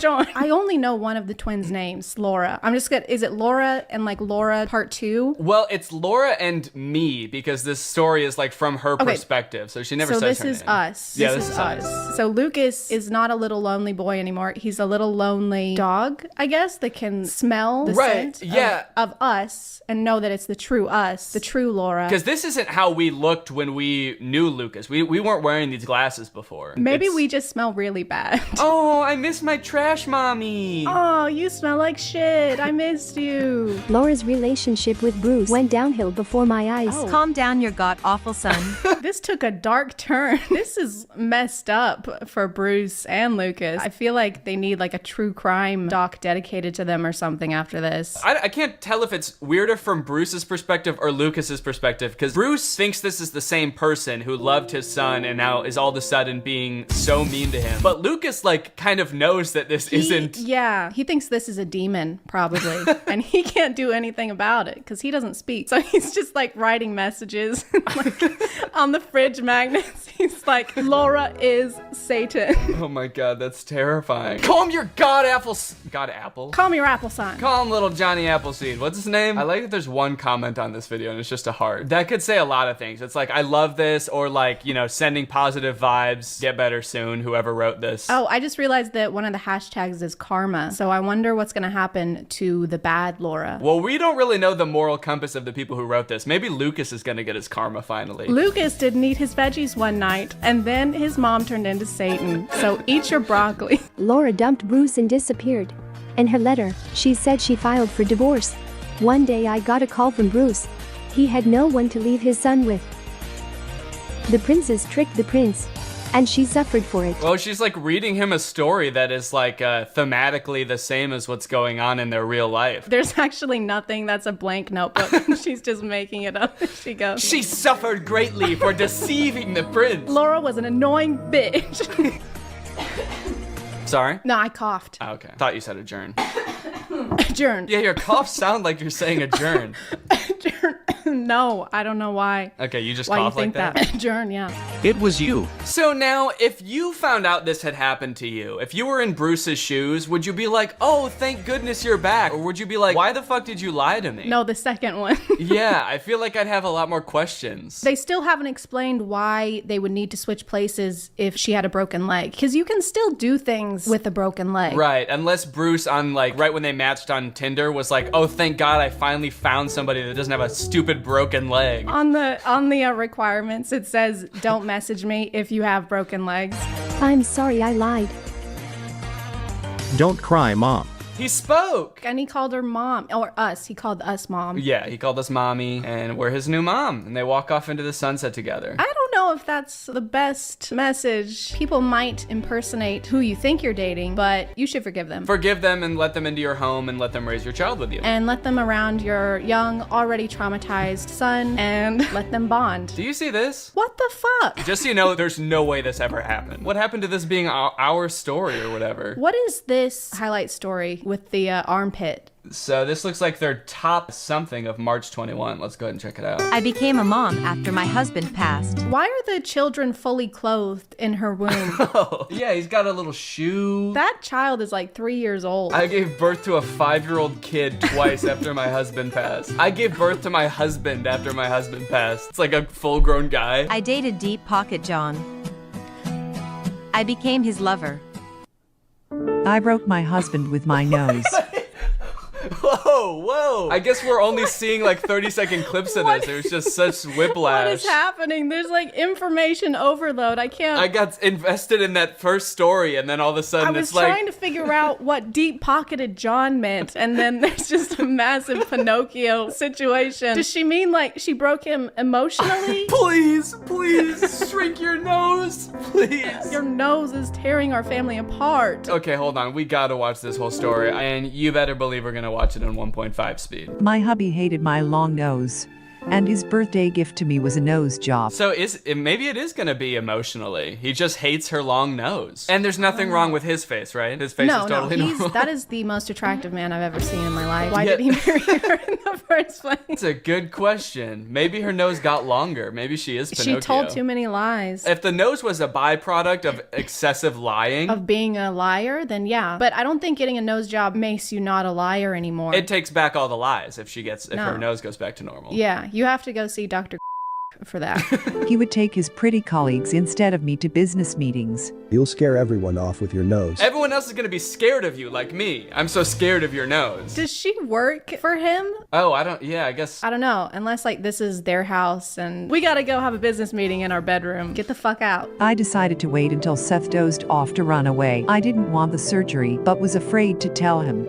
I didn't see Seth when I slammed the door.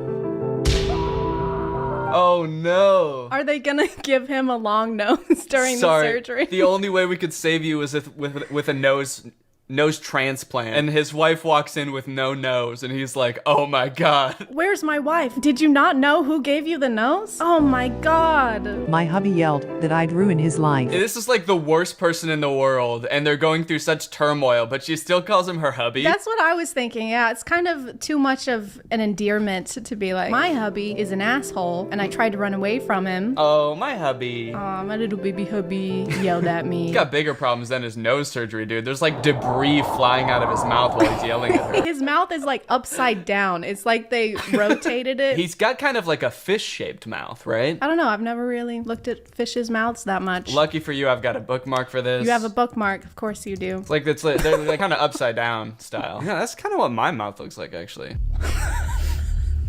And what were you saying about it? I said that's the best kind of mouth that you could have. And for the first time, I went to a business meeting instead of my hubby. No one paid attention to my nose, but they noticed my experience and expertise. That's when I found confidence. She gained so much confidence that her nose shrank.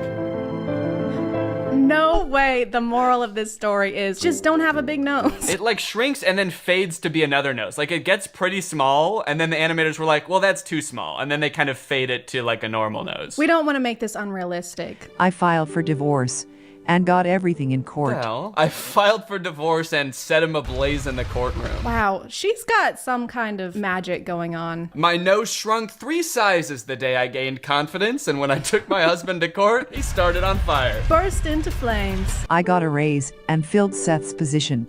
He didn't want to become my subordinate and preferred to quit.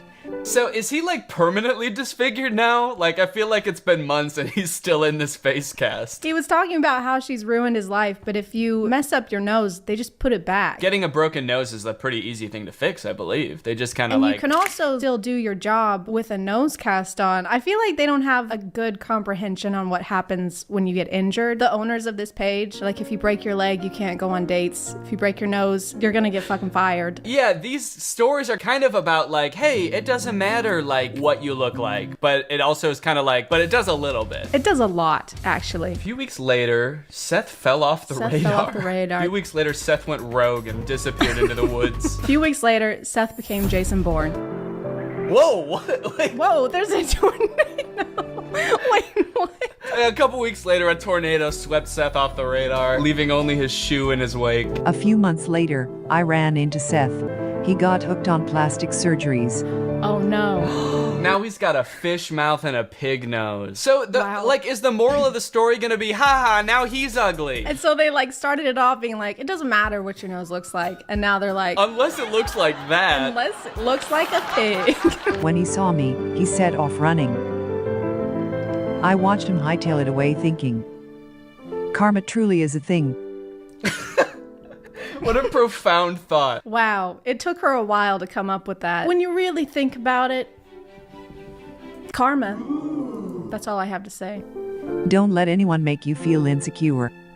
Love yourself and others will love you too. Wow. That's not what I got from this. Yeah, it's actually her fault that he was an asshole to her. Ladies. Ladies, if your husband is being mean to you, probably your fault. It's your fault. Just be more confident or get a nose job, then you'll be fine. Just get over it. This one's called Her Stepdaughter Ruined Her Wedding Night. This is about to be about another disturbed child. On my wedding night, my stepdaughter came in and took my hand.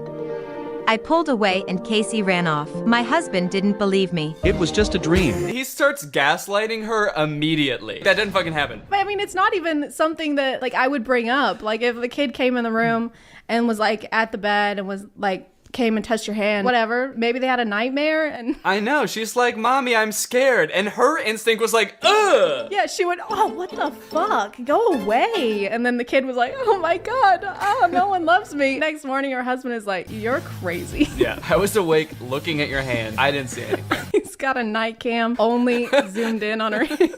I didn't sleep the next I night. didn't sleep the next night for fear that Casey might come and brush my hand lightly again. I know, why is she so scared? Look at her, she's holding the bed sheet up. Again, I feel like we're like thrown into the middle of this story and Casey has done some fucked up things before this even started. I was kind of expecting him to be like, that was a dream, I don't have a daughter, or something like that. Maybe that's the big reveal. It is a little weird that he wouldn't bring that up the first time she says it. He's like, it was just a dream, and he doesn't care to elaborate on that. He's too tired. He was up all night. Yeah, it's true. He's like, all right, I gotta get some sleep now. Don't move Gotta that go hand. review my footage. Casey came again and tried to hold my hand. She was clearly jealous over her dad. She's just like reaching out and trying to make a connection, and this adult woman is like, get the fuck out of here. Do they see each other during the day at all? Or like, is this the only interaction that her and this girl have? Look at his face. Chris, look, she's right there. He's like, that's not happening right now. You think she could bring this up during the day? Be like, hey, Casey, why are you coming into our room at night? But I guess like they never cross paths during the day. Well, I mean, she's not there. She's not alive. Casey hasn't lived here in over 50 years. Then I started locking the door at night. But every night, Casey came to the door. This poor girl. Sad. Look at her. I know. She's got her bear. She's like, my life has kind of been upturned. My dad got remarried. This is a big change for me. I'm trying to reach out in my own way, trying to make a connection. Oh, the door's locked. Also, my dad doesn't speak to me. He refuses to admit I'm real. She never left us alone. Get rid of her. I can't do this anymore. She just wants some popcorn. She's starving. I haven't eaten anything in weeks. But Chris chose his daughter. I was not expecting that. I was expecting Chris to be like, okay, off to boarding school. Go on. And all I could do was pack up my stuff and leave. Clearly your life was just too awful to stay. Chris suddenly called me during his business trip. Casey's missing. I was glad now it'd just be the two of us. What? Fuck you! Fuck you! What the hell? Are we supposed to be on her side? I know, it's like this story is from her perspective. I feel like we're supposed to be like, oh my god, fuck Casey, dude. Yeah, I think in all the other stories so far, the main character was clearly like the sympathetic character. Also, why did he call this woman who's been nothing but mean to his daughter and be like, hey, can you help me find her? He's like, Casey's missing. She was like, yay! And then hung up. At that moment, Casey came up to me. She was crying and begging just to hold my hand. Is she gonna slam the door in this kid's face or what? Get out of here! Leave! I don't want to hold your fucking hand. My mom was sick for a long time. Before she died, she promised she'd come back to me as another woman. God. Why would she say that? I am gonna die, but the next woman you see after I die is gonna be me. Well, no wonder she was like confused. I might look different, but it'll definitely be me. What is wrong with this mother? I know. She is not preparing her for the reality ahead. Oh, how will I recognize you? She's gonna be like, I'll hold your hand. I'll have the same warm, soft hands. Oh, so she was trying to she was just trying to feel this girl's hand just to see. She was doing the test, the hand squeeze test. Casey was hoping it could be me. Yeah, no shit. So I finally put two and two together that she I finally figured it out. She wanted me to be her mom. I find it so hard to believe that after finding this out, she's gonna be any different. It's like, if you were this mean to this kid whose mom died, knowing this small piece of information is not gonna make you suddenly be like, oh damn, you thought I was her? Okay, yeah, then I will be her. The next morning, Casey hugged me and smiled. Mommy, you really came back to me. Yes, and you helped me remember everything. I don't like that, because she's gonna grow up, and are they just gonna be like, I am your real mom. I'm your dead mom, and I used to be someone else, but when your mom died, she took over my body, and that woman is gone now. There's a lot of possessions going on. Don't worry, sweetie. I am your mother. I possessed this poor woman. I am your mother. I will rip the soul out of a new woman and replace it, and then I will come back to hold your hands. I'm so sorry I was an ass to you for the first few months I was married. That was just the hormones settling down, getting used to the new soul. That's how a reincarnation story helped me find my beloved daughter. So are we supposed to think that she's actually Yeah, the mom? they're not just telling that to the kid, they're telling that They're to telling us too. You know, we're gonna grow up someday too. I feel like I'm being gaslit. I know, they spent this whole story like this is just some woman who met this guy, and then they're like, and remember now that she's the mom? Remember how we all knew that that was the mom the whole time? Remember that? Casey truly believes a part of her mom lives in me. That idiot. That dumbass. I really feel like her mom, and I'll never tell her otherwise. Maybe you should. Maybe Casey will figure it out. It's like Santa Claus or the Easter Bunny, only it's like, I'm not your real mom. Do you remember how old you were when you found out that your mom wasn't really some dead woman possessing somebody? I was 18 and I cried. It is worth noting, they have a YouTube channel, Fabiosa Animated, and so they have all these animated videos, but they do have a not animated channel too, and these are all live action stories. They're kind of like Darman videos. Yeah, the titles, the thumbnails are literally just Darman. Wait, there they go with hubby again. Hubby denied me a hospital my birth. sweet hubby let me die. Hubby check. Hubby wanted me to suffer through childbirth. Well, do you want to do the most popular video, short lesson to see real beauty? Sure. Cover your ugly face or go home. My mom became a teacher at my school and made my life hell. You are gonna dress like the Phantom of the Opera and you are gonna like it. And you're gonna sing. I've never seen the Phantom of the Opera. Does he sing? The only thing I know from Phantom of the Opera is that song that's like, sing for me. Do you know that?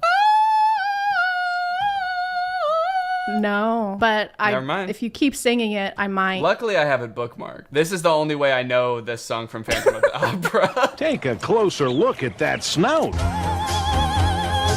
Okay, well, anyway, let's get back to the video. Why would you choose this mask? No one will suspect anything's wrong with you. She forced me to hide my birthmark under a mask every day. I wasn't allowed to tell anyone she was my mom. It hurt. I decided to have surgery so she wouldn't be ashamed of me. Doc asked for my parents' genetic info. This set is the same one that they're using for the school. So this doctor is actually, they're just in the janitor's closet. Yeah, the janitor Hey, with just cash. put on a blue hat and was like, I'll do it. He got this stethoscope from the biology teacher. His name is Doc. Hi, I'm Doc. This is my office. I'm gonna be using these brooms to cut your face open, and I'm gonna put my face on your face. This is my certificate. I secretly went through my mom's files and found this. So the doc asked for her parents' genetic info? Is that what that said before? And so she's like, oh, my mom will have that in her files. She'll have like her DNA sequence printed out on millions of pieces of paper. I keep my genetic files on the fridge. Like homework you aced or something? Yeah, I'm really proud of it. Look at these genetics, man. A photo of my dad with a woman who had the exact She's same not a real mark. mom. No wonder she's mean to her. No wonder she wouldn't let her tell anyone that she's her mom, because she's not. She's like, quit saying that. I don't know you. Casey. Yeah, Casey's all grown up. I couldn't believe it. Mitzi wasn't my mom. After mom died, dad married Mitzi. She hated me ever since. Adjourn. She said, but this means that Mitzi isn't my real mom. After my mom died, my dad married Mitzi. So you knew that your dad married Mitzi? This makes a lot of sense because when my mom died, he did marry Mitzi. And then she became my mom. So I guess she's like not my real mom. Mitzi came, she tried to hit me. Social services intervened. She was charged with child abuse. Is this what child services look like? It's like a SWAT team. That's also the janitor / plastic surgeon.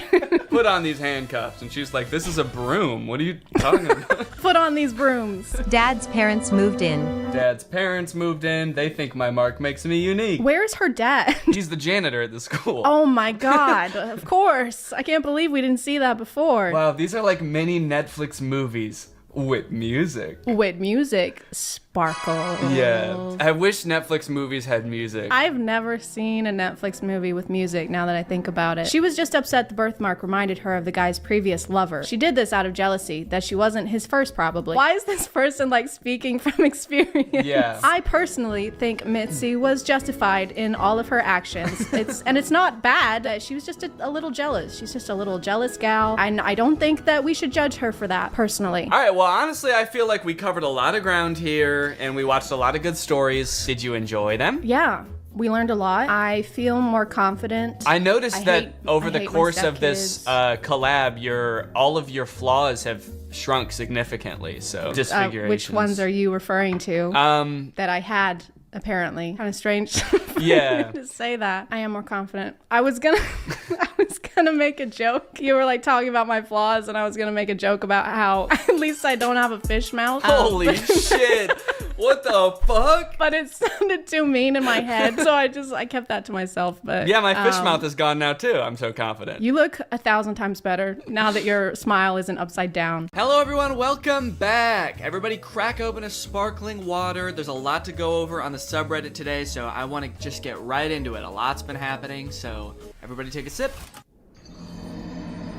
And then let's do top, and it's been a couple weeks, so let's do month. Yes, indeed, we've got the biggest news of all right here on the top of the subreddit, guys. I am gonna be a dad, and Laura is gonna be a mom. Laura basically already is a mom. If you don't follow me on Instagram and you also missed it in the most recent main channel video, we're having a baby. It's due in October. We're very excited, as you can tell. The caption of this Reddit post is, so that's why he bought the tactical stroller. No, but seriously, I'm so happy for him and he's gonna be a great dad. First off, thank you. And thank you to everybody who's been wishing us well in the comments and everything. It's very sweet. I'm really excited. Just a heads up, I'm probably gonna be taking some time off once we have the baby. I'm not really sure how much yet, because I think I have a brand deal I have to do in December, so I'll probably post a video in December, but I don't know, I might take like, I don't know. I might be gone for a while, so yeah, just a heads up on that. Interesting you brought up the tactical stroller. I've seen a few people mention that, like, oh, he must have bought that because they knew they were having a baby, and he just wanted to make a video about it. It was actually kind of a crazy coincidence. The two were totally separate, and I started making the tactical stroller video first. Someone sent it to me, and I was like, oh, that's funny, I'll start making a video about it. And I bought it, I ordered it, I started the video, and then we found out that we were having a baby while I was making that video. It was actually kind of like a crazy coincidence. When I posted that video, I got a lot of comments being like, oh, I thought this was gonna be like a pregnancy announcement or something. Also people being like, this probably came up on his For You page because he's expecting a baby and so it got advertised to him. No, we didn't even know that we were having a baby yet like when I started making the video. Bro's gonna have the ultimate tactical baby. You know what? I still have the stroller. It's in my basement. It's covered in paintballs, but I'm probably gonna hose it off and actually use it. Or like we'll give it to Laura's parents or my parents so that like if they're ever staying with them, they have a stroller. It's a nice stroller. It was expensive. I'm not just gonna get rid of it. So I did have to make the conscious decision to keep it because we just moved. So I was like, we could get rid of it now or I can bring it. So we have it. It's in the basement. Oh my God, Danny has to buy the pony up daddy now. Oh no.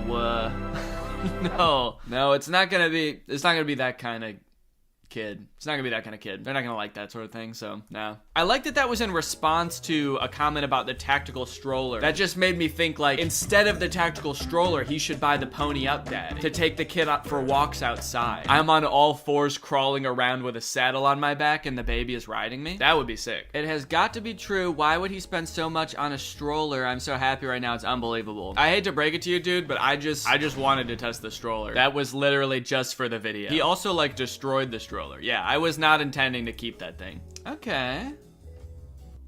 This is cursed. This is awful. Yeah, I'm just gonna downvote that real quick. I accidentally told my grandma Danny was pregnant, but she was really happy about it. Bro, Danny's having a baby. Oh, sorry, grandma, I didn't mean to text you. Tell him I said congratulations. Who is Danny? Dude, your grandma type's crazy. How can your grandma find the emojis, but can't find the space bar? That's wild. But I like that she sent a link to my favorite website, who.is.danny. It's my favorite website. It's just a picture of me. It makes everything she says like seem way more dramatic too. Who is Danny? This.is.so.cute. Oh shoot, dude, my paparazzi videos are on the subreddit. Let's go. Okay, you know what was crazy? Seeing people's reactions to these in real time as I was posting them was insane, dude. I feel like I was driving people crazy. I felt so bad. I wasn't really trying to trick you guys. Like, this wasn't one of my like, I'm gonna trick my whole audience type of experiments. I was just kind of like trying to see how I could improve upon Ryan Hals's method. So that's why I was posting them. But people on TikTok were coming up with all sorts of crazy ass theories as to what I was doing. Like, oh, he's gonna post a video called like, I tricked all my fans into thinking I was getting followed by the paparazzi. Or like, guys, these are so obviously fake.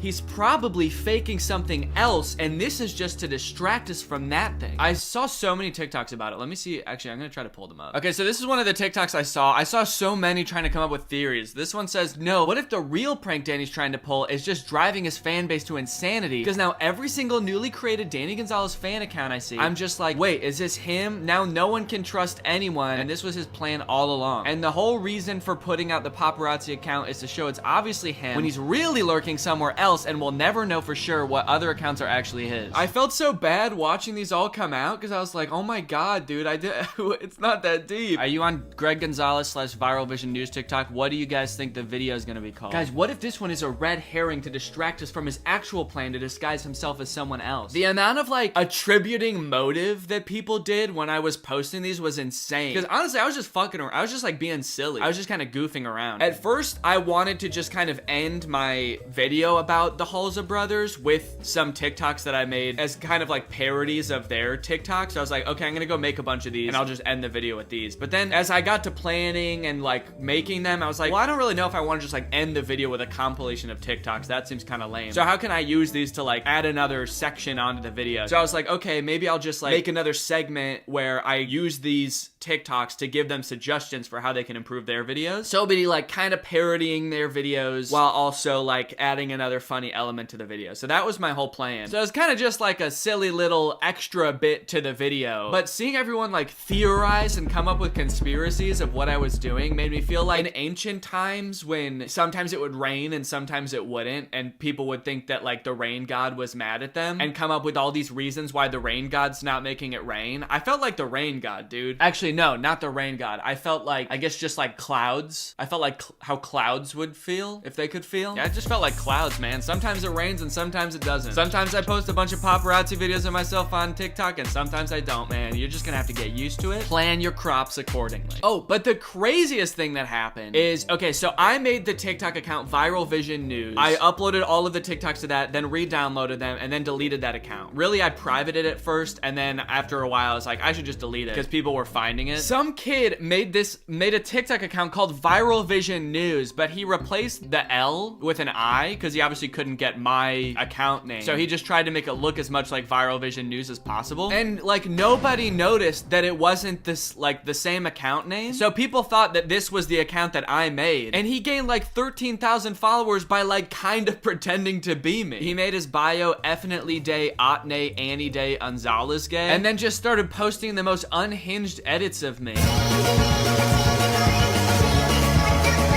It was crazy because like this really had nothing to do with my video. It was just some kid that like took an opportunity and seized it. But it's so funny because like all of the comments on this dude's videos were like genuinely chomping at the bit trying to figure out how all of this is connected. I'm so excited for whatever video this is gonna be for. For some reason you guys seem to not believe me when I say that I'm not Danny Gonzalez. You can see here that I am not him. I am a child. This is literally Danny Gonzalez, can't you tell by his voice and house style? Oh, Danny probably paid him off to make this video. Guys, when I tell you to use your critical thinking skills, I mean it so hard, dude. It's not even the same account name. There's an I in there. And people were like including this account in their conspiracies of like, okay, so he's got these fake paparazzi videos and then he's paying some 15-year-old kid to post these weird ambiguous TikToks where he keeps saying he's not Danny Gonzalez. What the fuck is going on, dude? So yeah, anyway, I thought that was funny. If I do another video like this, I should probably plan a little bit better so that the account can't be so easily spoofed maybe. But I think that the video did better because I posted all these TikToks beforehand. It was, in a way, it was kind of like a trailer for the video. Like it was like, it got people interested in what the idea of the video was before I even posted it. So I thought that was kind of cool. Yeah, I saw some people saying this. I tricked everyone into thinking my wife was pregnant. Do you guys think I'm a sociopath, man? There were genuinely people that believed that. I was pretty surprised by that. My little sister watching a Danny video on her flip phone. Dude, that is dedication, man. That's like the tiniest screen you could possibly watch a video on. I can't even think of a smaller screen you could do that on. An Apple Watch, maybe? The speakers on that thing are probably crazy, too. Like, my voice probably sounds like a little... like it's coming out of a tiny little can. Well, I appreciate the dedication. Behold, the commentary collab web. Okay, let's check it out. Who do we got? We got Chad, Jarvis, Jordan, Danny, Nick, D'Angelo, Drew, Curtis, Eddie, Cody, Jacob. And I have collabed with Chad, Jarvis. Okay, actually I have collabed with Jordan too because I was on Jarvis and Jordan's Did I say Jorvis and Jordan? Jarvis and Jordan. I was on their podcast. Collab with Nick. I've collabed with Curtis. Oh, I've collabed with Cody also. Dude, this web needs some work, man. I've collabed with Eddie too. Yeah, I think this needs to be taken back to the shop and looked at a little bit. Back to the drawing board, please. We need like a heat map kind of web or something where you can tell like by the thickness of the line how many times each person has collaborated with the other or something like that. This could be better. I like the format and it's kind of interesting to look at, but yeah, cause like my lines with like Drew and probably Curtis would be pretty thick. Yeah, that would be pretty interesting to see. So I'm looking forward to a V2 if possible. Eventually you could connect it to other genres of YouTube and you could like kind of make a whole YouTube ecosystem collab web, but have like clusters for different like genres. That'd be kind of cool. I'm putting this all on you, whoever made this. If you ain't got elegance. Is that a Hello Dolly reference? If you ain't got elegance, go ahead and make that whole thing with every YouTuber in every genre. That would be really cool to see. Congrats to Danny on the baby. He's gonna be a great dad. She's on X Games mode. Hey, I gotta keep my baby tactical, man. No, don't worry. I'm not gonna do that with my baby. I got it all out of my system with this one. Danny said we need more high quality memes, so I present this subreddit lore. Okay. See, this is what I want to see. Some lore to the subreddit. We need collective community lore. Let's see what they've got. Okay, user, best penalty, 34.75, calculating what facial feature to remove from Danny. We got Greg's arguing over the secret to Danny's eternal youth. How Danny feels after using the tack light. That's so true, dude. And the stroller, honestly. Sub finding anything that has more than a 1% resemblance to Danny. Greg's after finally searching up if Greg is the fastest growing army on the internet. The sub after realizing only Ghostly Orchid is allowed to use their telekinetic powers. True Greg's explaining the in-depth lore of the My Bones Are Getting Squishy joke. And the sub's content exploding after Danny posts a new video. Thank you for the lore. I appreciate the new sparkly shiny meme. It's beautiful. Oh dude, I've been wanting to talk about these videos too. I saw Eddie did a TikTok about these, but I've seen people tweeting them at me too. This account posts so many videos. They posted like dozens and dozens of videos like this. Khloe Kardashian versus Danny Gonzalez, where like every video they're comparing me to a different celebrity, also making it kind of sound like we have some kind of beef or something. Khloe Kardashian versus Danny Gonzalez. Who would win in a fight? But yeah, look it. They've posted so many videos and like they're like not even comparing me to other YouTubers, which is the crazy part. They're comparing me to like A-list celebrities. But it seems like they'll like go through one person, like they did me and compared me to like every person possible, and then they move on to someone else. So then they started doing Eddie, and then if you scroll a little farther after Eddie, they started doing Sophia Nygaard. I'll click on one of the videos so you can see kind of what they look like. He was born on 27 June 1984. Currently in 2023, her age is 38. Okay, so that's Khloe. There's a lot of facts about Khloe. He goes through a bunch. The verses just makes it seem like he's comparing like how tall Khloe is to how tall I am, and like the audience is left to decide like who won. This is like epic rap battles of history in a way. Number 2, his name is Danny Gonzalez. He was born on June 12, 1994. So true. And currently in 2023, he is 28 years old. Yes, dude, he is spitting. He is 5 feet 11 inch tall. His weight is 70 kilograms. I don't know kilograms, but maybe. He is YouTuber by profession. Yep. He is very famous on YouTube with 6.09 million subscribers. How does Khloe compare on YouTube, by the way? Does he bring up her YouTube account at all? No, it doesn't look like he does. So he's not even comparing the same thing. His wife's name is Laura. His nationality is American. Yes. And his net worth is approximately $5.09 million. Shit. Dude, okay, how does that compare to Khloe? Probably richer than her, right? No, okay. No, she's worth $60 million. So anyway, yeah, this account is awesome. I was honestly so curious how I compared to Olivia Rodrigo. So this is great. I can just click on this video and like check it out anytime. Olivia Rodrigo. Yes. She was born on February 20, 2003. Number 2, his name is Danny Gonzalez. He was born on June 12, 1994. And currently in 2023, he is 28 years old. I don't like that the music stops when he gets to me. The music was playing through the whole Olivia Rodrigo part. Olivia Rodrigo. Just makes it seem so ominous that you stop the music when you start talking about me. Why don't I get the music? Horror music starts playing. He was born on June 12, 1994. and currently in 2023 he is 28 years old. This makes it seem like I went missing or something. All right, well, anyway, thank you to Reality in Fact for the post. Okay, well, yeah, we got another Pride Month shout out. What's up, Pride Month? Hello, gays. How we doing? This is from my stream that I did last night. So if you don't know, I've been streaming every once in a while on YouTube on the Danny Gonzalez channel because I'm trying to speedrun Minecraft. I'm doing a video where I'm working on seeing if I can speedrun Minecraft. So if you want to come and watch me, go and subscribe to that channel. Sometimes I live stream on there, but also all of like the past 3 live streams that I've done are still up on there. So you can go check those out. But yeah, that's been pretty fun. And I think I'm gonna do it. I'm getting better. I'm a lot better than I was when I started. All right, guys. Well, thanks for watching. I hope you enjoyed this video. That's it for today. I'll see you guys next time. Cheers. Bye. What's up, Greg, and welcome back to another episode of Virtual Boys. Because today I'm doing my first virtual collab with my virtual boys, Drew and Curtis.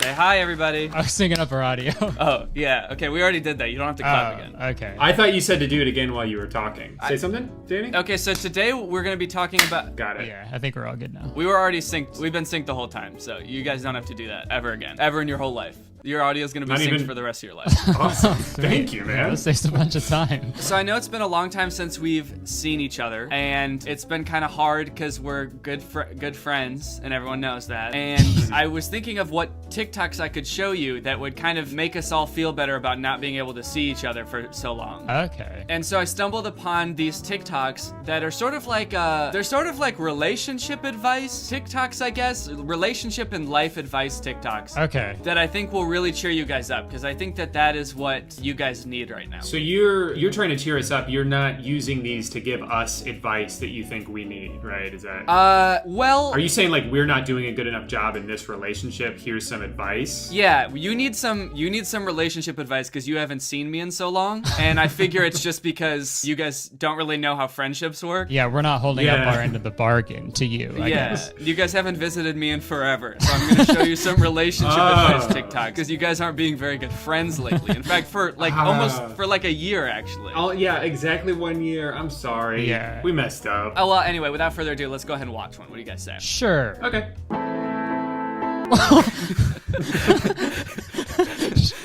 So, what is the metaphor here exactly? I know that this isn't to be taken literally, but... I think it means you gotta work hard so you can punch your family away at the very end of the day. Yeah, because they didn't just dissolve their problems, they also dissolved their family. They annihilated their family.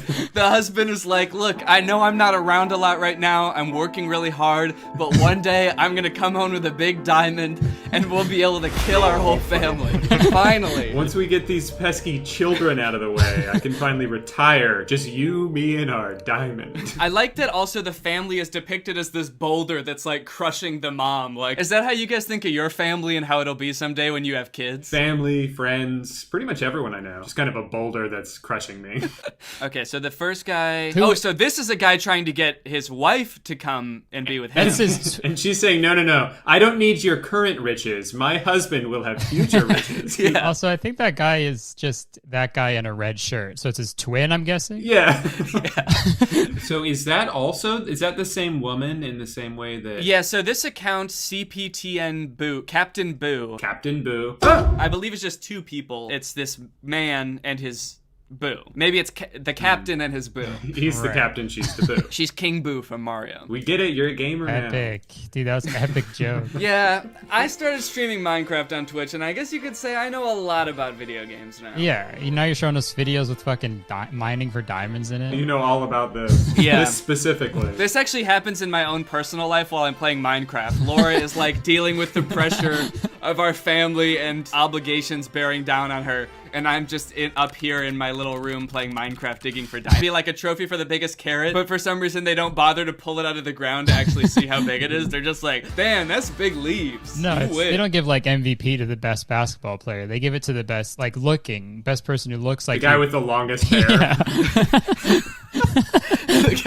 Yeah, every competition is based on who has the longest and greenest hair. I love how I think this is kind of a theme in these, how upset the dude gets when he comes back and his carrot is little. Like falling down to his knees and like weeping. God, like, why? What would you say is the lesson of this TikTok? Do you think it's related to anything sexual? Like, just because the guy's rocking a big bush doesn't mean he's actually packing it down there. Dick is gonna be that big. You're hearkening back to that old stereotype of guys who have a lot of pubes have huge dicks. Yeah, but not so. No. He could have a tiny little, maybe just a little mustache over. Yeah, also implying that, like, you know how much pubes a guy has before you see his dick. Like, the pubes are on display first. So this one is called Love Is, and then a heartbreak emoji, which I feel like is the opposite of what love is, but I guess we'll find out why they think that. Can I predict what it's going to be? I haven't seen this yet. Yeah. So they're both digging from each side. I think they're going to get really close and they're going to give up. And the point is persevere, because you never know when you're one scratch of land away from meeting your lover. Walking away like pizza. Yeah, he's got to be just like a few extra feet away. He was just off screen, and she's like, "No, where'd he go?" But nevertheless, she breaks down and falls to her knees. Yeah, does all of their TikToks end in someone an agonizing despair? Yeah, even when they have happy endings, the person's still like... I don't know. I understand. They're supposed to be underground, correct? Yes. Why is there a blue sky with clouds behind them? That is a good question. It should just be more rock, right? Do you think that these people are dead and this is what heaven is like? Where is God? We're gonna find God. I'm hungry. I'm gonna go get heaven pizza. So I'd say that this one's pretty relatable, right? The only thing that can make you stop looking for love, really, is the thought of going to have a slice of pizza. Okay, more mining for diamonds. For diamonds. Okay, so I'm trying to figure out what they're saying about these two different characters, because one girl is like in a little skirt and she's like dancing and she's like, give me the diamond. And the other girl... she's smoking hot. Yeah, she's smoking She's hot. a smoking hot. Those actually aren't clouds in the background. That's smoke coming off of her. And then this girl is wearing long pants and she looks very sad. She's smoking ugly. Yeah, it's because she's so ugly. Yeah. You'd be sad too if you were that ugly. Oh shit! Wait, that's the end of the TikTok. Wait, that's the end? Holy shit! Did they run out of time?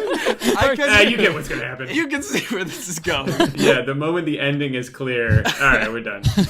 So I kind of thought that like this girl represents like a party girl and all she wants to do is party, and the sad girl is like she's like gonna be your wife. She's more responsible. Yeah, she represents stability. She has a ladder for you to get out. Right. Honestly, since they cut it off, we didn't see any negative consequences for his like the one that he chose. That she could have been the right option. It's like, yeah, go get yourself a girl who like likes to dance and have fun. If a sad girl hands you a ladder, use it to get to that smoke. Pickaxe up at the hydrant? Yeah, what kind of solution was that? You're stuck in a hole and it's like someone gives you the tool to get out and you're like, stop throwing shit at me. I'm trying to figure out how to get out of here. So there's a couple things I noticed. First off, Curtis, you were saying why don't they just swim out, right? Of course, why don't they? Yeah, it doesn't seem like that's an option in this for some reason. Like the girl, once it gets up to her neck, just kind of goes like this. But the guy, his solution isn't to tunnel like up diagonally. He just tunnels to the side. And I feel like the hole is still gonna fill up over there also. So he just kind of like walked over to the side and now is gonna drown over here instead. It's like if they were stuck on a train track and he just moved further down the train track. It's like, that's not a solution. You don't want to drown like on screen, I guess, because that's like unbecoming. Right.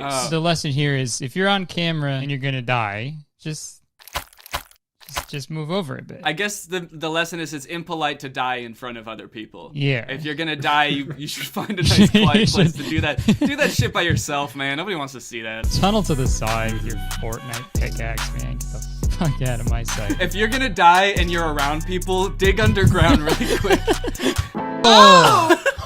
And he just walks away. Yeah. He set the booby trap for her and he just leaves. Damn, my girlfriend fell in a hole. I guess I'll go find another one. I guess I'll go scraping underground for another one. I gotta get a new house, car, and job because I guess all that was fake. Yeah, what was all that made out of? Sand? Yeah, so it's unclear whether he actually has all these things or like these are the promises. Like, I promise I'll buy you this BMW. I promise you a helicopter if you date me. Come on, baby, I'll buy you a helicopter. That's all girls want, and it's honestly honestly disgusting. Realistically, he's only promising like a very small car, a really small helicopter, a tiny house, and a normal bag. None of which she could fit inside of. And what's the difference between true and trust? Babe, I promise I will always give you true. I will always give you trust. Those are too similar. I'm gonna take the bag of money. Well, I think the way this should have ended was the guy walks away, she's stuck down there, and then the other guy who is giving her unconditional love would come and help her out, and she'd be like, "Oh, you helped me at my darkest point. I do love you," or whatever. But it just ends. Yeah, he just kind of stands there. I think this might be like freeze framed, actually. He's literally just like a still picture, just like... Yeah. I've given you all I have. I'm done. So they're digging for treasure. Nice. With their little jackhammers. Do they do anything else? All they do is dig. It's the only way they can think of to like have metaphors for life. They're like, they can only think in underground digging metaphors. They're always talking to people like, life is a lot like holes. And they're like, not really. I gotta go film a TikTok. Do you think if you were friends with these people and you came to them with a problem, you're like, I don't know what to do. My parents won't talk to me. They won't accept me for who I am. They'd be like, hey, buddy, just think about it this way. Like, you're inside a big hole right now, and your parents are at the top. And you're focusing on them when you have to be digging down further into the hole. Did you know there's diamonds down there? Wait, hold on. He's like trying to like draw everything that you're saying. Just slow down. And who are my parents again? Oh, they're the fire hydrant at the top. Okay. Give your ladder to the dancing lady, okay? This is what you need to do. How do each other? Can she just not give him the ladder when she's done? Are they competing miners digging right next to each other? I think you're gonna want to see how this ends because it sounds like you think he's gonna get stuck in the hole, right? And that's why he shouldn't be digging down so far? Oh, I thought he was going to dig into it and it was going to be filled with water. There's like a pipe there and he was going to drown like they do in every TikTok. Oh, that's a pipe. Okay, Drew, not all their TikToks are the same, okay? He's not going to drown down there. You're right. They're all very different. All right, let's see what happens.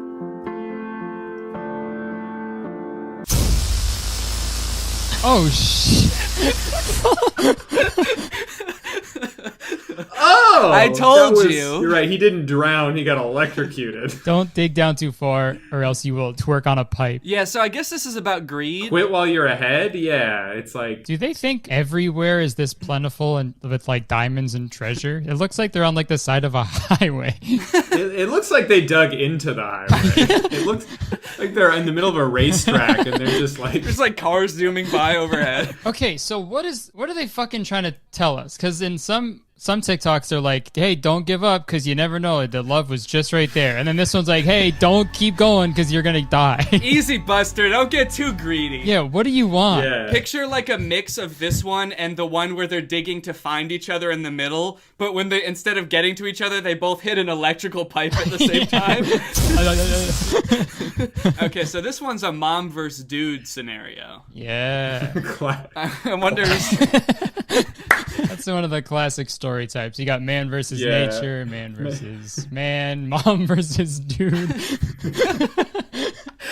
like conflict types in stories. Yeah, you learn that in like AP Lang or whatever. It's like you got mom versus dude. This is a classic. Mom remember from school. What would that story be? Mom versus dude story. Okay. Mom versus dude. Mom gives you time. Dude gives you dancing. Okay. Mom gives you graduation cap? She homeschooling you? Hat for hourglass? Yeah, she's just putting a hat on the hourglass. Yeah. Oh, it's a fancy hourglass. Dude gives you Mai Tai. Okay. Oh, look at how the dude's standing now. He's like, come on, babe. What are you gonna choose? Beat Mom that. or dude? Yeah, come on, bitch. You gonna choose school or one drink? Oh, wait, what was the first thing he gave Yeah, her? I'm having a very hard time making that out. It's like a picture of a girl dancing. Okay. Dude is offering her dancing. Because it's a girl dancing. I'll let you dance. Mom gives you time. Dude lets you dance. He's not going to dance with you, but he'll allow it. He might not even be there. He will stand there with his arms crossed and let you dance.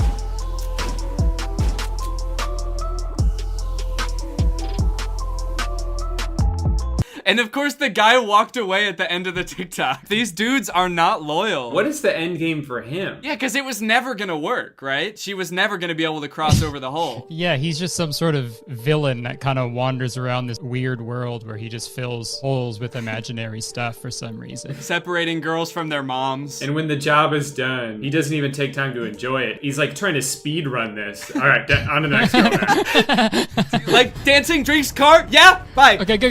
Bye. You're dead. I got you. Go. Okay, I gotta get some water. I'm laughing so much. I'm getting lightheaded over here. Okay. Oh, what? Guess me and Curtis are just gonna watch this one by ourselves.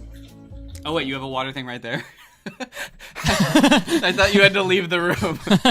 Shit, I look like an idiot now. Whoa. Is that how you got Amanda to agree to date you? You like filled a hole with a water machine? She was like, hell yeah. And then I had to buy a new one because that one was fake.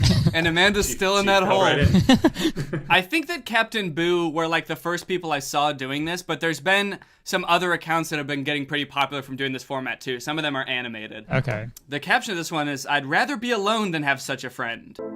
In the beginning, it was like... Fool! Pull me up! No! Oh my god. What? What do you think is gonna happen? It's not enough that they're leaving her there to die. Holy They're going shit. to crush her with this boulder? I feel like this whole thing was premeditated. I don't think this is an accident. Holy shit, God. dude. To each other, yes, we... Oh, How did she shit. get around that one? Oh. Oh! Yo, dude! That was Yo, savage. Clutch. That was clutch of the century. There were so many twists in that story. I know, like, it got so dark so fast. Fool! And then they just start throwing these giant-ass boulders down there. But she, like, airbends her way away from them up to the top. How does she avoid? The first one I see how she avoids. The second one goes right through her. Yeah, holy Yeah, shit. in this world that's only two-dimensional, you can't be in front or behind something. You can't add a third dimension where there is none. Damn, they're just throwing their big pieces of shit at her. Is that what those are? Those are giant pieces of poop? What else would they be? And I like that instead of just getting even with them at the end, like now they're on level playing field. She backs them off off a cliff and they die. The caption is, "I'd rather be alone than have such a friend," but she didn't just end alone. She killed them. She's really downplaying it in the caption.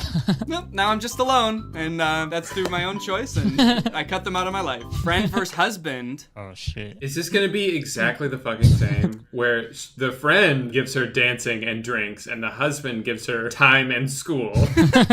He give her love. I love you. Okay, That's not so enough. far it is the exact same things that... Exactly the same. Boss I'll baby. give you boss baby.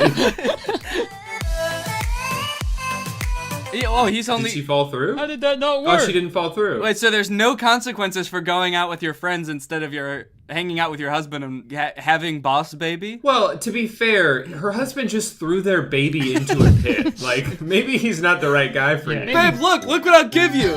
See? That's our baby down there. Yeah, he may be boss baby, but he is still a baby. It's gonna do some damage. He may own a Fortune 500 company, but he's just a wee little guy. He's still a wee lad. Also, I like in this universe that if you aren't a dude, you're a husband. A husband cannot be a dude. Men only have two moods, dude and husband. Could you imagine walking through like a park or something and you see just two holes on the ground, and in one hole there's a baby, an hourglass, and a heart, and in the other there's a car and a drink? Yeah, these are filmed in real life, Exactly, right? they are. Yeah, these are filmed IRL in front of a live studio audience too. I haven't noticed any crowd noises so far. I guess they just don't really have anything. They have no reaction. They're just watching. Captain Boo TikToks were filmed in front of an unimpressed studio audience. Underground again. So this is yet another account, and they're also doing the underground only thing, where all their TikToks are ground based. Yeah. I mean, it didn't matter anyway because he was getting struck by lightning through the ground. Yeah. He was already gonna die.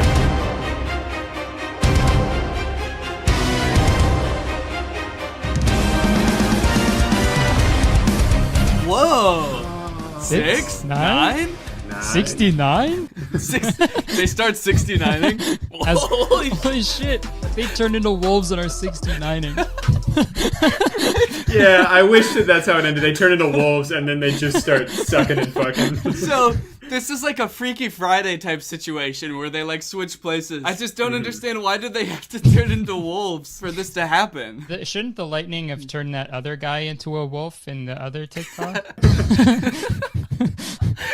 In that other TikTok, lightning strikes him and he turns into 2 wolves. 69ing.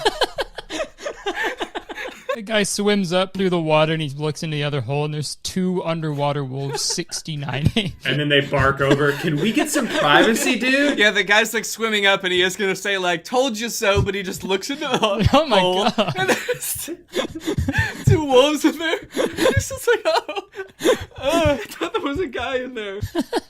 Yeah, where are they? Dude, this is like Salvador Dali levels of surrealist art. They're like in the middle of the ocean and there's a 6 on these like piled up flat stones. They floated out to sea on these little platforms, and they're more concerned with what number this is than like getting back to land. I love on the side of this it says suggested accounts is Gordon Ramsay. If you went to his account, he has like the exact same style of videos.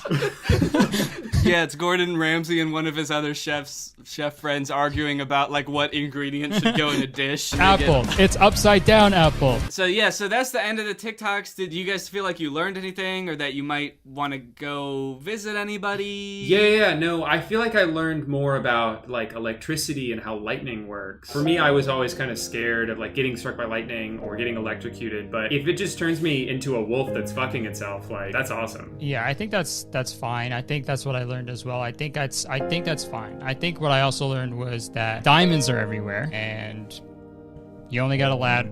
I didn't learn anything. Yeah. I'll be honest with you, man. I Wait, didn't learn anything. Wait, you guys just went on like a 3-minute rant about what everything you learned, and then you stumbled over your words once, and now you're back. Now you're taking it all back. Yeah, it was all a lie. If I can't perfectly, regurgitate every single thing that I learned, I didn't learn a thing. If everything we just said was an object, if you tried to step on it, you would fall through. It was all. Yeah, it was all a lie. It's 6. Okay, so it's 6. What if I came? It's 9. It's Curtis, 6. It's 9. It's 6. I'm looking at it right now. It's 9. 6. Oh my god, this fucking guy. Who gives a shit anymore? Who cares what number this is? I'm having the time of my life. They didn't learn to see it from each other's point of view. They just didn't care anymore. All right, well, thank you guys for watching this video, and thank you to Drew and Curtis for being in the video. Guys, thank you. If you're new here and you're not subscribed yet, make sure you subscribe and turn on my notifications to join Greg. Make sure you guys subscribe to Drew and Curtis's channels as well. Otherwise, I will dig a hole and bury you in it and throw big rocks at you. Are we still in the video? Because this is kind of awkward, man. And Drew and Curtis are still here while I'm doing this outro. I can still cut to them at any moment. They're just sitting there while I'm doing this. Don't use any of this footage, please. I'm gonna use all the footage. Bye. This house is a disaster. Toys everywhere. Dirty dishes in the sink.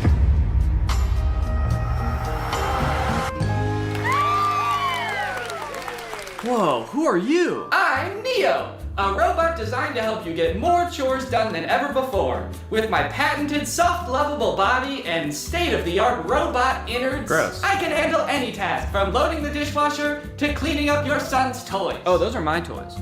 Oh! I'm so glad you're here. Finally, a fully automated robo-maid. Oh, well, technically I'm not fully automated. Let's get started right now. You said it. Here I go!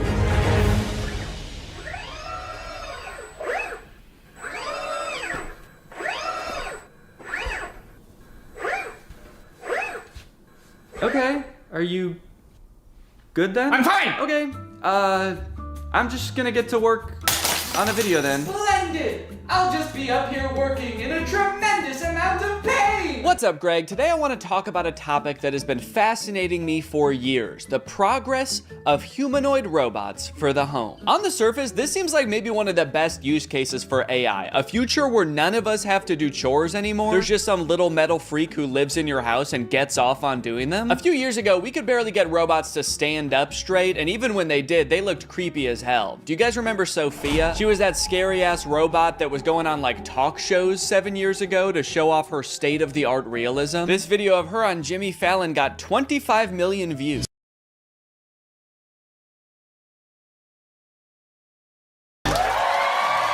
I think she thought they were gonna kiss, dude. Look at her hands reaching up to his face. She's like, kiss me, Jimmy. Kiss me like you did backstage. Jimmy's like, guys, I think your robot's acting weird. She's saying crazy stuff. Fuck me, Jimmy. Every popular video that Sophia was in was from like 6 or 7 years ago, so I'm not really sure what she's up to now. This is the last video that was posted to her YouTube channel. It was 5 months ago. Sophia, you know me, right? I'm your father. You know what I can't wait for? Is this the first time you've talked with a robot? I hope this isn't too weird. We're going to have to break you to rebuild you. And I need your help. Okay, so she's not doing well at all, I guess. That was terrifying, man. I was like, hey, we haven't heard from her for like 6 years. And the last video that she posted, this guy is like, I'm your daddy. Remember me?